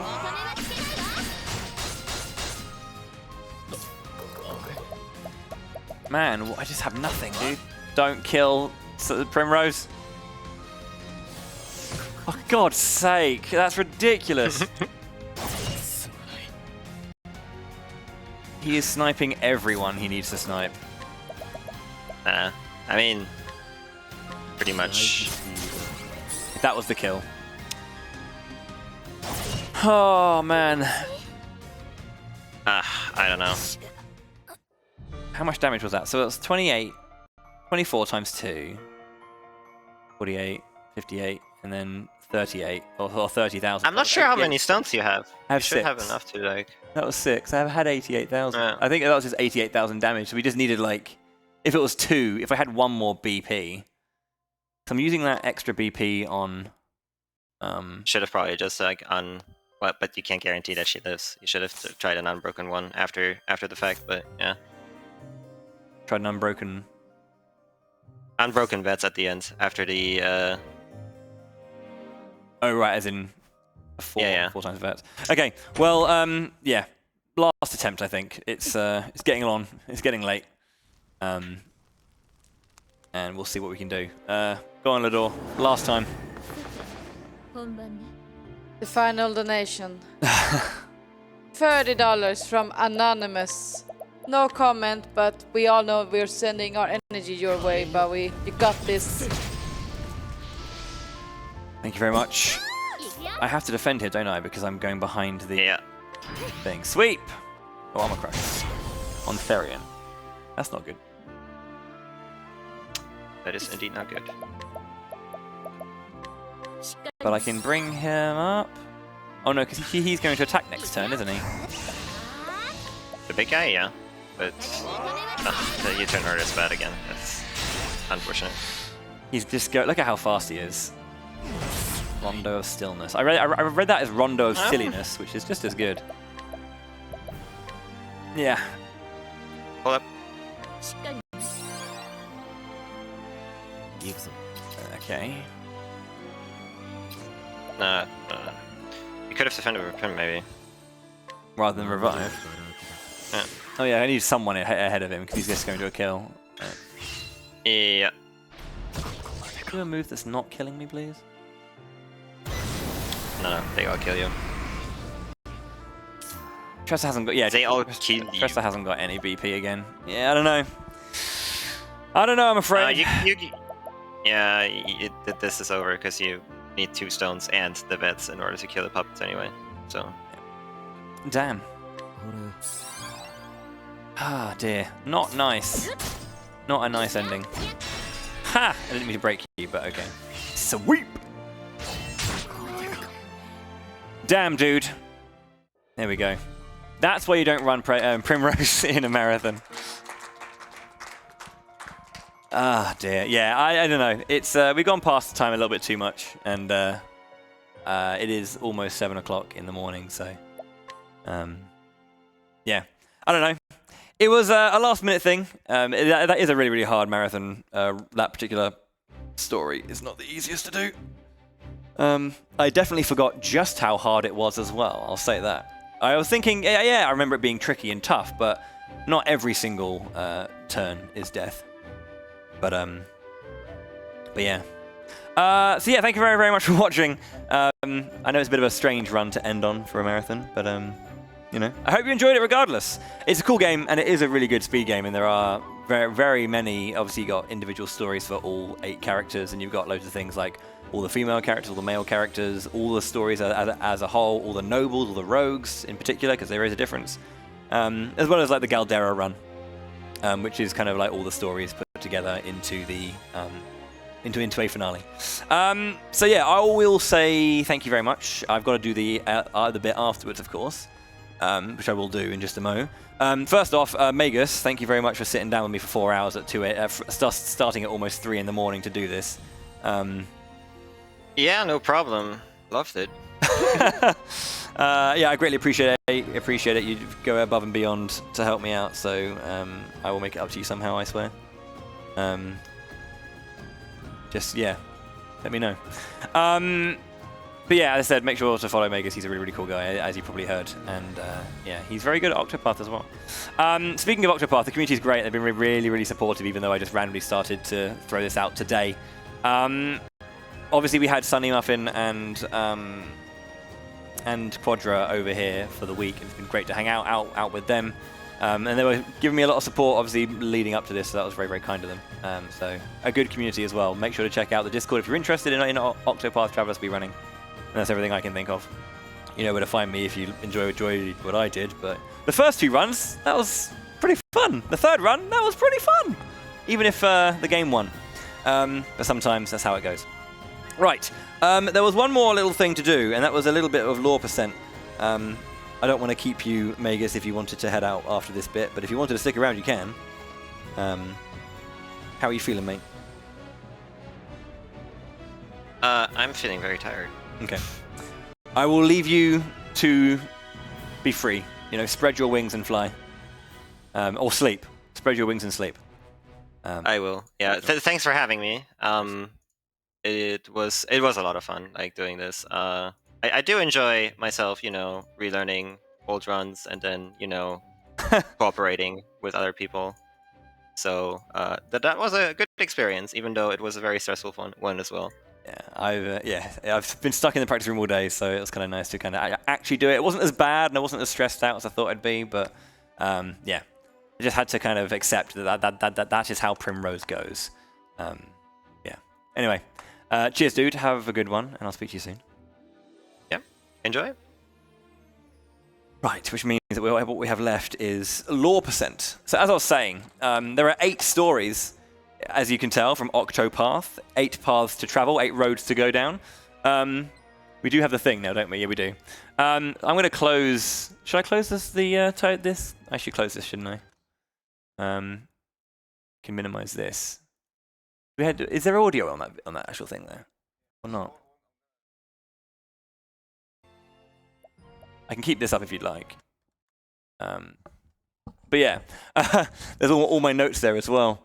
So yeah, essentially, at the end of the game, when you do all 8 stories and you get into post-game, you can do a few side quests to unlock the Gate of Finis. And basically, within the Gate of Finis lies, it's kind of like almost like hell, if you will. And then there's this dark god Galdera. And so all of the stories have some kind of link, be it why the kingdom of Hornburg fell. Because the kingdom of Hornburg is where the Gate of Finis lies. So people were trying to take control of Hornburg to access the Gate of Finis. There's a book as well that Cyrus is looking for, which is talking all about, you know, kind of engaging with that. And one of the characters in that story is trying to, I think her name's Lucia, I believe. Yeah, she basically these tomes of dark power, and then things like, Aelfric's flame, and then there's a dark flame version. So Aelfric is obviously the good flame that Ophelia's taking around, but there is a dark flame of Galdera, which is obviously the dark power there. Yeah, I believe the order of this is 3, 4, 2, 1. I think you wrote it down in my notes. So yeah, 3, 4. I'll read these out in some pretty intense ways, I guess. From the Diary of Graham Crossford, Part the First. Grave tidings reached me. As I was passing through Victor's Hollow in my travels, my beloved's condition had worsened. I knew my journey must be brought to a swift conclusion, lest I be too late in the end. I made up my mind to sail across the verdant deep. The final ingredient I required was the pinion of an ogre eagle, the most fearsome beast of the sky. They are said to make their home in the forests of Ruba, beyond the vast Emerald Sea. When I arrived at the harbour, there was only one ship to be found. It was a great one, no mistaking that, but the captain was none other than Leon Bastral. I recognized him at once. Of course, but who could travel these lands without hearing a tale or 10 of that dread pirate captain, the very mention of whose name would set even the bravest sailor's heart pounding and palms sweating. Yet I found the man himself to be quite different from the one spoken of in legend. Captain Leon Bastral stood at the helm of a merchant trader which was preparing to hoist sail at the very moment I came upon it. I told him of my haste and implored that he let me aboard. "I'm afraid I don't just let anyone aboard my ship," he told me. And I felt as though I were being put to some kind of test. It was clear that this man, who did not easily place his trust in others, my coin purse as impoverished as my hopes, I held out the only thing of value I could offer. My journal. "This is the most valuable of my possessions," I explained. "Within it you will find a record of every region of the vast continent, every town I have visited, and every path I have trod. Surely such knowledge is worth the trouble of having one more body aboard your ship for this voyage? After all, what need had I of such a log then? My journey was nearly over. All that remained was to obtain the final ingredient and hasten home to my beloved side." Captain Leon gave a boisterous laugh and gestured me onto his ship with a grin. "You'd have me believe the leaves of that old book are more valuable than the leaves in my coffers. You must have had quite the journey." I wouldn't mind hearing about it, as he swabbed my decks. As his ship tossed about the stormy sea, my thoughts drifted ahead to the winds, or of the winds, to where my wife awaited me. I could see her face in my mind so clearly that it felt as though it was only minutes ago that we parted, not countless moons. And I prayed that the flame would guide me back to her while that gentle smile still graced her lips. "It's almost finished at last, my love. Pray wait for me just a little longer." I know not what has become of my journal since then, since I parted ways with Captain Leon. But looking back, I am relieved that it left my hands when it did. Surely it is better that my final entry ended with some traces of hope, rather than the bitter pain I would eventually find at journey's end. From the records of Lord Verner of Riverford. "Hornburg will fall." I still remember her smile as she said the words. It was a score of years ago now, mayhap more. A simple sellsword I was then, when she came to me with a sack full of leaves and dark promise in her eyes. She knew as well as I did that I had had far greater aspirations than selling my sword for coin, but coin would have to be a start, and what a start she offered me. Not only the leaves to free me from another man's employ, but as much as I asked for to invest in my plot and establish the connections I would need. The life I'd always dreamed of was finally in my grasp. I could use her. I could use her to get all that I ever wanted, or so I thought. And so I took the girl up on her offer and began my plot to bring down an entire kingdom. I would need men if I were to accomplish anything, so I created my own sellsword company, the Black Brotherhood I called them. I spent 3 years doing nothing but gathering information on Hornburg. Then using what I had learned, I began to systematically remove any obstacle that might stand in my path. I used the girl's connections to make my company of sellswords very much in demand in Hornburg. I took the worst of the lot, those with no scruples and nowhere else to go, and made them out to be bandits and thieves, set these villains to attacking the borders of Hornburg, and then my Black Brotherhood would turn them back. It was quite the performance. Other armies didn't stand a chance at beating us to the site of each battle. The skirmishes all took place far from the heart of Hornburg. We knew ahead of time exactly where they would happen, since the foes we faced in those battles were in fact our own men. It was an easy feat to give the appearance of a crushing defeat. Through this farce, the Black Brotherhood won the hearts of the people living in those borderlands.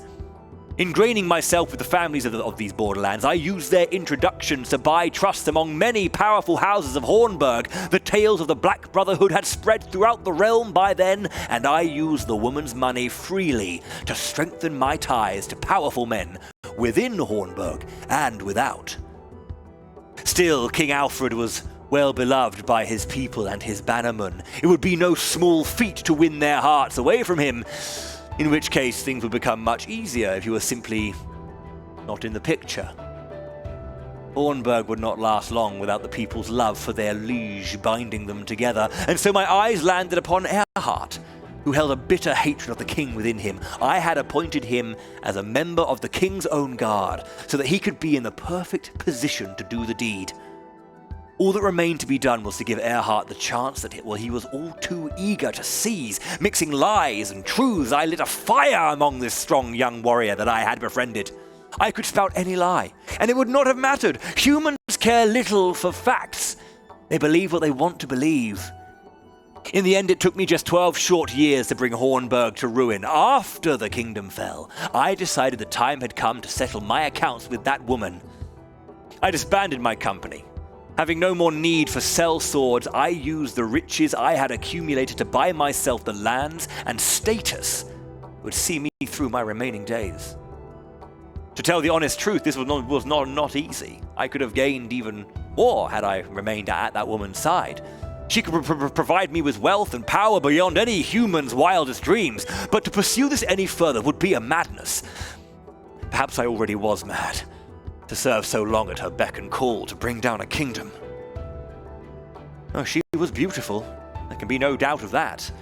But did I desire her even for a moment? No, for within that attractive trapping was evil.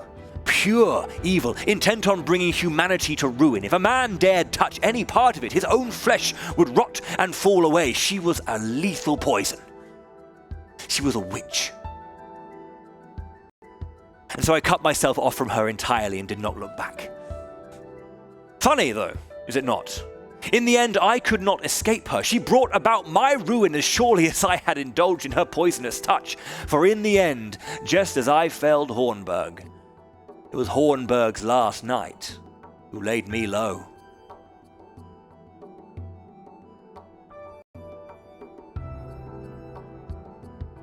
From the diary of Headmaster Yvonne of the Royal Academy. It was 15 years ago when I first learned of that tome. The headmaster's chair was but a dream to me in those days when my prize student Lucia brought a young woman to me. The woman told me that I was the best suited to the position of headmaster, that there was no knowledge, no position that should be off limits to a man of my ability. And so she taught me many things. One being the existence of ancient tomes containing the long-forgotten secrets of old. There are several volumes of forbidden writings in Atlas Dam's great libraries. No eyes but the headmasters are allowed to look upon them. The tome in question is one of these. It is the last extant tract of the legendary sage known as Salamon, whose name lives on in history through the land of his birth. The kingdom of Bernstein has long since been forgotten. Long has it been said that he who can decipher its true meaning will obtain power over even life and death. The current headmaster is not worthy of such knowledge. What he lacks in intellect only pales to what he lacks in character. I cannot depend on him. I would depend on you. She wished to decipher the secrets of that tome and share its knowledge with the worthy alone. Thus, a great scholar was needed, one who would be able to fully understand the arcane truths within the tome. The doddering fool who now serves as headmaster could never do such a thing. But a genius such as you, Yvonne, surely you, of all the scholars in the realm, are up to that task. Yes, that was how she persuaded me. It was true that I bore little resemblance to the former headmaster, who was interested in nothing but his studies, and whose only praiseworthy trait was his tenacity in that single-minded pursuit. But I was different. I knew that knowledge was worth its weight in gold, and more critically, my intellect far outstripped his. How could the idiots around me fail to realize this? This woman told me that the then headmaster holding a lofty office he had done so little to deserve was tantamount to sin, and I agreed.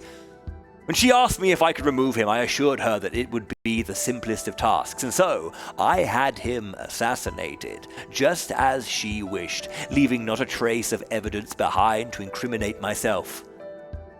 Shortly after I ascended to the headmaster's seat in his place, I encountered the strange woman once more after that day, when I reported to her that I had murdered the former headmaster. She flashed a chilling smile and simply replied, "So you did."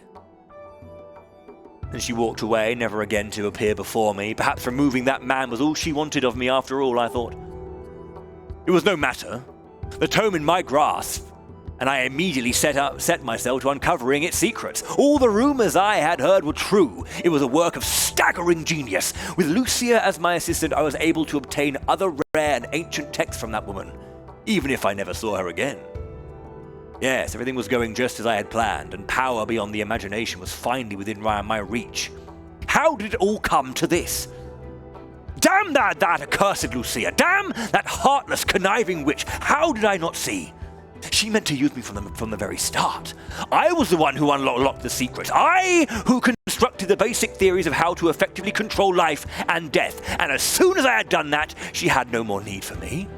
That was why she gave me a flawed blood crystal and led Cyrus right to me, so that she could dispose of me without dirtying her own hands. You despicable, loathsome, hateful woman. Death has not cooled my fury, but only fueled it to greater heights. Curse you! Curse you and that unholy witch you brought to my side! May the deceitful Lucia burn for all eternity. May the foul witch Ulbrich be banished beyond the farthest reaches of hell! The Diary of Matthias, prophet of the accursed flame.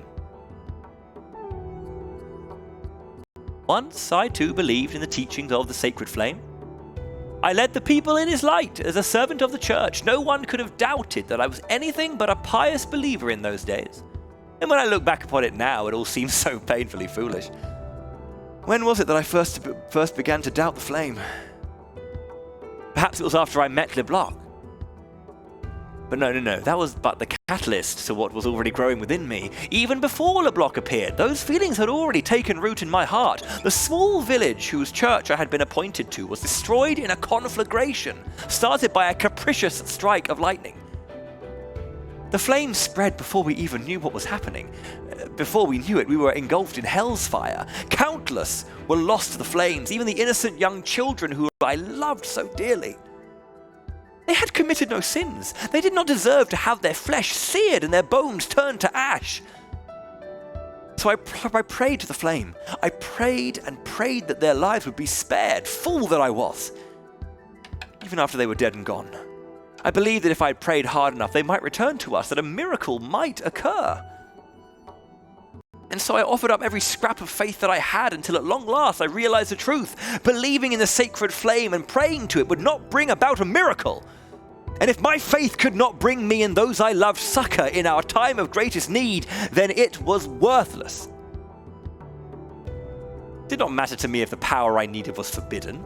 I would use that power for the force of good and bring about miracles. That was the true faith to which my eyes were finally open. It was not something I had been tricked into by another. I had reached enlightenment. It's only fitting that such a revelation came to me. The one true savior. While Ulbrich may not have been responsible for my enlightenment, I am still grateful to her. After all, she is the one who granted me the blessing of 100 years free from aging. The dark secrets written in that tome can allow a man to cheat death, and I owe her a debt for sharing them with me. I gained eternal life. Or close enough, as a true savior should. I then took it upon myself as my duty to save as many people as I could with the power granted to me, and so I set out to kindle a darker flame in our realm. If the sacred flame could be weakened, yet more of Galdera's accursed power would seep through the gate of Finis, and I would be able to claim even greater strength for myself. I hid away from those in the church who wished to stop me, but the long march of time was my ally. It wore away the lives and the memories of any and all who once knew me, until it was as if my face had been washed away like words writ in sand. None who still live would remember me as an apostate of the church. With enough leaves, all things are possible. Even obtaining a new name is little challenge, and so I worked my way back into the church's graces as the trader Matthias. Even the venerable Archbishop Joseph did not suspect for a moment. Every step of the way, fate has shown me that I am in the right.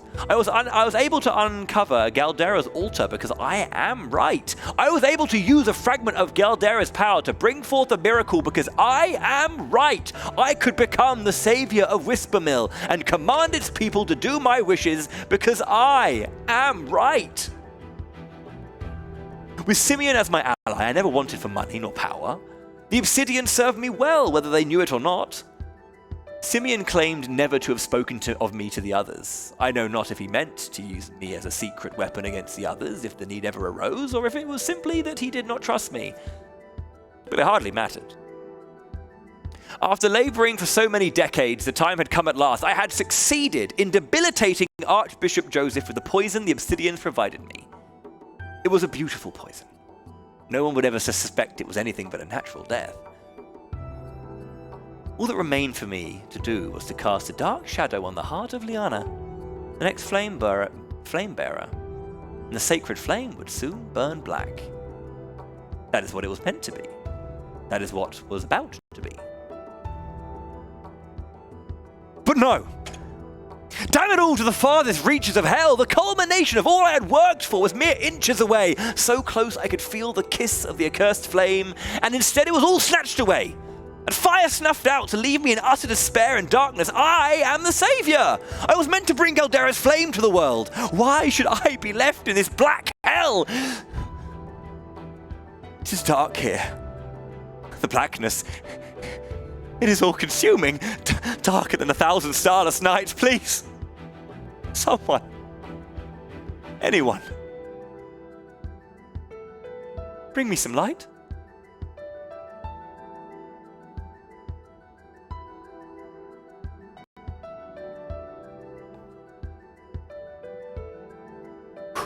The Diary of Lord Geoffrey Azelhart. I kept my faith. I stayed true to my convictions until the end. Several years before my death, a shadow fell upon my dear noble court. A shadow known as the Obsidians. They brought with them sweet words and false promises, but I would not lend them my ear. Once they came to understand that I would not be swayed to their way of thinking, they came after my life time and again. I would not allow myself to be daunted. I dug deeper into the truth to uncover their intentions, their ties, and the mastermind behind their villainy. And my search eventually led me to learn of the Gate of Finis. In the end, I was murdered by the men who caught wind of my discoveries, yet I do not regret my actions. I lived true to the words of my house and did all that I could for the sake of my people. My sole regret is that I have left Primrose alone to pick up the pieces of this broken life I left behind. My precious daughter should not have to bear such a burden on her shoulders. Primrose, you stood before my grave and told me, did you not, that you had lived true to what I had taught you. You are strong, my daughter. You found your own cause and purpose, and the purpose you found was the continuation of my very own. You carried on in my footsteps and finished what I started. My dear Primrose, when I think of how much you must have suffered all alone, all I can do is beg you to forgive me. Now the time has come for you to lay down your burden and rest.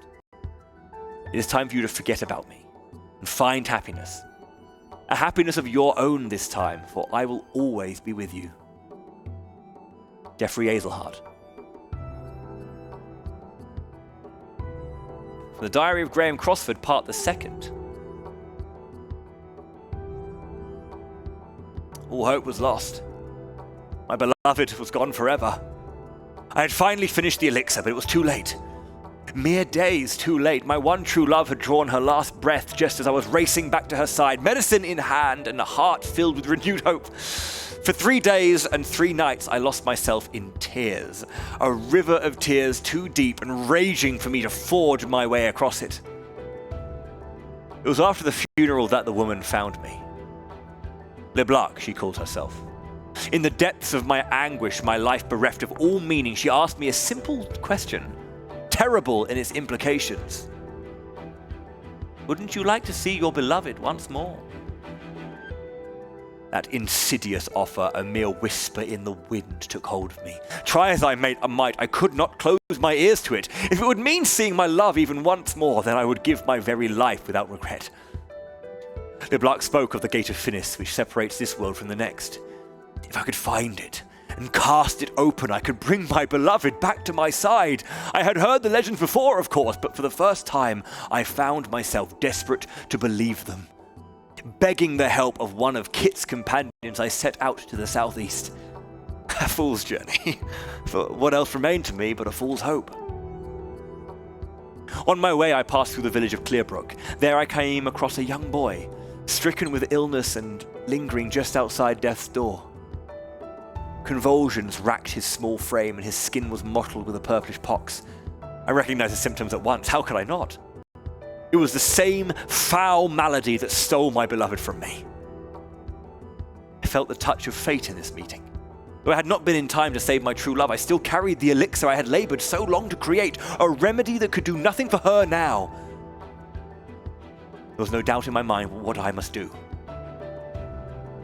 And so I treated the boy with my medicine. When I looked at that boy's face, finally at peace and in calm repose, I saw my beloved again. And in her gentle eyes I found forgiveness. I hope I can do that too someday. Such were the boy's words to me when he was strong enough to speak again. He told me that he wished to follow in my footsteps and become a great apothecary. His words were a reward I never expected in that moment. And in that moment I felt as though my journey was perhaps not a fool's one after all. I left what remained of the elixir and the rest of my medicines behind with the boy, and I set out once more, turning my feet again to the Gate of Finis. Little did I know that I was making the greatest mistake of my life.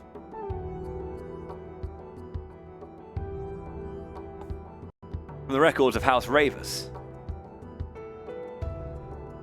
From the time of my first memories, I recall my father lecturing me on the origins of our house, and what it meant to be the head of House Ravers, and on what it was I must give my life to protect.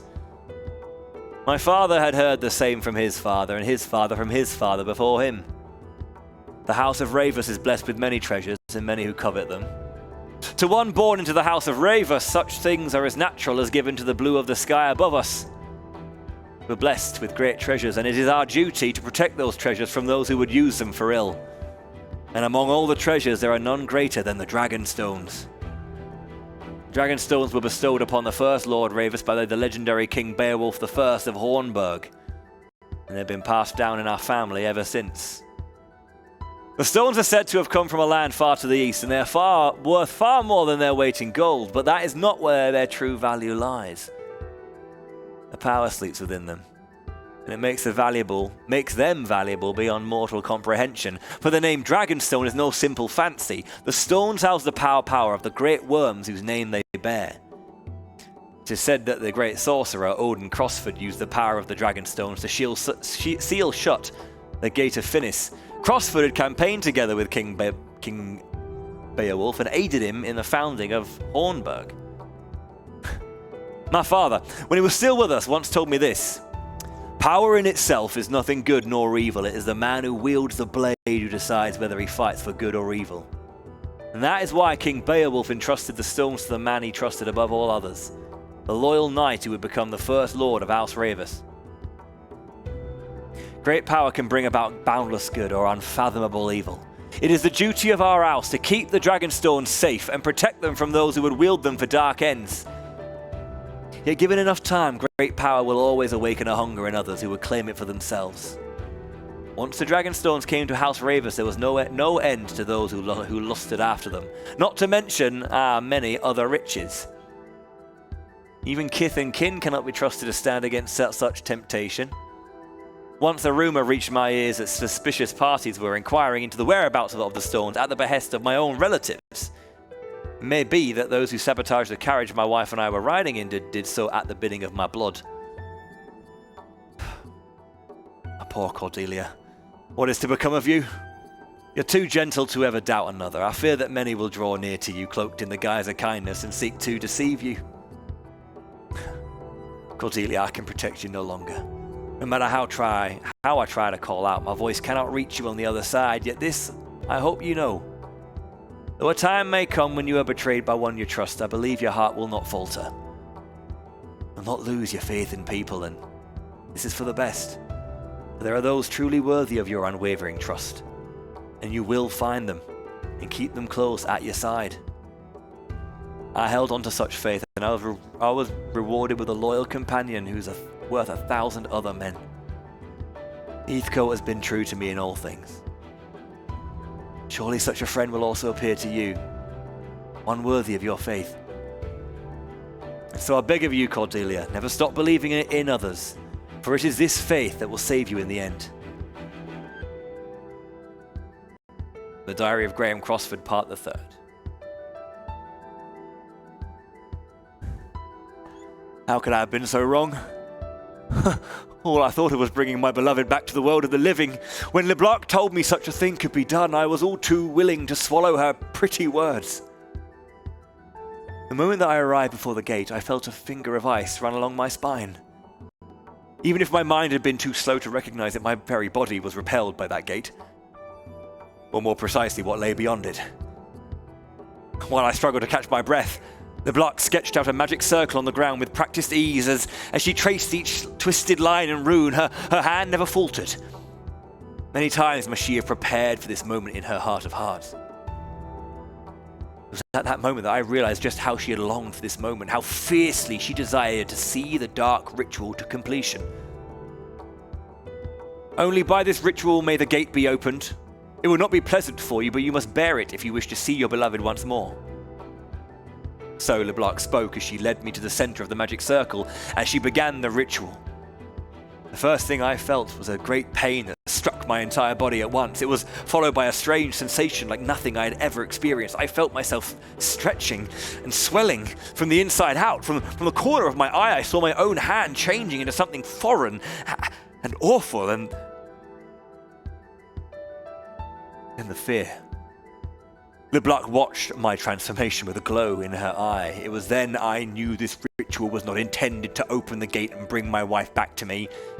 Yes, I know what truly lies beyond the gate of Finis. That horror is what LeBlanc sought to bring back to our world, and I was to be the vessel. I could be lying if I said I had no idea this was coming. My conversations with LeBlanc had led me to suspect that this ritual would not work for just anyone. It seemed that she needed my blood. The blood of House Crossford, descended from an ancient line of sorcerers. That is why I must be the one to prevent her plan from succeeding. For if I fail, she will only turn her sights upon my dear kid. No. That I cannot allow. So while I realized before the end what LeBlanc intended, I continued to accompany her in her aim so that I could see the truth of the ritual for myself and foil it however I could. Little did I know that I was dealing with a power far, far beyond any mortal's control or conception. I felt my own sense of self growing faint and distant, and something else entirely filling me. I resisted it with all that I had, but that presence to that thing, a being like myself, a fragile human spirit, could be crushed as easily as an insect beneath your heel. Then just before my mind was completely consumed by the darkness, I saw the smiling faces of my wife and son one last time. I screamed. The memory of my wife gave me the power to resist at that last critical moment. I imagined LeBlanc herself did not think that I could ever strike back at her, but I had already grown far stronger than I had been as a man. Even when I only managed to land a single blow to her, it cut her deep.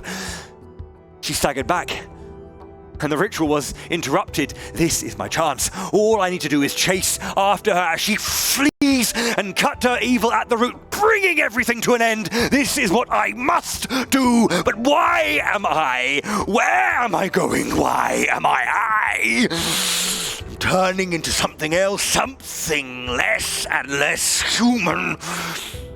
And so I wander the land without aim. There are periods of time I cannot remember. I come back to myself surrounded by destruction. No memories. But I know it was me. These blackouts grow more frequent. They come for me now. No! Stay your hand! I am no monster! I am a man! I am a man!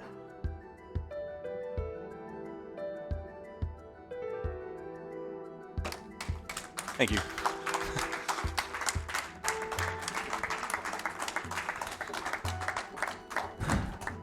Thank you for bearing with that for 30 minutes.